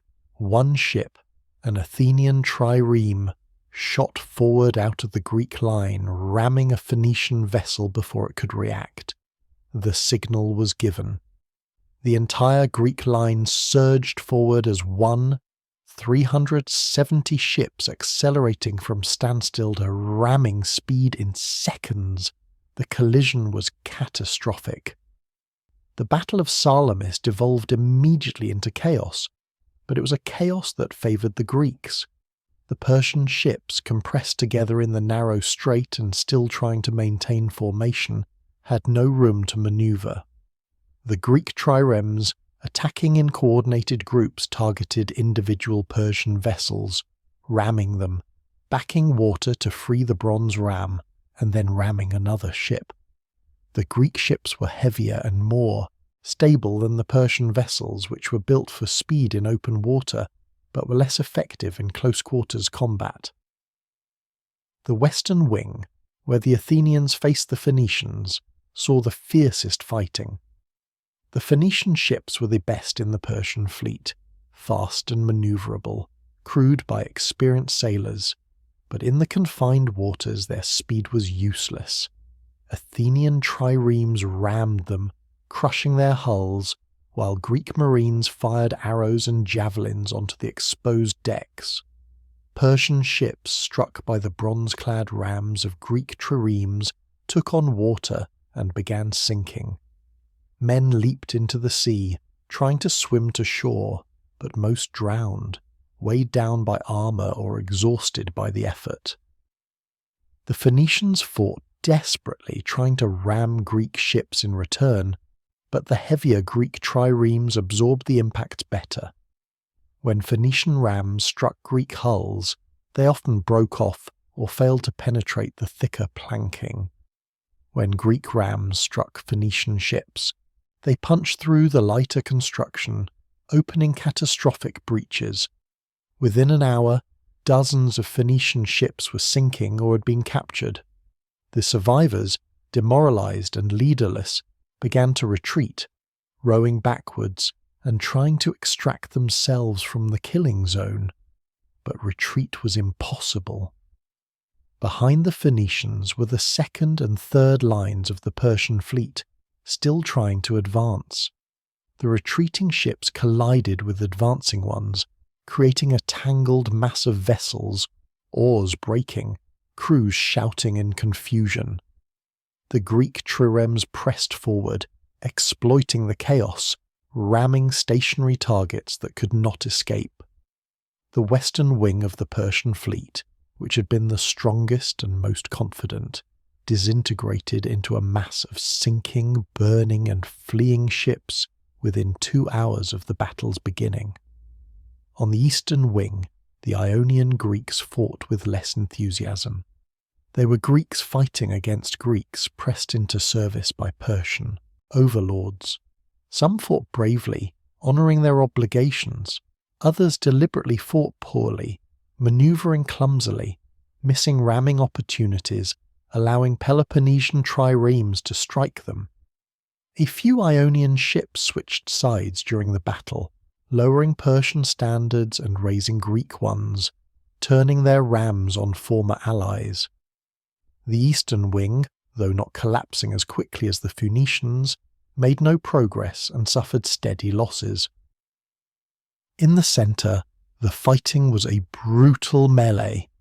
Persian and Greek ships intermingled, ramming, being rammed, sometimes locking together as oars tangled or rams became stuck in hulls. Marines boarded enemy vessels fighting hand-to-hand on narrow rocking decks. Men were killed by spears, swords, arrows, or simply fell overboard and drowned. The sea turned red with blood. Debris from shattered ships choked the water. Broken oars, splintered planking, bodies of the dead and dying floating among the wreckage. Queen Artemisia, commanding her squadron in the centre, found herself pursued by an Athenian trireme captained by Aminius. Recognizing that escape was impossible and that her ship would be rammed within minutes, Artemisia made a ruthless decision. She turned her ship and rammed a Persian vessel, a ship from Kalindos commanded by King Damasithymus. The Kalindian ship sank with all hands. Aminias, seeing Artemisia ram what he thought was a Greek ship, assumed she'd switched sides and was now fighting for Greece. He broke off his pursuit. Artemisia escaped, having sacrificed an allied ship and its entire crew to save herself. Xerxes, watching from his throne and unable to identify the ship she had rammed from that distance, praised her courage, reportedly saying, "My men have become women, and my women have become men." By early afternoon, the Persian fleet was in full retreat. The Phoenicians who had formed the vanguard were destroyed or fleeing. The centre was battered and disorganized. The Ionians on the eastern wing, seeing both other wings in collapse, withdrew before they were surrounded. The Greek fleet, tired but victorious, pursued for a time, capturing or sinking stragglers, but did not chase the Persian fleet all the way to Phaleron. They could not risk being caught in open water where the Persians might regroup and use their remaining numerical advantage. The Greek marines landed on Plataea, the small island where Xerxes had stationed Persian troops to rescue sailors and kill Greek survivors. The Persians on the island, cut off and surrounded, were massacred. Every man was killed, including several Persian nobles who'd been placed there by Xerxes. It was brutal work but necessary. The Greeks could not leave an enemy force in the middle of the strait. When the fighting finally ended, the Greeks controlled the strait and the Persians had fled. The casualty figures were staggering. Herodotus claims the Persians lost 200 ships sunk or captured. Modern historians consider this conservative. The Persians themselves admitted to losing far more, though exact numbers were suppressed to avoid demoralizing the empire. The Greeks, by contrast, lost approximately 40 ships, a remarkable ratio given they were outnumbered more than 2 to 1. But numbers do not capture the strategic significance. The Persian fleet, which had dominated the Aegean, was broken. Not destroyed entirely, but so badly mauled that it could no longer support offensive operations.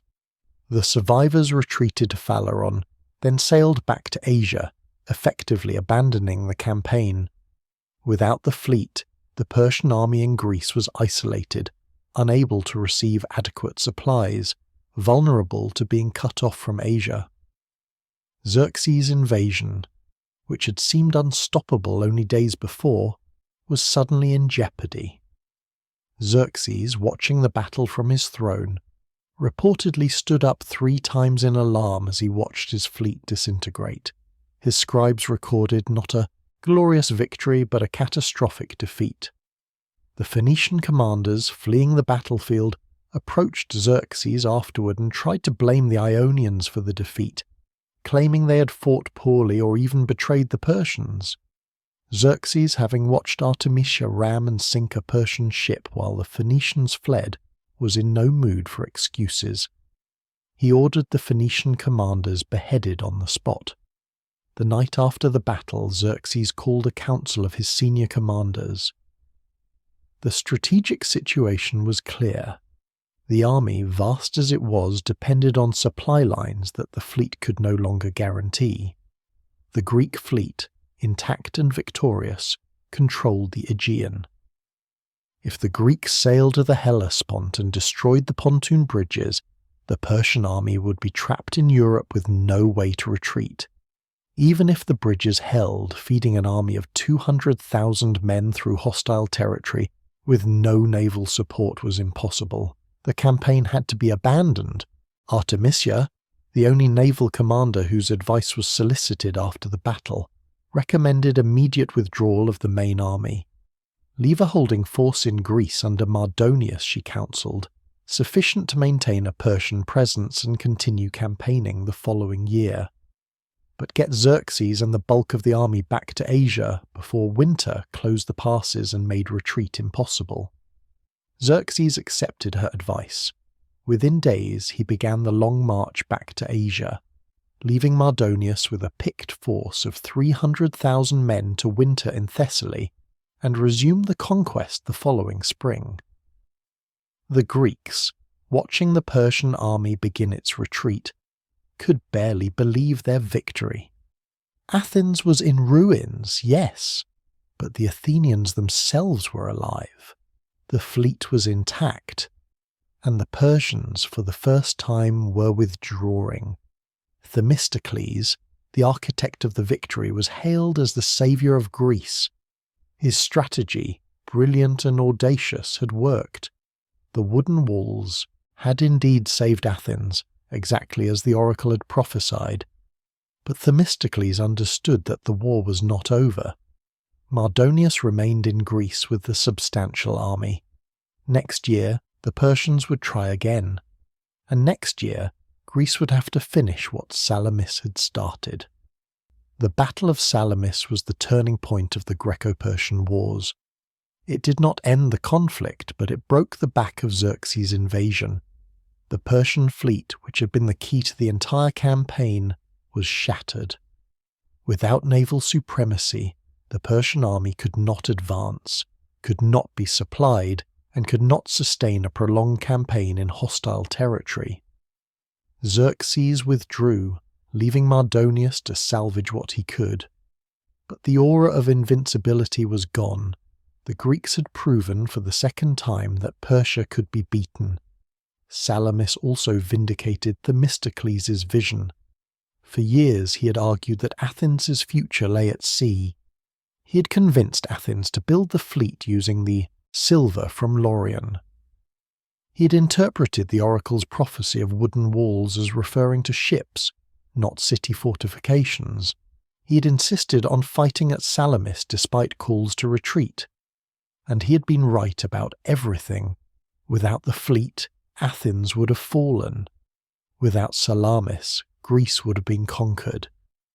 Themistocles had saved Western civilization through strategic vision, tactical brilliance, and the courage to bet everything on a single, desperate gamble. But the cost was enormous. Athens lay in ruins, its temples destroyed, its monuments demolished, its citizens scattered across the islands. The city that had been the cultural and democratic heart of Greece was ash.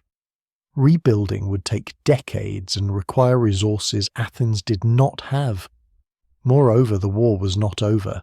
Mardonius and his army would return in the spring, and the final reckoning was still to come. In Part 6 we will witness that final reckoning, the largest hoplite battle ever fought, Plataea, where the combined armies of Greece faced Mardonius's picked force in central Greece. The battle that would decide once and for all whether Greece remained free.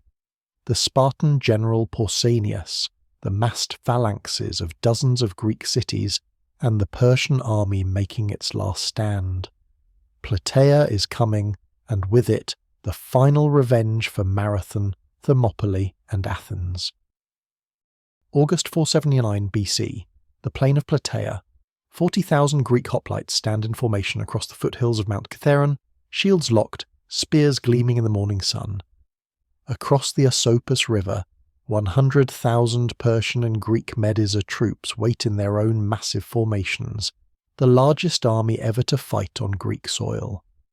This is it, the final reckoning.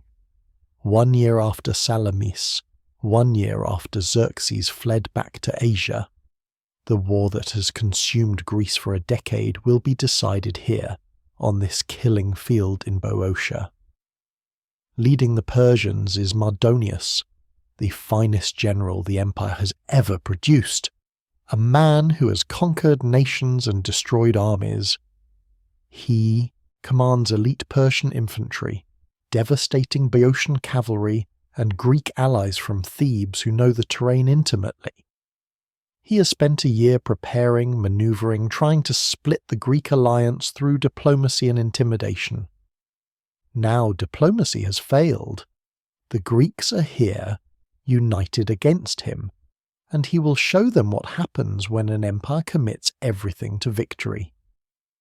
Leading the Greeks is Pausanias, a young Spartan regent who has never commanded an army this large, who leads a coalition of city-states that barely trust each other and who must hold together 38 different contingents, speaking different dialects and following different commanders. He has 10,000 Spartans at the core of his army, the finest heavy infantry in the world, but he also has Athenians still bitter about their burned city, Corinthians suspicious of Athenian ambitions, and dozens of smaller cities who came because they had to, not because they wanted to. One mistake, one moment of disunity, and this entire army will collapse. This is Plataea, the largest hoplite battle in Greek history, the final land battle of the Persian Wars, the moment when Greece will either drive out the invaders forever or become a Persian province. One side will walk off this field victorious, the other will be annihilated, and Western civilization hangs in the balance. The winter of 480-479 BC was a time of calculation and manoeuvring on both sides. Xerxes had returned to Asia, humiliated by the defeat at Salamis, but still commanding the resources of the largest empire on earth. He left behind Mardonius with 300,000 picked troops, a force large enough to conquer Greece if properly deployed and commanded. Mardonius was the empire's finest general, the man who had put down the Egyptian revolt, who had commanded armies on multiple fronts, and who had Xerxes' complete confidence. If anyone could salvage the invasion, it was him. But Mardonius faced challenges that no amount of military skill could easily overcome. His army, though large, was isolated.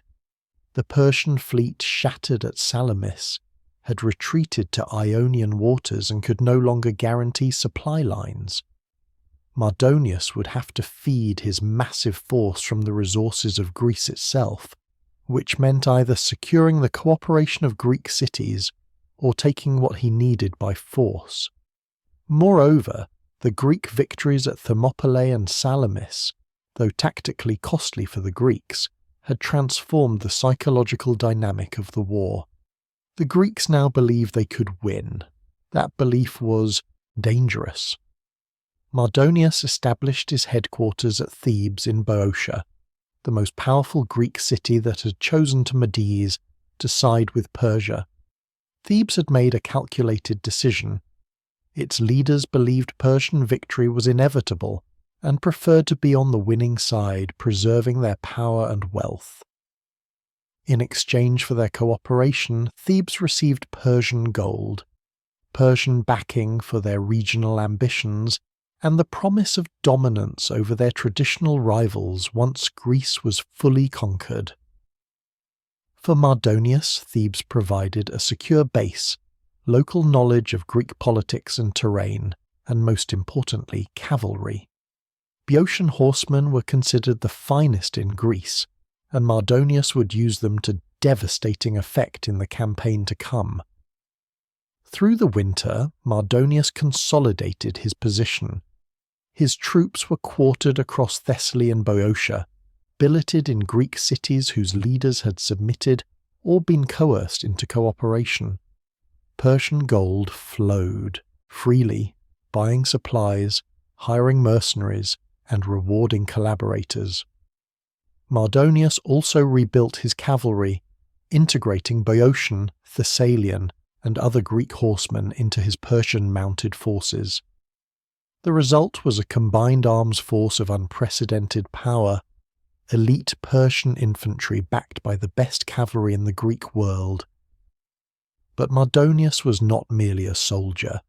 He was a sophisticated political operator who understood that wars could be won through diplomacy as easily as through battle.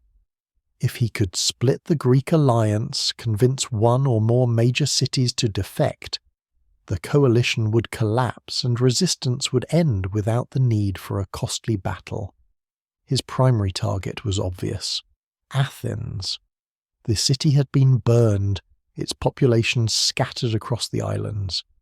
The Athenians had suffered more than any other Greeks.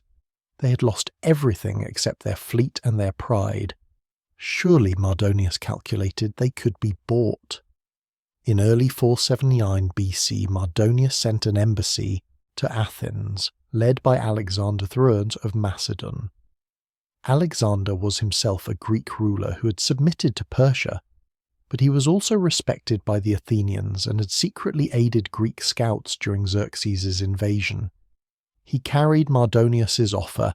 Athens would be forgiven for its resistance. The city would be rebuilt at Persian expense. All Athenian territory would be restored, plus additional land if Athens desired. Athens would be allowed to govern itself, keeping its democratic institutions, as long as it acknowledged Persian suzerainty and broke its alliance with Sparta. It was a generous offer, far more generous than what any other rebel city had received. Mardonius was offering Athens a chance to not just survive but prosper under Persian rule. The Athenian assembly met to consider the offer. The debate was fierce. Some argued that Athens had nothing left to fight for. The city was destroyed, the people were refugees, and Sparta had proven repeatedly that it would only defend the Peloponnese, not Athens. Why continue a war that had already cost Athens everything when Persia was offering peace and prosperity? Others, led by Aristides, who had returned from exile, argued that no amount of gold or promises could compensate for freedom. Athens had resisted Persia at Marathon, had built the fleet that won at Salamis, had sacrificed its city for Greek independence. To accept Persian terms now would betray everything Athens stood for and everyone who had died defending it. The assembly voted to reject Mardonius's offer. The Athenian response, delivered by Aristides himself, was defiant. Athens would never accept Persian rule. As long as the sun rose in the east, Athens would resist. The gods themselves, whose temples Xerxes had burned, would never forgive Athens if it betrayed Greece. The alliance with Sparta would stand. Mardonius, hearing this response, was genuinely surprised. He had offered Athens a way out, generous terms that would restore the city without further bloodshed. That they refused meant either that Athens was truly committed to Greek independence, or that Sparta had promised something even better. Either way, diplomacy had failed. The war would be decided on the battlefield. In June 479 BC, Mardonius marched his army south from Thebes into Attica. His message to Athens was blunt: accept Persian terms or watch your city burn again. The Athenians, who had begun the slow process of returning to their ruined city and attempting to rebuild, were forced to evacuate once more. Themistocles organized the second evacuation, and the population that had just begun to hope they could go home found themselves refugees again, sailing to Salamis and the other islands while Persian troops marched unopposed into Athens. Mardonius entered Athens for the second time and found the same deserted city Xerxes had found the year before. The Athenians had learned their lesson. They would not try to defend a city that could not be held. Better to preserve the people and the fleet and fight when conditions favoured the Greeks. But Mardonius, frustrated by Athens's refusal to negotiate and angered by the wasted effort of occupying an empty city, gave orders that shocked even his own troops. Athens was to be destroyed completely, not just burned, but demolished. Every building still standing, every wall that had survived the first burning, every monument and temple, all were to be pulled down and obliterated. For weeks, Persian troops and Greek medisers worked to erase Athens from the map. Temples were demolished stone by stone, walls were torn down, houses were levelled. The Acropolis, which had been burned the previous year, was systematically dismantled, its ruins scattered. The goal was not just to punish Athens, but to send a message to all of Greece. This is what happens to cities that defy Persia.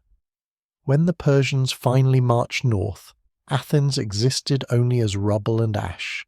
The city that had produced Solon and Cleisthenes, that had given birth to democracy, that had stood alone at Marathon, was gone. But the Athenians, watching from Salamis, did not despair. They had something more valuable than buildings or walls. They had the fleet, 200 triremes crewed by citizen rowers who had proven at Salamis that they were the finest sailors in Greece, and they had allies who, seeing Athens destroyed for the second time, finally understood that this war would not be won by hiding behind the fortifications at the Isthmus of Corinth. The Spartans, who had hesitated all winter, who had focused on strengthening the Isthmian wall while leaving Athens exposed, were finally shamed into action. An Athenian embassy arrived in Sparta in late June with an ultimatum. Either Sparta marched north with its full army to confront Mardonius, or Athens would seek terms with Persia. The threat was not idle. Athens had refused Mardonius's generous offer once, but how many times could a city be destroyed before its people decided that survival mattered more than principle? The Spartans, who had been content to let Athens bear the brunt of Persian wrath, suddenly faced the prospect of losing their most important ally. Without Athens and its fleet, the Peloponnesian League could not hold. Persia would dominate the Aegean, land troops wherever it chose, and eventually the Isthmian wall would be bypassed and the Peloponnese conquered. The Spartan assembly, faced with this reality, finally made the decision it had delayed for a year. Sparta would march north with its full levy, all 10,000 Spartiates plus 35,000 helots, serving as light infantry and 5,000 perioikoi. It would call up the entire Peloponnesian League, mobilizing every city from Corinth to Tegea, and it would fight Mardonius in central Greece, far from Spartan territory, to prevent Athens from making a separate peace. Pausanias, nephew of Leonidas and regent for the young king Pleistarchus, was given supreme command. The largest Greek army ever assembled began its march north toward Boeotia. By late July 479 BC, Greek forces were converging on Boeotia from across the Hellenes. The Spartans and their Peloponnesian allies came north through the isthmus, a massive column that stretched for miles. The Athenians, their fleet anchored safely at Salamis, marched overland to join them. Smaller contingents from across Greece, cities that had sent token forces to Thermopylae or Salamis, now sent their full levies. Plataea, rebuilt after its destruction the previous year, sent its entire citizen militia. Megara sent 3,000 men, Corinth sent 5,000. Even tiny Thespiae, which had lost 700 men at Thermopylae, scraped together a few hundred warriors to join the cause. The final count of the Greek army at Plataea remains disputed among ancient sources. Herodotus claims 38,700 hoplites plus an equal number light infantry for a total of approximately 70 to 80,000 men. Modern historians consider these numbers plausible for the hoplites, but think the light infantry count is exaggerated. A conservative estimate puts the Greek army at 50 to 60,000 effective combatants, of which perhaps half were heavy infantry and half were light troops and support personnel. Regardless of the exact number, this was the largest Greek army ever fielded, drawn from dozens of city-states and representing the most unified military effort in Greek history. Command structure was complicated. Pausanias held supreme authority as commander of the Hellenic League, but each city-state maintained control of its own contingent. The Spartans, numbering approximately 45,000 if we include Helots and Perioikoi, formed the right wing of the army, the position of honour in Greek battle formations. The Athenians, 8,000 strong, held the left wing. Between them were arrayed the forces of Corinth, Megara, Tegea, Sixion, Epidaurus, Troezen, Hermione, and dozens of smaller cities. Each contingent fought under its own officers, following its own traditions, creating a command challenge that would test Pausanias's leadership repeatedly in the coming weeks. Mardonius, informed by his scouts that a massive Greek army was marching north, withdrew from Attica and established his position on the Asopus River near Plataea. The choice of ground was deliberate. The plain north of the river was open and flat, perfect terrain for cavalry operations.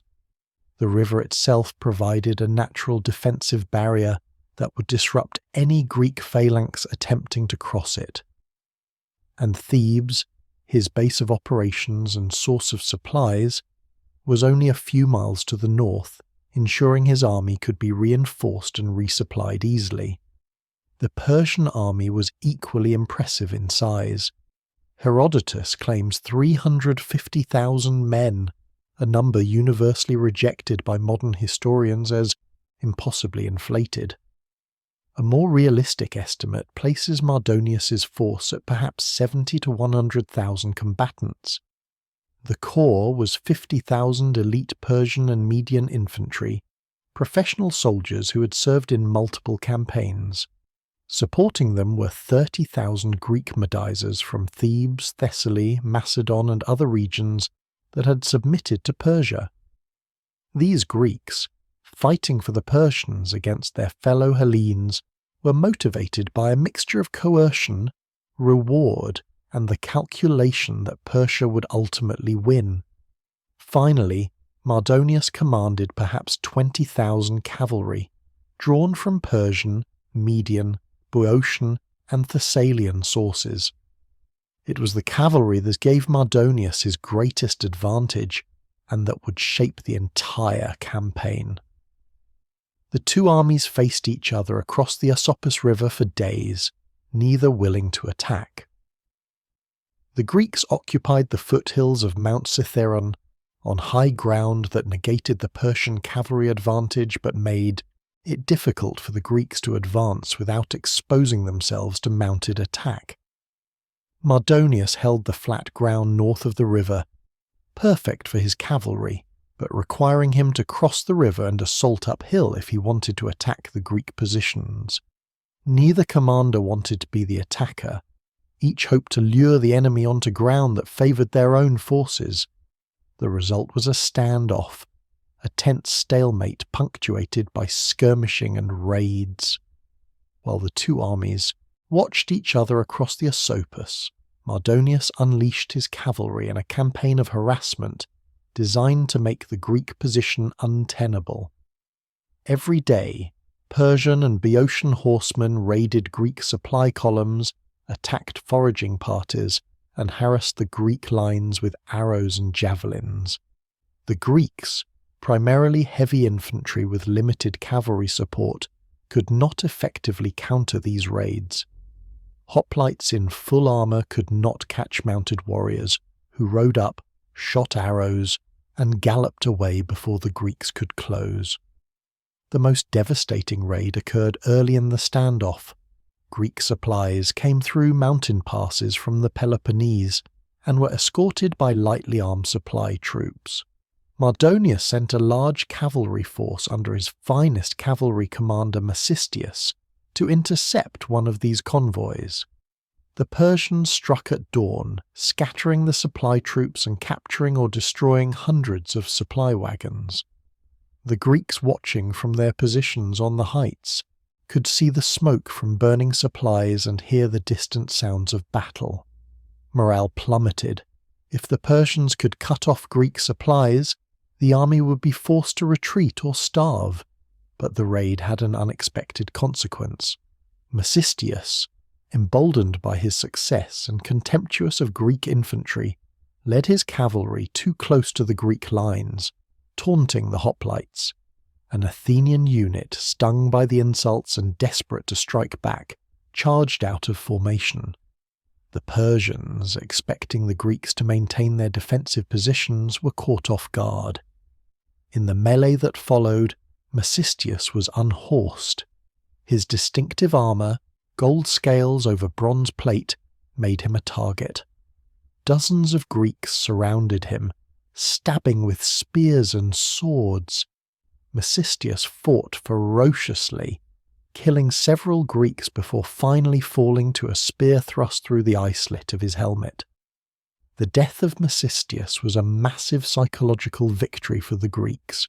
His body was carried back to the Greek lines and displayed, proof that even the finest Persian cavalry commander was mortal. Persian troops, learning of Mecistius's death, were demoralized. He had been their best, a legendary warrior whose reputation inspired confidence. Now he was dead, killed by Greek infantry in a skirmish that should never have happened. Mardonius, furious at the loss and aware of its impact on morale, ordered even more aggressive cavalry raids, trying to compensate for Mecistius's death through increased pressure on Greek supply lines. For several more days the stalemate continued. The Greeks, occupying high ground along the lower slopes of Cithaeron, had good defensive positions but were increasingly short on supplies. Cavalry raids had disrupted most of their supply columns. More seriously, the Persians had poisoned or blocked several of the springs that provided water to the Greek army. Tens of thousands of men and horses required vast quantities of water, and the sources were dwindling. Pausanias, meeting with his commanders, recognized that the position was becoming untenable. The army could not stay where it was indefinitely, but advancing down to the plain meant exposing the infantry to cavalry attack. After consulting with his officers, Pausanias made a controversial decision. The army would conduct a nighttime retreat to a new position closer to Plataea, where there was better access to water and where the terrain was slightly less favourable for cavalry operations.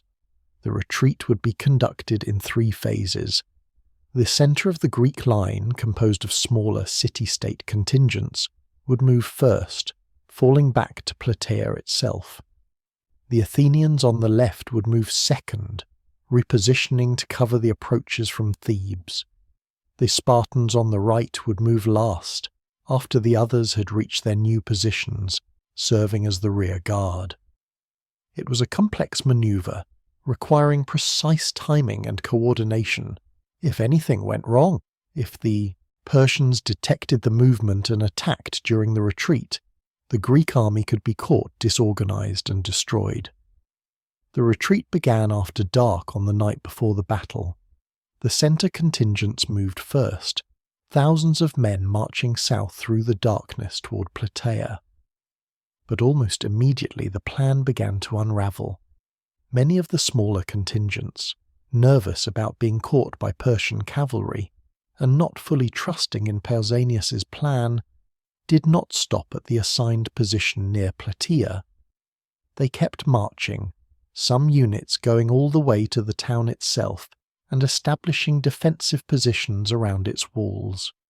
The carefully planned repositioning became a retreat, with units stringing out across miles of ground. On the left wing, the Athenians under Aristides began their movement on schedule, but Aristides, observing the confusion in the centre and concerned about the gap opening between his forces and the Spartans, slowed his march, waiting to see what the Spartans would do. On the right wing, the Spartans were experiencing their own problems.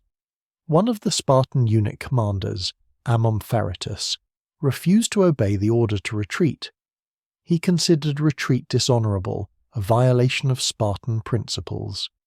He argued loudly that Spartans do not retreat from barbarians, that Leonidas had stood and died at Thermopylae, and that the Spartan contingent should hold its position and dare the Persians to attack. Pausanias, faced with open insubordination from one of his subordinates, tried to reason with Amompharitus. The retreat was not cowardice, he explained. It was tactical necessity. The army needed water and better supply lines. Standing in the current position meant slow starvation. But Amompharitus, supported by some of his officers and men, would not budge. Hours passed. Dawn was approaching. The centre had already moved, the Athenians were waiting, and the Spartans were still in their original positions, divided, between those following Pausanias's orders and those following Amompharitus. Finally, as the sky began to lighten, Pausanias made a desperate decision. He would march with the units that would obey orders, leaving Amompharitus behind. It was a bluff, a gamble that Amompharitus would not actually stay alone to face the entire Persian army. Pausanias ordered the march to begin, and the bulk of the Spartan contingent began moving south. Amompharitus, watching his fellow Spartans march away and realizing he would indeed be left alone if he did not follow, finally relented. He ordered his unit to march, catching up with the rest of the Spartan force. But the delay had cost precious time. When dawn broke, the Spartans were still in the open, visible to Persian scouts, and still miles from their intended position. Persian cavalry patrols making their morning reconnaissance spotted the Greek movement immediately. Riders galloped back to Mardonius with stunning news. The Greeks were retreating. The army that had held the high ground for days was now in the open, strung out across miles of ground, disorganized and vulnerable. Mardonius, hearing this, could hardly believe his good fortune. He had been trying to maneuver the Greeks off their strong position for weeks. Now they had done it themselves. He gave immediate orders. The entire army would advance and attack. The Greeks were caught in the open. This was the moment to destroy them. The Persian army crossed the Asopus River in the early morning light, a massive force moving rapidly to catch the Greeks before they could form proper battle lines. Mardonius directed his elite Persian infantry toward the Spartans, visible in the open ground to the south. The Greek Medisers, primarily Theban hoplites, were sent toward the Athenians on the Greek left. The cavalry, as always, ranged ahead, harassing and disrupting the Greek formations. The Spartans, realizing they were under attack, formed phalanx. Despite the confusion of the night march and the near mutiny of Amompharetus, Spartan discipline asserted itself. Within minutes, 10,000 hoplites had formed into a compact mass, shields overlapping, spears levelled, standing on slightly rising ground that gave them some advantage against the advancing Persians. The Tegeans, allies of Sparta, formed on the Spartan left, adding another 1,500 hoplites to the formation. It was a formidable defensive position, but it was also isolated. The centre of the Greek army was scattered around Plataea, too far away to provide immediate support. The Athenians were being attacked by the Thebans and could not aid the Spartans. Pausanias and his Spartans would have to face the Persian elite alone. Mardonius, commanding from behind his infantry lines, ordered the advance. 50,000 Persian and Median troops moved forward in disciplined ranks, archers in the front, spearmen behind. As they closed to within 200 yards of the Spartan position, the Persian archers began shooting. Thousands of arrows arced into the sky and fell among the Spartans. Men fell, arrows finding gaps in armour or exposed flesh. The Spartans, trained to hold formation no matter what, locked shields in a testudo-like formation, overlapping their shields overhead and in front to create a wall of bronze. Arrows clattered off shields and armour. Some found their marks and Spartans fell. But the phalanx did not break. Pausanias, seeing his men begin to suffer casualties and knowing that standing under arrow fire would eventually bleed the Spartans dry, wanted to order an advance. But he was constrained by religious tradition. Before any Spartan army could attack, the sacred sacrifices had to be performed and favourable omens received from the gods. The sacrifices were conducted, the animal entrails examined, and the priest declared the omens unfavourable. Pausanias, despite his desperation, could not order the attack. To do so would be impious, a violation of sacred law that would doom the entire enterprise. So the Spartans stood under arrow fire, bleeding, waiting for the gods to grant permission to fight. The Tegeans, not bound by the same religious restrictions, could endure no longer. Seeing the Spartans under fire and unable to advance, they charged on their own initiative, racing toward the Persian lines. The Spartans, seeing their allies charge, and finally receiving word that new sacrifices had produced favourable omens, roared their war cry and advanced. The entire right wing of the Greek army, 11,000 hoplites in bronze armour, charged across the open ground toward the Persian lines. The collision was apocalyptic. The Persian infantry, arranged behind a wall of wicker shields anchored in the ground, met the Greek charge with determination. The Persians were not cowards, and they were not poorly trained. These were elite troops, the best infantry in the Persian army, men who had conquered Egypt and Babylon. They held their ground and fought back. Spears clashed with spears. Greeks stabbed over the Persian shield wall. Persians shot arrows at point-blank range into the mass of Greeks. Men died by the hundreds in the first minutes. But the disparity in equipment began to tell. The Greek hoplites were encased in bronze, breastplates, helmets, greaves, and massive shields rimmed with metal. The Persians wore scale armour and carried wicker shields. Greek spears were 8 feet long and tipped with iron. Persian spears were shorter. In the brutal shoving match that was hoplite combat, bronze beat wicker, iron beat bronze scale, and mass beat speed. The The Persian shield wall began to crack. Mardonius, seeing his infantry struggling, rode forward personally to rally his troops. He was mounted on a white horse, surrounded by his elite bodyguard, 1,000 of the finest Persian warriors. Where Mardonius went, the Persians fought harder. His presence stiffened the line, and for a time, the battle hung in the balance. The Spartans pushed forward. The Persians pushed back. Men fought and died in the narrow space between the armies, and neither side could break the other. Then a Spartan hurled a stone, or perhaps a javelin, the sources are clear, and struck Mardonius, killing him instantly. The commander of the Persian army, the man who had held the entire force together, who had planned this campaign and led this army, fell from his horse dead. His bodyguard fought desperately to protect his body, but the Spartans pressed forward, killing the bodyguard to a man and trampling Mardonius's corpse. The Persian line, seeing their commander dead, broke. The death of Mardonius transformed the battle. The Persian infantry, which had fought with courage and discipline while their commander lived, collapsed into panicked retreat once he fell. Soldiers threw down their weapons and fled north toward their fortified camp. The Spartans, Tegeans, and other Greek contingents pursued, killing fleeing Persians who could not escape. The retreat became a rout, and the rout became a slaughter.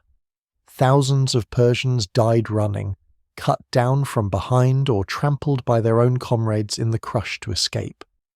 On the Greek left, the battle had taken a different course. The Athenians, facing the Theban hoplites and other Greek Medisers, had engaged in a bitter hoplite-on-hoplite struggle. This was Greeks fighting Greeks, a civil war within the larger conflict, and it was personal in a way the fighting against Persians was not. The Thebans, fighting for their city's interests and for Persian gold, were not cowards. They were experienced hoplites who knew exactly how the Athenians fought. The battle on the left wing was brutal and indecisive, neither side able to gain the upper hand. But when news reached the Greek left that Mardonius was dead and the Persian centre was retreating, the dynamic changed immediately. The Thebans, realizing the battle was lost, conducted a fighting retreat back toward Thebes. They did not collapse into panic like the Persians had. They maintained formation, covered each other's withdrawal, and made the Athenians pay for every yard of ground. But they were retreating, and the Athenians, finally breaking through after hours of fighting, pursued them for a time before turning to join the Spartans in attacking the Persian camp. The Persian fortified camp, built in anticipation of a potential defeat, was a wooden palisade surrounding the army's supplies, treasury, and non-combatants. It had been built by Greek engineers and was formidable, with walls tall enough to prevent easy assault, and defended by the remaining Persian troops who had fled there. The Spartans, arriving at the camp first, attempted to storm it but were repulsed. Spartans were trained in open-field combat, not siege warfare. They did not have the equipment or experience to assault fortifications effectively. The Athenians, arriving later, took over the assault. Athenian hoplites scaled the walls, broke through the gates, and poured into the camp. What followed was a massacre. The Persians inside the camp, trapped with no escape, were systematically killed. Few prisoners were taken. The Greek troops, enraged by the destruction of Athens, the death of Leonidas, and the years of war, showed little mercy. By afternoon the Persian camp was in Greek hands, and the Persian army had ceased to exist as a fighting force. Herodotus, writing based on accounts from survivors, claims that of the 300,000 Persians who began the battle, fewer than 40,000 survived to retreat north into Thessaly. Modern historians consider these numbers exaggerated but accept that Persian casualties were catastrophic. Mardonius was dead, his bodyguard annihilated, his elite infantry destroyed, and his camp captured. The surviving Persian forces, demoralized and leaderless, fled north and then east, eventually making their way back to Asia. The second Persian invasion of Greece was over, ended in a single day on the plains of Plataea.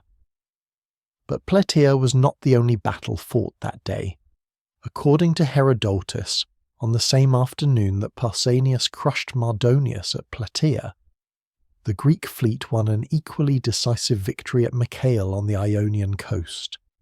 The coincidence, whether historical fact or literary device, was too perfect for the Greeks to resist interpreting as divine will. The gods, they believed, had granted Greece twin victories on the same day, destroying Persian power on land and sea simultaneously. The Greek fleet, commanded by the Spartan king Leonidas, had sailed east to the island of Samos in early summer 479 BC. The fleet's mission was to confront the Persian navy, which had retreated to Ionian waters after Salamis and was based near the temple of Hera on Samos. The Persians, seeing the Greek fleet approach and knowing their ships were undermanned and in poor repair, made a decision that would prove fatal. They beached their ships on the coast near Mount Mycale, built a wooden palisade around them, and took up defensive positions with the support of a Persian army unit stationed in the region. It was a defensive strategy designed to avoid a naval battle the Persians knew they could not win. Leonidas, surveying the Persian position, decided to attack anyway. He landed his marines, approximately 30,000 men drawn from the crews of the Greek triremes, and advanced toward the Persian camp. The Persians, seeing the Greeks approach, came out from behind their fortifications to meet them. The battle that followed was brutal but brief.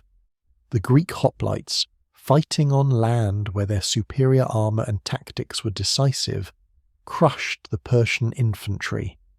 The Persian forces broke and fled into the hills. The Greek marines then assaulted the wooden palisade, broke through, and set fire to the Persian ships. The destruction of the Persian fleet at Mycale had profound strategic consequences. It meant that Persia could no longer project naval power into the Aegean. The Ionian Greek cities, seeing the Persian fleet destroyed and hearing of the victory at Plataea, immediately rebelled against Persian rule. Samos, Chios, Lesbos and other islands declared their independence and requested admission into the Hellenic League. The Ionian Revolt of 499 BC, which had been crushed at such cost, was reignited. This time, it would succeed. The twin victories at Plataea and Mycale ended the Persian Wars as a Greek defensive struggle. From this point forward, the Greeks would be the aggressors, liberating the Ionian cities and eventually carrying the war into Persian territory. But those campaigns would be led by Athens, not Sparta. The divergence of interests between Athens and Sparta, held in check by the need to face Persia together, would soon become the defining conflict of the Greek world. The Greeks spent days after the battle collecting their dead, plundering the Persian camp, and offering sacrifices to the gods. The loot from the Persian camp was staggering. Gold, silver, textiles, weapons, and tens of thousands of slaves. The treasury was divided among the participating cities in proportion to their contribution to the battle, with Sparta, Athens, and Tegea receiving the largest shares. A tenth of everything was set aside as an offering to Apollo at Delphi, where a grand monument would be erected commemorating the victory. The Greek dead were buried with honours. The Spartans erected a stone marker listing the names of all who had fallen. The Athenians did the same. Pausanias, as overall commander, received accolades and honours. He would later fall under suspicion of plotting with Persia and would die in disgrace. But at Plataea, he was the liberator of Greece. the man who had commanded the largest Greek army ever assembled and led it to the greatest victory in Greek history. For Thebes and the other Median cities, the aftermath was grim. Thebes had fought on the wrong side and had lost. Pausanias laid siege to Thebes, demanding that the city hand over its leaders who had supported Persia. After a siege of 20 days, the Theban oligarchs who had collaborated with Mardonius were turned over to the Greeks. They were tried, found guilty of treason against Greece, and executed. Other Median cities faced similar reckonings. Those who had submitted to Persia out of necessity, under threat of destruction, were largely forgiven. Those who had actively collaborated, who had fought for Persia at Plataea, faced retribution. The victory at Plataea vindicated the Greek strategy of unity and perseverance. For 10 years, from Marathon in 490 BC to Plataea in 479 BC, the Greeks had faced the largest empire on earth and had refused to submit. They had lost cities, sacrificed armies, watched Athens burn twice, and endured hardships that would have broken lesser peoples. But they had held together, and in the end they had won. The Persian Empire, which had seemed unstoppable, had been defeated on land and sea. Xerxes' grand invasion, which was supposed to conquer Greece and expand the empire to the Adriatic, had ended in humiliation. But the costs were enormous. Athens was in ruins, requiring decades of rebuilding. Thespiae and Plataea had been destroyed and needed to be rebuilt from nothing. Thousands of Greek soldiers lay dead on battlefields from Marathon to Plataea. The economic cost of mobilizing and maintaining armies and fleets for years had drained the treasuries of even wealthy cities, and the political landscape of Greece had changed forever. Athens, which had provided the fleet at Salamis and the hoplites at Plataea, emerged from the war as a major power with ambitions to match. Sparta, which had provided the land forces that won at Plataea, remained the preeminent military power but was increasingly uncomfortable with extended foreign campaigns. The Battle of Plataea was the end of the Persian threat to mainland Greece. Never again would a Persian army invade Europe. Never again would Greek cities face the choice between submission and annihilation. The victory established Greek independence, preserved the political and cultural systems that made Greece unique, and ensured that Western civilization would develop along lines fundamentally different from the autocratic empires of the East. But Plataea also marked the beginning of a new era. The Hellenic League, forged in the fires of Persian invasion, would soon fracture. Athens, empowered by its naval dominance and emboldened by its central role in the victories, would build an empire of its own. The Delian League, nominally a defensive alliance to protect against future Persian aggression, would become an Athenian empire that controlled hundreds of cities. Sparta, alarmed by Athenian ambitions, would eventually go to war against its former ally. The Peloponnesian War, which would ravage Greece for a generation, grew directly from the tensions created by the victory over Persia. But in August 479 BC, standing on the battlefield at Plataea, the Greeks allowed themselves to celebrate. They had faced the greatest threat in their history and had triumphed. Free men fighting for their homes and their freedom had defeated a tyrannical empire. That victory would inspire Western thought for 25 centuries. It would be referenced by Romans fighting their own battles for liberty, by Renaissance thinkers defending republicanism, by American colonists declaring independence. The idea that free people can defeat tyranny, that courage and unity can overcome overwhelming odds, that democracy is worth defending with blood, all of these were forged at Marathon, Thermopylae, Salamis and Plataea. In Part 7, the final part of this epic series, we will explore the aftermath of the Persian Wars. The formation of the Delian League under Athenian leadership, the liberation of the Ionian Greeks, and the golden age of Athens that the victory made possible. We will see how the war that saved Greece ultimately led to conflict between Athens and Sparta, and how the values and culture preserved by defeating Persia would shape Western civilization forever. The war is over, but the consequences are just beginning. September 479 BC. The battlefield at Plataea is silent now, the screams of dying men replaced by the cries of crows picking at corpses. 50,000 Persian and Greek Medes bodies lie scattered across the plain. Mardonius, the finest general the Persian Empire ever produced, is dead, his body trampled and mutilated. The Persian army, the force that was supposed to conquer Greece and complete Xerxes' invasion, has been annihilated. The survivors are fleeing north, abandoning their weapons, their supplies, their wounded, desperate only to escape. On that same day, hundreds of miles to the east on the coast of Asia Minor, Greek marines are setting fire to the beached Persian fleet at Mycale. The Ionian Greeks, watching their Persian overlords defeated, are tearing down the symbols of empire and declaring their independence. After 10 years of war, after Marathon and Thermopylae and Salamis and Plataea, Greece has won. The Persian threat is broken. The invasion is over. Western civilization has survived.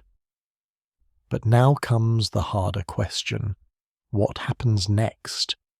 Greece has been united by existential threat, held together by the common enemy that wanted to enslave them all. Now that enemy is defeated, driven from Greek soil, and the alliance that saved Greece is already beginning to fracture. Sparta wants to retreat to the Peloponnese and return to its isolated militaristic existence. Athens wants to pursue the war, to liberate the Ionian Greeks who are still under Persian rule, to build a naval empire that will ensure Persia never threatens Greece again. The choices made in the aftermath of victory will determine not just Greece's future, but the future of the entire Western world. This is the story of how the war that saved Greece planted the seeds of its destruction, how Athens transformed from saviour to tyrant, how the Delian League became an Athenian empire, and how the conflict with Persia gave way to a far more destructive war between Greeks themselves. This is the story of the Golden Age of Athens, the most productive period of cultural achievement in human history, built on the plunder of empire. And this is the story of how Sparta and Athens, the two cities that had stood together against Persia, would ultimately destroy each other in a war that would end Greek independence forever. The weeks following Plataea and Mycale were chaotic across the Greek world. Cities that had Medesed, that had submitted to Persia and fought alongside Mardonius, now faced retribution. Thebes, which had contributed forces to the Persian side at Plataea, was besieged by Pausanias and the Greek army. After 20 days, the city's oligarchs who had collaborated with the Persians were handed over to the Greeks. They were tried, found guilty of treason against Greece, and executed. It was a brutal lesson. Collaboration with Persia had consequences that did not end when the Persians left. Other cities that had Medesed faced similar reckonings. Those that had submitted under immediate threat of destruction. Cities like Argos that had tried to remain neutral but were geographically vulnerable, were generally forgiven. The Greeks understood the realities of power and geography. But cities that had actively collaborated, that had provided troops to fight alongside the Persians at Plataea, that had enriched themselves through Persian gold, faced punishment. Some had their governments overthrown, oligarchs replaced with democratic factions. Others paid enormous financial penalties. A few were razed, their population scattered, as a warning to anyone who might consider siding with foreign powers against Greek freedom in the future. The plunder from Plataea was staggering. The Persian camp, when captured, yielded gold, silver, fine textiles, weapons, and tens of thousands of slaves. Herodotus reports that the riches were so vast that even after the gods received their customary tenth, divided among the temples at Delphi, Olympia, and the Isthmus, and after each Greek city received its proportional share, the wealth transformed the treasuries of even minor participants. Athens received the largest share after Sparta, and that wealth would be invested in rebuilding the city, and eventually in building the fleet that would dominate the Aegean for the next half-century. But more important than the immediate plunder was the psychological transformation. Greece had defeated the Persian Empire not once but repeatedly, at Marathon, at Salamis, at Plataea, at Mycale. The aura of Persian invincibility was shattered. The idea that barbarian autocracy was superior to Greek freedom, that the vast armies of the East would inevitably conquer the small city-states of Greece, had been proven false. Free men, fighting for their homes and their way of life, had defeated the largest empire on earth. That realization transformed Greek self-perception. They were no longer the poor cousins of the East. They were the conquerors, the civilization that had proven its value superior through victory in war. This confidence, this sense of Greek exceptionalism born in the fires of the Persian Wars, would drive the next phase of Greek history. It would inspire the liberation campaigns in Ionia, the cultural achievements of the Golden Age, and ultimately the imperial ambitions that would turn Athens from liberator to oppressor. The Greeks had proven they could defend themselves. Now they would prove they could project power. And that projection of power would change everything.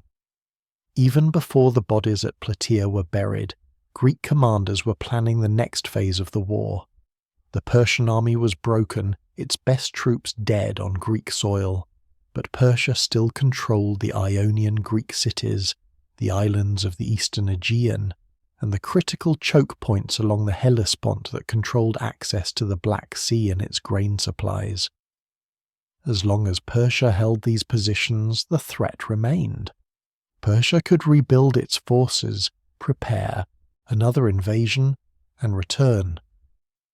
The only way to ensure Greek security was to drive the Persians back, to liberate the Ionian Greeks, and to establish a defensive perimeter far enough from mainland Greece that any future invasion would be detected and countered before it reached Athenian or Spartan territory.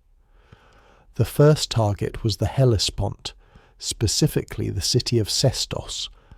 Sestos controlled the narrowest crossing between Europe and Asia, the point where Xerxes had built his pontoon bridges in 480 BC.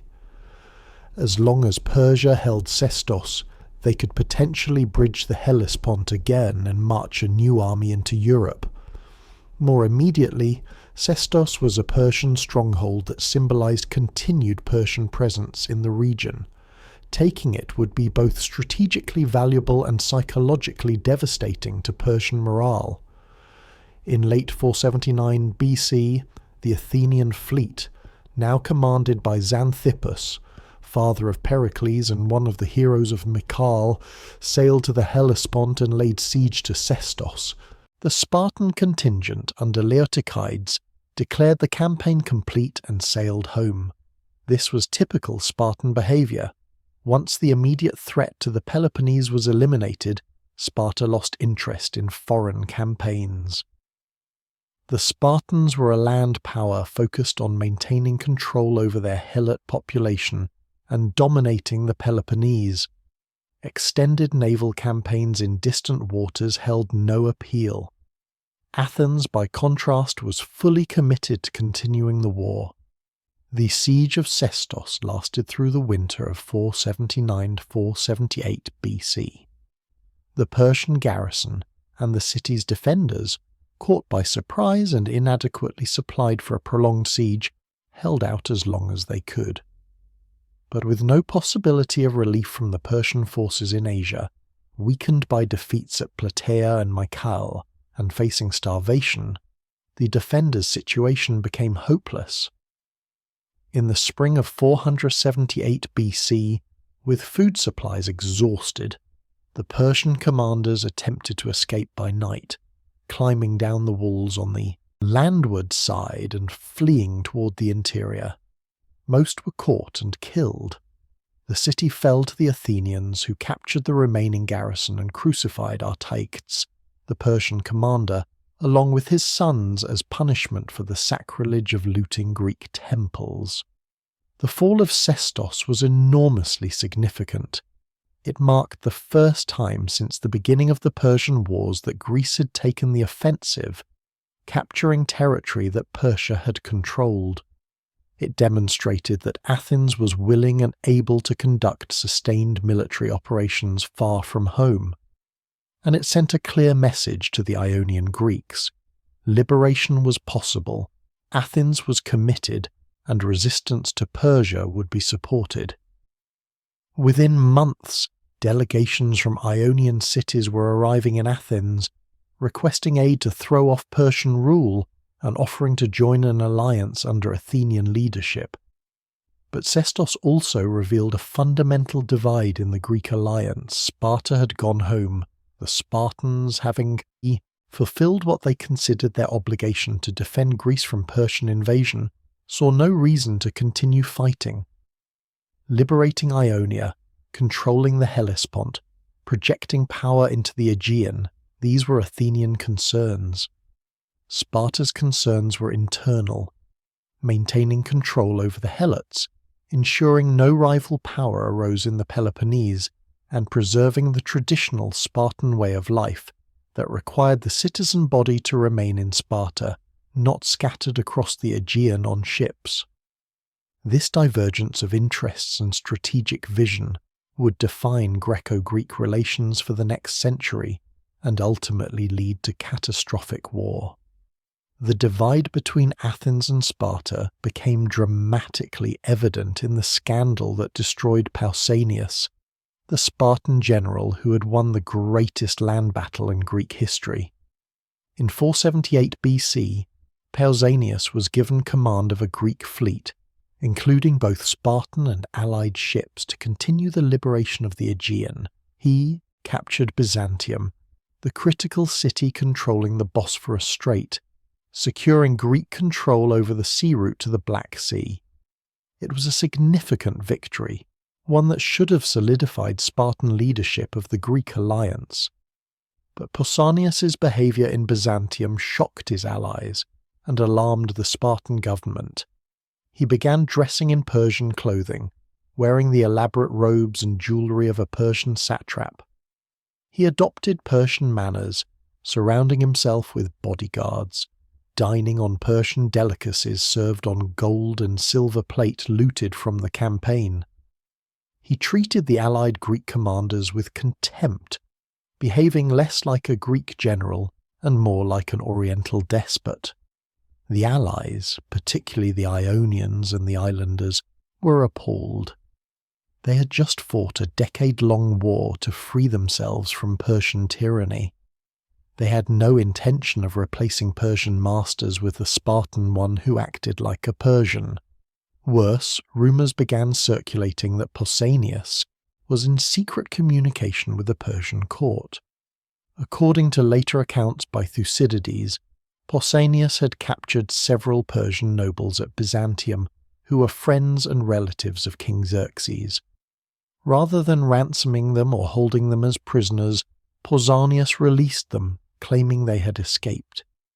He sent secret messages to Xerxes through these nobles, offering to betray Greece and bring Sparta over to the Persian side in exchange for marriage to Xerxes' daughter and a position as satrap over all of Greece. Whether these allegations were true or fabrications by Pausanias' political enemies remains debated by historians. But the perception of betrayal was enough. the allied Greek commanders sent delegations to Sparta reporting Pausanias's behaviour and requesting his removal. The Spartan government, embarrassed and concerned about the damage to Sparta's reputation, recalled Pausanias in 478 BC. He was put on trial for treason and conduct unbecoming a Spartan officer. The evidence was circumstantial, the proof lacking. Pausanias was acquitted, but he was stripped of his command and forbidden from leaving Sparta without permission. His military career was over, but Pausanias, arrogant and convinced of his own importance, refused to accept this judgment. He left Sparta without permission, returned to Byzantium, and attempted to resume his command. The Athenians, by now in effective control of the allied fleet, forcibly removed him. Pausanias then travelled to Colonnae in the Troad, on the Asian coast, where he allegedly continued negotiating with Persian officials. Spartan authorities, now convinced that Pausanias was indeed a traitor, sent agents to arrest him and bring him back to Sparta for a second trial. Pausanias fled back to Sparta, seeking sanctuary in a temple. Spartan law prohibited violating temple sanctuary, so the authorities could not arrest him directly. Instead, they walled up the temple entrance, trapping Pausanias inside. His own mother, convinced of his guilt, reportedly brought the first stone to seal the entrance. Pausanias, denied food and water, starved to death inside the temple.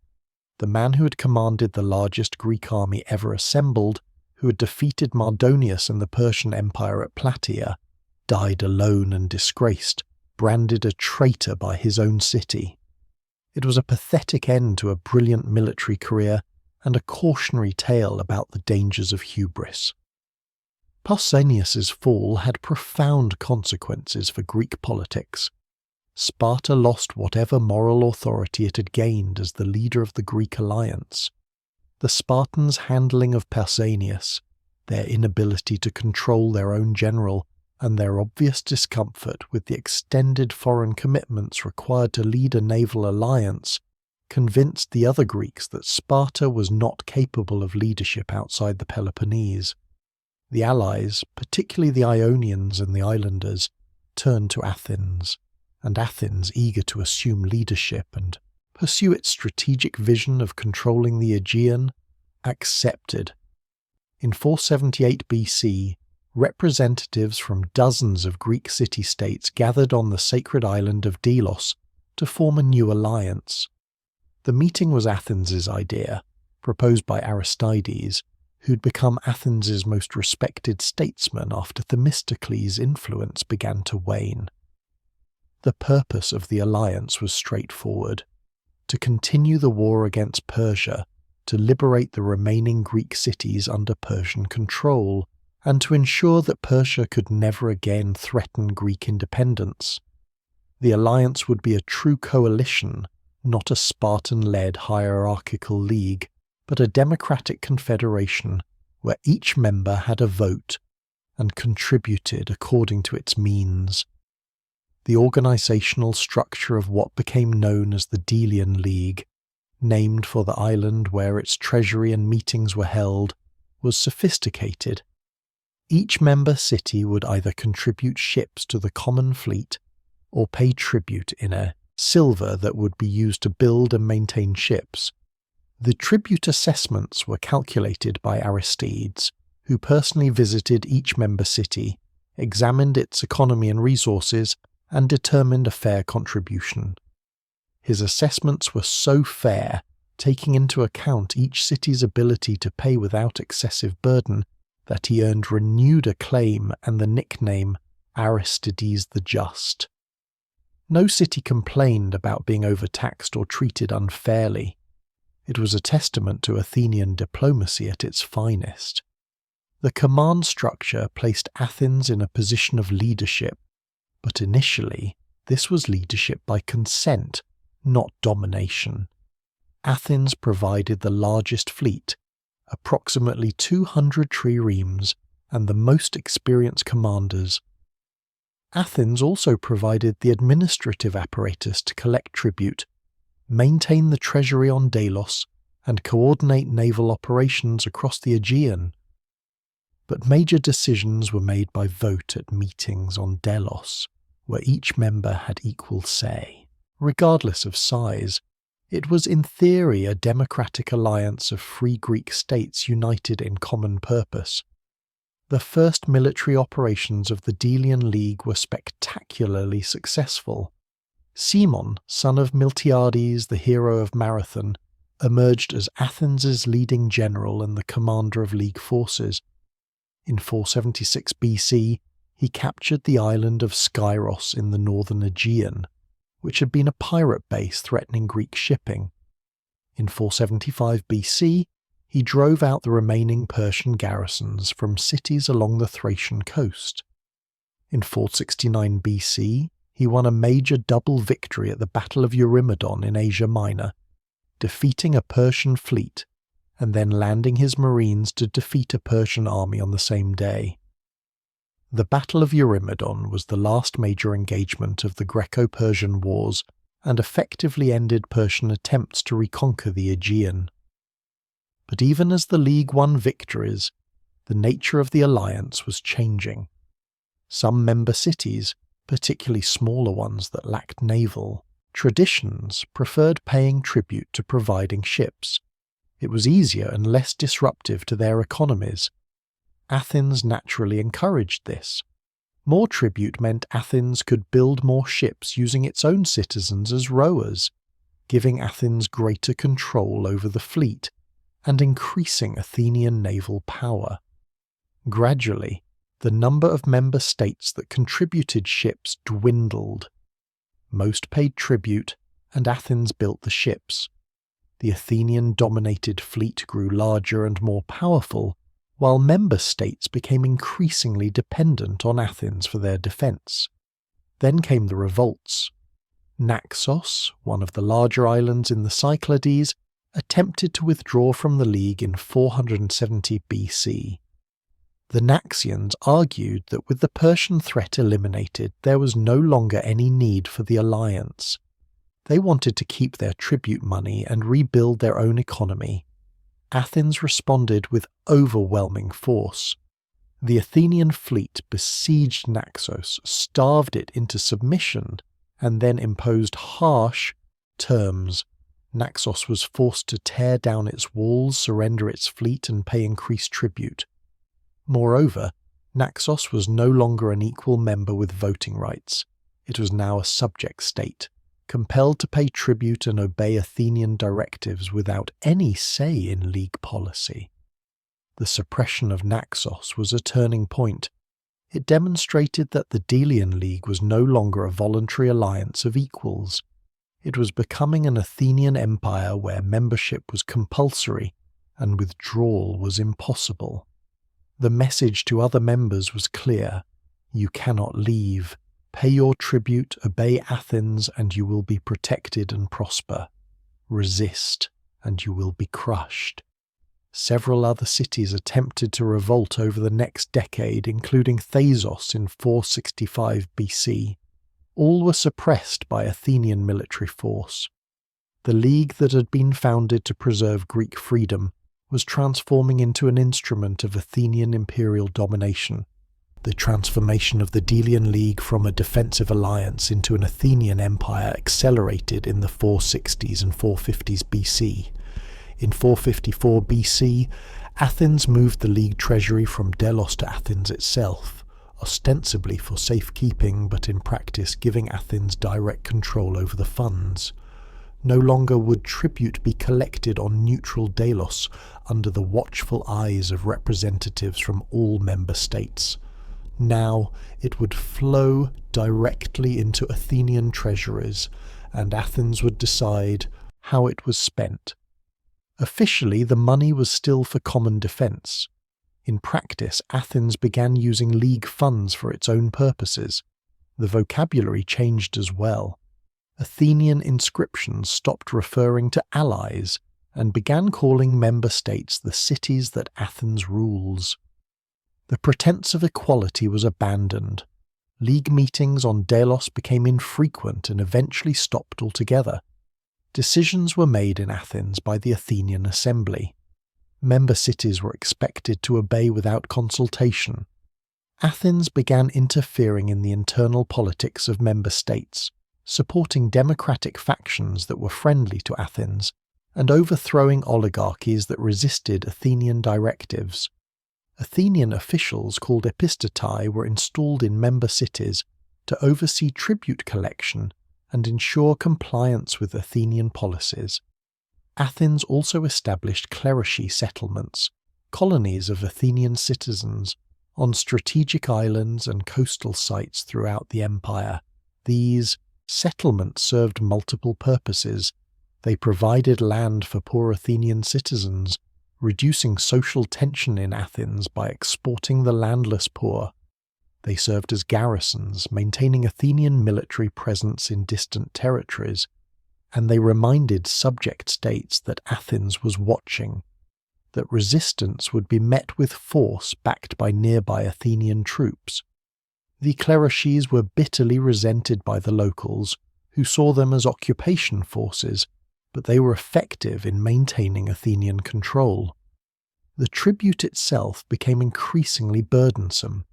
What Aristides had assessed as fair contributions in 478 BC had been increased multiple times by the 450s BC.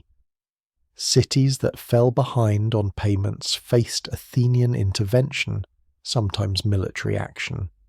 The tribute was collected with ruthless efficiency, and any attempt to hide wealth or underreport resources was met with severe penalties.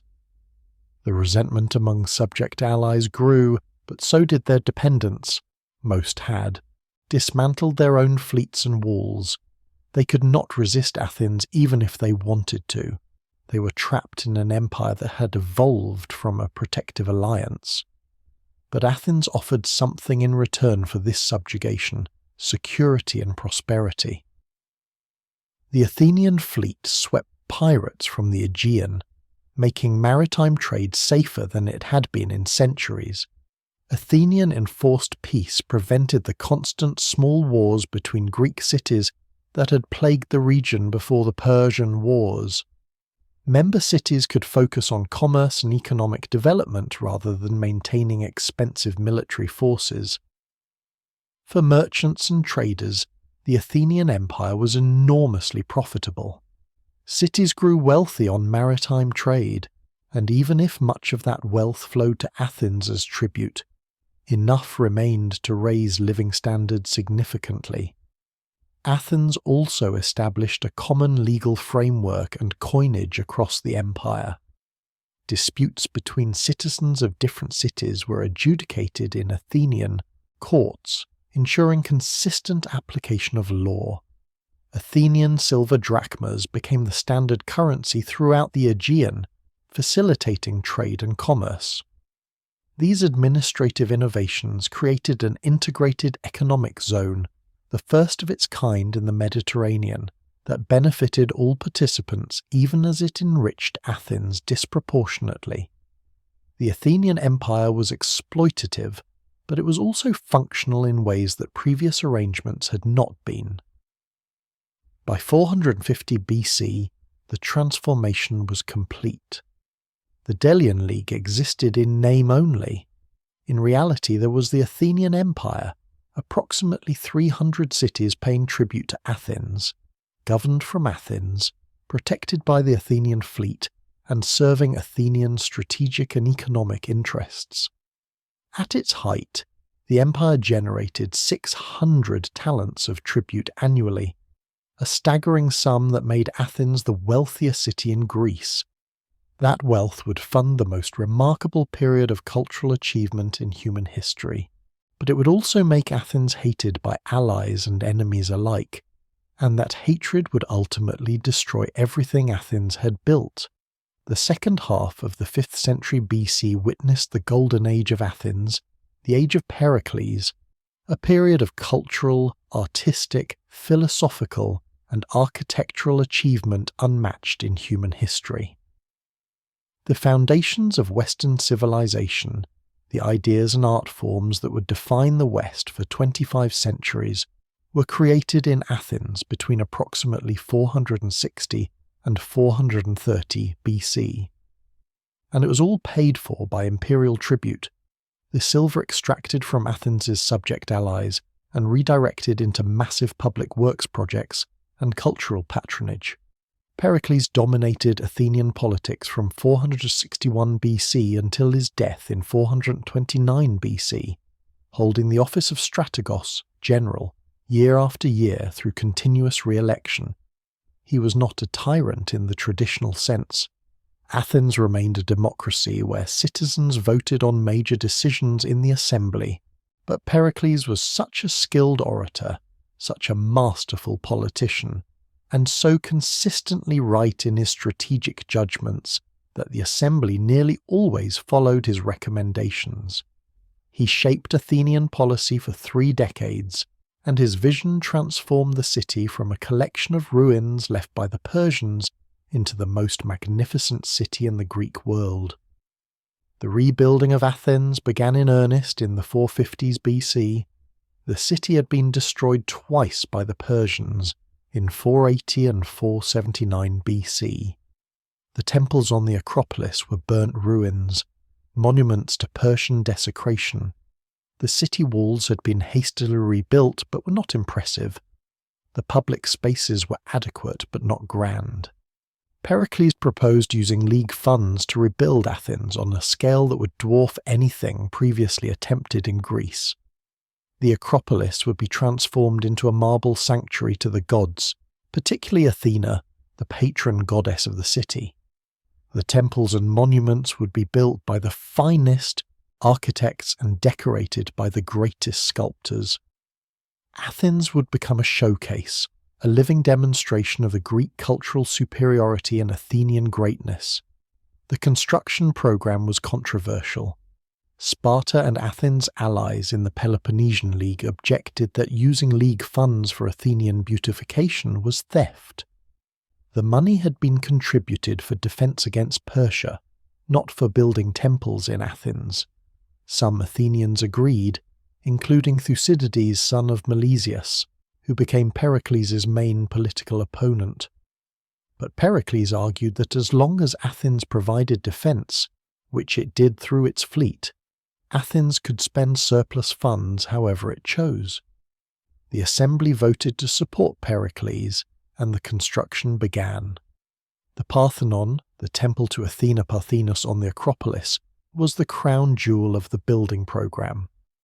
Designed by architects Ictinus and Callicrates, and decorated with sculptures by Phidias, the greatest sculptor of the age, the Parthenon remains the most perfect example of classical Greek architecture.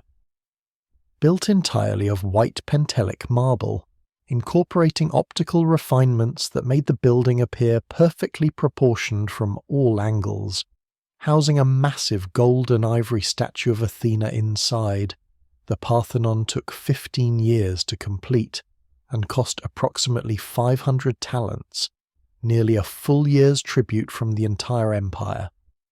But the Parthenon was only one of many projects. The Propylaea, the monumental gateway to the Acropolis, was built. The Erechtheion with its famous Porch of the Caryatids was constructed. The Temple of Athena Nike, perched on a bastion overlooking the approach to the Acropolis, was erected. Temples to Hephaestus and other gods were built throughout the city. The Odeon, a massive roofed theatre for musical performances, was constructed. The long walls, fortifications connecting Athens to its port at Piraeus, were completed, making Athens effectively impregnable as long as the fleet controlled the sea. Tens of thousands of workers, Athenian citizens and foreign craftsmen alike, were employed for decades on these projects. The economic stimulus was enormous, turning Athens into a boom town. But the Golden Age was not just about buildings. It was an age of unprecedented intellectual and artistic achievement. The great tragedians, Aeschylus, Sophocles and Euripides, produced plays that explored the deepest questions of justice, fate, human suffering, and the relationship between mortals and gods. Their works, performed at religious festivals in Athens, were not just entertainment, but philosophical and ethical inquiries that challenged audiences to think about their values and their society. These plays remain foundational texts of Western literature, studied and performed to this day. Herodotus, the father of history, lived in Athens during this period and wrote his histories, the first attempt in Western literature to record and analyse past events, systematically seeking not just to chronicle events but to understand their causes. Thucydides, who would write the history of the Peloponnesian War, developed an even more rigorous historical methodology based on careful research and critical analysis of sources. These men invented history as a discipline, moving beyond myth and legend to create factual accounts of human events. Philosophy flourished. Socrates, though he never wrote anything himself, walked the streets of Athens engaging citizens in dialogue, questioning their assumptions and forcing them to examine their beliefs. His method, the Socratic dialogue, became the foundation of Western philosophical inquiry. His student Plato would establish the academy and write dialogues that remain fundamental texts of philosophy. Plato's student Aristotle would systematize human knowledge, creating disciplines ranging from logic to biology to political science. The philosophical tradition that dominates Western thought to this day began in Golden Age Athens. Science and mathematics advanced. Hippocrates, the father of medicine, practiced in Athens and established medical practice as a rational discipline based on observation and diagnosis rather than superstition. The Hippocratic Oath, still taken by physicians, originated in this period. Mathematicians working in Athens developed geometry, astronomy, and other mathematical disciplines. The intellectual ferment of the Golden Age was extraordinary.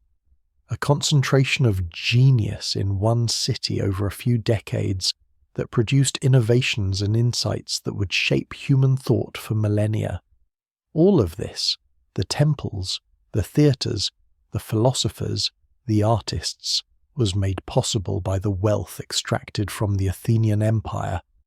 The irony was not lost on observers then or historians now. Athens had fought the Persian Wars in the name of freedom, had resisted tyranny and autocracy, and had proclaimed the superiority of Greek democratic values.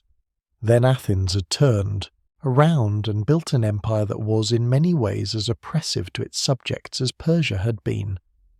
The Parthenon, symbol of Athenian glory and Greek civilization, was built with tribute money extracted from allies who had no voice in how their contributions were spent. The Golden Age was an age of hypocrisy as much as achievement. While Athens was building its empire and enjoying its Golden Age, Sparta watched with growing alarm. The balance of power in Greece was shifting decisively toward Athens. Before the Persian Wars, Sparta had been the acknowledged leader of Greece, the preeminent military power whose hoplites were unbeatable, and whose alliance system, the Peloponnesian League, dominated southern and central Greece.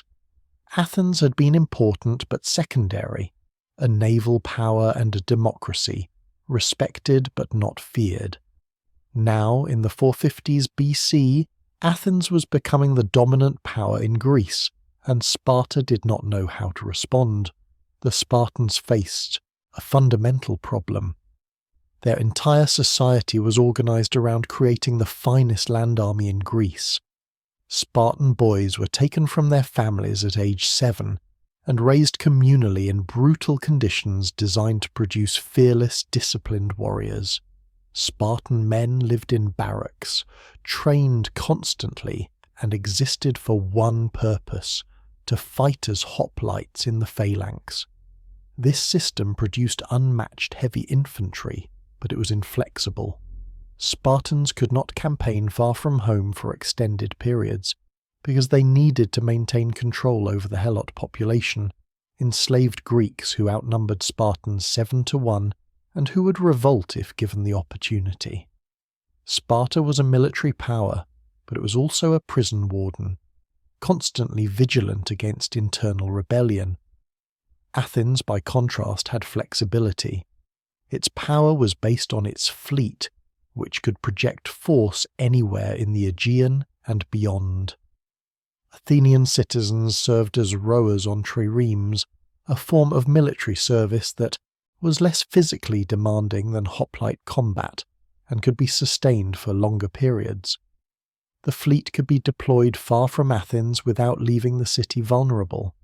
Moreover, Athens's wealth, drawn from trade and imperial tribute, gave it resources that Sparta, with its primitive economy and disdain for commerce, could not match.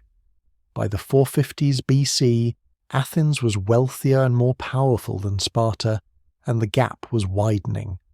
Sparta's response to Athenian rise was initially cautious.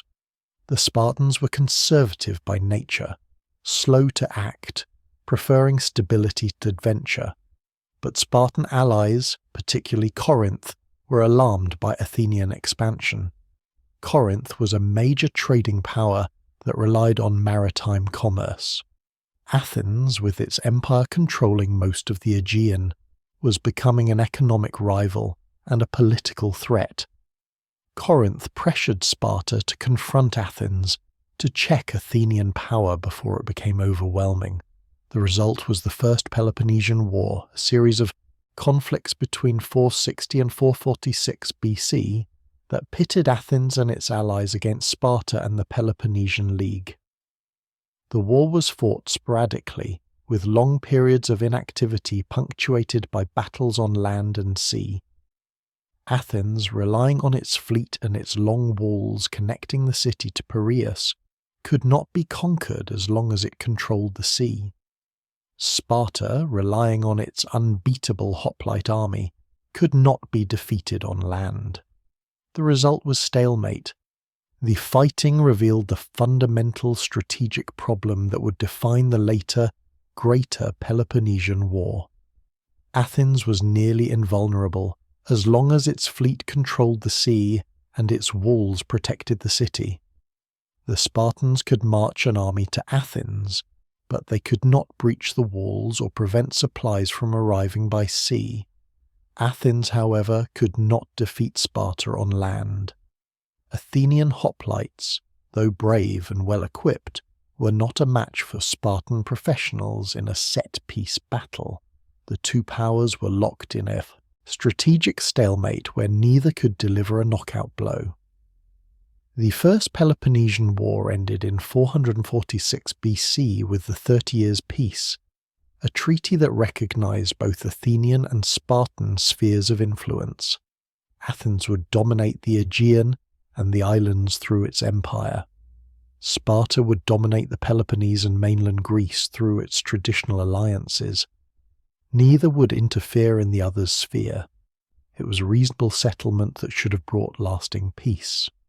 But it papered over fundamental tensions that remained unresolved. Athens continued to expand its power within its sphere, increasing tribute, crushing revolts, and tightening control over subject allies. Sparta continued to brood over Athenian wealth and power, worried that eventually Athens would become so strong that it could challenge Sparta even on land. The allies on both sides, particularly Corinth, continued to agitate for confrontation. The peace held for 15 years, but it was a fragile peace, dependent on both sides respecting boundaries that neither had clearly defined. The question was not whether war would come again, but when. The Great Peloponnesian War, when it came in 431 BC, was a catastrophe that would destroy the Greek world that the Persian Wars had saved. It began over a dispute involving Corinth and one of its colonies, but the underlying cause was Athenian power and Spartan fear. Sparta feared that Athens was becoming too powerful, that the balance that had existed before the Persian Wars, when Sparta was clearly dominant, could never be restored without war. Athens, drunk on its own success and convinced of its superiority, refused to back down or compromise. The result was 27 years of warfare that devastated Greece. The war went through multiple phases, with periods of active campaigning alternating with fragile truces. Athens, relying on Pericles' strategy, abandoned the countryside of Attica and withdrew behind the long walls, using the fleet to raid Peloponnesian coastal cities, while avoiding land battles with the superior Spartan army. It was a sound strategy, but it had one fatal flaw: plague. In 430 BC, a devastating epidemic struck Athens, killing perhaps 1/3 of the population, including Pericles himself. The death of Pericles removed the one leader who could manage Athenian democracy and maintain strategic discipline. His successors were less capable, more prone to risky gambles, and increasingly desperate as the war dragged on. Athens overreached disastrously in 415 BC when it launched the Sicilian expedition, an attempt to conquer Syracuse and bring Sicily into the Athenian Empire. The expedition was a catastrophic failure. 40,000 Athenian and allied troops were killed or enslaved. The Athenian fleet, the instrument of Athens's power for half a century, was destroyed. Athens never recovered. Sparta, with financial backing from Persia, the ultimate irony, Sparta turned to Persia for help against Athens, built a fleet and challenged Athenian naval supremacy. In 405 BC, the Spartan admiral Lysander destroyed the last Athenian fleet at Aegospotami. Athens, unable to import food with its fleet gone, starved into submission. In 404 BC, Athens surrendered. The long walls were torn down. The Athenian Empire was dissolved. The democratic government was overthrown and replaced with an oligarchy imposed by Sparta. Athens, the city that had saved Greece from Persian tyranny, that had built the greatest empire and the most magnificent culture Greece had ever seen, was conquered and humiliated by fellow Greeks. The irony was bitter and complete. Greece had defeated the Persian Empire only to destroy itself in civil war. The victories at Marathon, Salamis and Plataea, which had seemed to secure Greek freedom forever, had ultimately led to Greek subjugation by Sparta, which proved to be an incompetent hegemon that within a generation would lose control to Thebes, which would in turn be conquered by Macedon, which would finally unite Greece under the rule of Philip II and his son Alexander. The Peloponnesian War destroyed not just Athens but the entire Greek city-state system. The war was so destructive, so exhausting, that Greece never fully recovered. The cultural achievements of the Golden Age ended. The philosophical inquiries and artistic innovations that had flourished in the confident optimism of the mid-5th century gave way to cynicism and despair. Socrates was executed in 399 BC, a victim of the paranoia and bitterness that gripped Athens after its defeat. The great tragedians were dead, replaced by comedians like Aristophanes who mocked the pretensions of a fallen empire. The Golden Age was over, ended not by Persian conquest but by Greek self-destruction. The Greco-Persian Wars, from the Persian perspective, were a peripheral conflict that absorbed attention and resources for a decade but ultimately did not threaten the empire's survival. Persia lost battles in Greece, but Persia remained the dominant power in the Near East, controlling territory from Egypt to India. The loss of Greece was embarrassing, but it was not catastrophic. Persia could and did continue as a great power for another century and a half. After Plataea and Mycale, Persia made one more attempt to reassert control over the Aegean. In 466 BC, a Persian fleet and army were defeated by Cimon, at the Battle of Eurymedon. After that defeat, Persia effectively abandoned attempts to reconquer Greece. The costs were too high, the strategic value too low. Instead, Persia focused on maintaining control over its core territories and managing internal politics.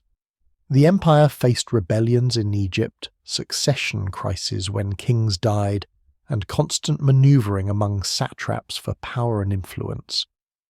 These internal matters were more important than the distant Greek cities on the empire's western fringe. Interestingly, when the Peloponnesian War broke out between Athens and Sparta, Persia intervened on Sparta's side. The Persians provided financial subsidies that allowed Sparta to build a fleet, the instrument that ultimately defeated Athens. From the Persian perspective, this was brilliant strategy. Why fight the Greeks directly when they could be encouraged to fight each other? By backing Sparta, Persia ensured that Athens, the most aggressive Greek power and the one most hostile to Persia, would be defeated without Persian soldiers needing to die. It was revenge achieved through proxies, and it was far more effective than any military campaign could have been.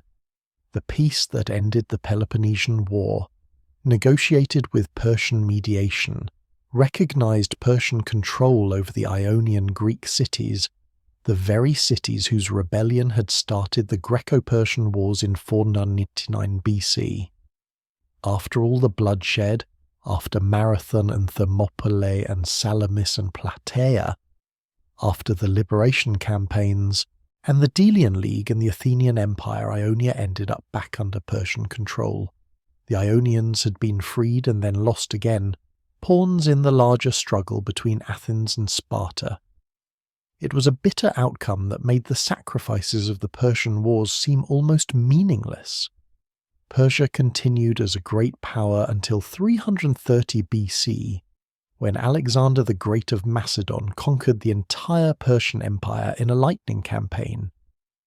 Alexander, trained by Aristotle in Athens, leading an army of Macedonian and Greek soldiers, succeeded where the Persian Empire had failed.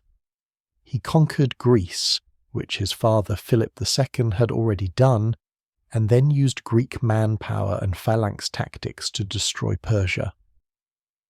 The revenge for Marathon and Thermopylae was finally completed, but it came from a Macedonian king, not from free Greek city-states. The irony was that by the time Persia was conquered, Greece itself had lost its independence, both civilizations that had fought so desperately in the Persian. Wars were ultimately absorbed into Alexander's empire and then the successor kingdoms that followed his death. The Greco-Persian Wars changed the course of human history. If Persia had won, if Marathon had ended in Persian victory, if Thermopylae had not delayed the invasion, if Salamis had destroyed the Greek fleet, Western civilization would not exist as we know it. The political systems, the philosophical traditions, the artistic forms, the very values that define the West were preserved by Greek victory. Democracy, individualism, rational inquiry, the pursuit of excellence, the idea that free citizens have rights and dignity that no tyrant can take away. All of these were Greek innovations that survived because Greece survived. But the wars also revealed uncomfortable truths about human nature and power. Athens fought for freedom and then built an empire. Sparta defended Greece from tyranny and then imposed tyranny on Athens. The alliance that saved Greece in 479 BC was at war with itself by 431 BC. The cultural achievements of the Golden Age were funded by imperial exploitation. The democracy that Athens exported to its allies at spearpoint was not as benevolent as Athenian orators claimed. The wars that preserved freedom ultimately led to the end of Greek independence. The legacy of the Persian Wars is complex and contradictory. On one hand, they represent the triumph of courage over cowardice, of free men over slaves, of quality over quantity. The victories at Marathon, Salamis, and Plataea proved that military excellence, superior tactics, and the motivation that comes from fighting for one's home can overcome enormous numerical disadvantages. These battles became foundational myths for Western military thought, studied by generals from Rome to the modern age as examples of how the impossible can be achieved through courage and skill. On the other hand, the Persian Wars led directly to the imperialism and internecine conflict that destroyed classical Greece. The confidence born at Marathon became the hubris that led Athens to build an empire. The unity forged in resistance to Persia dissolved into the rivalry between Athens and Sparta. The cultural achievements of the Golden Age were enjoyed by Athenian citizens while subject allies paid tribute under threat of force. The freedom that Greece fought for in the Persian Wars was not extended to the cities that Athens ruled. The contradiction between Athens's democratic ideals and its imperial practices would be noted by critics ancient and modern. The individual heroes of the Persian Wars became legendary. Miltiades at Marathon, Leonidas at Thermopylae, Themistocles at Salamis, Pausanias at Plataea, each became symbols of courage, sacrifice, and strategic genius. But their personal fates were often tragic. Miltiades died in disgrace. Leonidas died in battle, his body mutilated by Xerxes. Themistocles was ostracized from Athens, fled to Persia, and ended his days as a Persian satrap. Pausanias was walled up in a temple and starved to death. The men who saved Greece were rewarded with suspicion, exile, and death. Greek democracy, it turned out, was as jealous and fickle as Persian autocracy, just in different ways. The cultural legacy is undeniable. The buildings Pericles erected on the Acropolis still stand, testament to the achievement made possible by empire. The plays of Aeschylus, Sophocles, and Euripides are still performed. The histories of Herodotus and Thucydides are still read. The philosophical dialogues of Plato still shape how we think about justice, virtue, and the good life. The medical ethics of Hippocrates still guide physicians. The mathematical discoveries of Greek geometers still form the foundation of mathematics. Western civilization, in its art, literature, philosophy, science, and political thought, is built on Greek foundations preserved by the victories in the Persian Wars. But we must also remember the costs. Tens of thousands died in the wars. Cities were destroyed. Populations were enslaved. Athens was burned twice. The trauma of the invasions shaped Greek thought for generations, producing both the confidence that fueled the Golden Age and the paranoia that led to the Peloponnesian War. The choice to resist Persia, the choice made by Marathon's commanders and Leonidas's 300 and Themistocles at Salamis and Pausanias at Plataea, saved Greek independence in the short term, but set Greece on a path that would end in self-destruction. Would it have been better to submit to Persia, to accept Persian rule and avoid the wars? The Greeks would have answered with horror. Freedom was worth any price, even death. Better to die free than live as a slave. That attitude, that willingness to sacrifice everything for freedom, is the legacy of the Persian Wars. It inspired resistance to tyranny throughout Western history, from Roman republicans fighting emperors to American colonists declaring independence to modern movements for democracy and human rights. The idea that individuals have inherent worth and dignity, that governments derive legitimacy from the consent of the governed, that tyranny must be resisted, these are Greek ideas preserved by Greek victories. But we also see the darker legacy, the hypocrisy of fighting for freedom while denying it to others, the temptation to turn defensive alliances into offensive empires, the tendency of victors to become what they defeated. Athens became an imperial power extracting tribute from subjects, not so different from Persia. Sparta imposed oligarchies on conquered cities, not so different from how Persia had ruled through puppet tyrants. The Greeks who had fought so hard to be free of Persian rule ended up ruling each other with similar methods. The Persian Wars saved Greek freedom from external conquest, but they could not save Greeks from themselves. The Greco-Persian Wars were the first great clash between East and West, between autocracy and democracy, between empire and city-states. They established patterns and ideas that would recur throughout history. The narrative of the Free West resisting the tyrannical East, of European civilization defending itself against Asian despotism, begins here at Marathon and Thermopylae.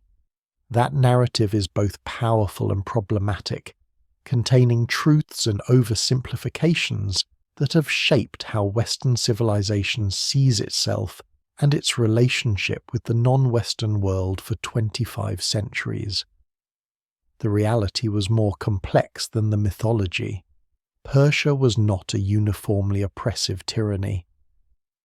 Many peoples lived contentedly under Persian rule, enjoying the peace and prosperity that the empire provided. Persian administration was sophisticated, Persian culture was rich, and Persian rulers like Cyrus and Darius were capable and relatively enlightened by the standards of their age. Greece was not uniformly free. Athens ruled its empire as ruthlessly as Persia ruled its provinces. Sparta was an oligarchic military state that enslaved an entire population of Greeks. The distinction between freedom and tyranny was not as clear as later propagandists would claim, but there were real differences. The Greek city-states, despite their flaws, pioneered forms of political participation that were revolutionary. Athenian democracy, limited as it was to adult male citizens, was nonetheless a radical experiment in collective decision-making. The idea that ordinary citizens could participate in government, could vote on laws, could speak in the assembly was new. The philosophical and artistic culture that flourished in Athens, questioning authority and exploring human nature, was enabled by a degree of intellectual freedom that did not exist in the Persian Empire. These innovations were worth preserving, and the Persian Wars preserved them. The wars also demonstrated something important about human capabilities. The defeats inflicted on Persia proved that courage, training, superior tactics, and motivation could overcome vast numerical advantages. The Persians had every advantage: more soldiers, more resources, more experience. The Greeks had almost nothing except their determination to remain free. And they won.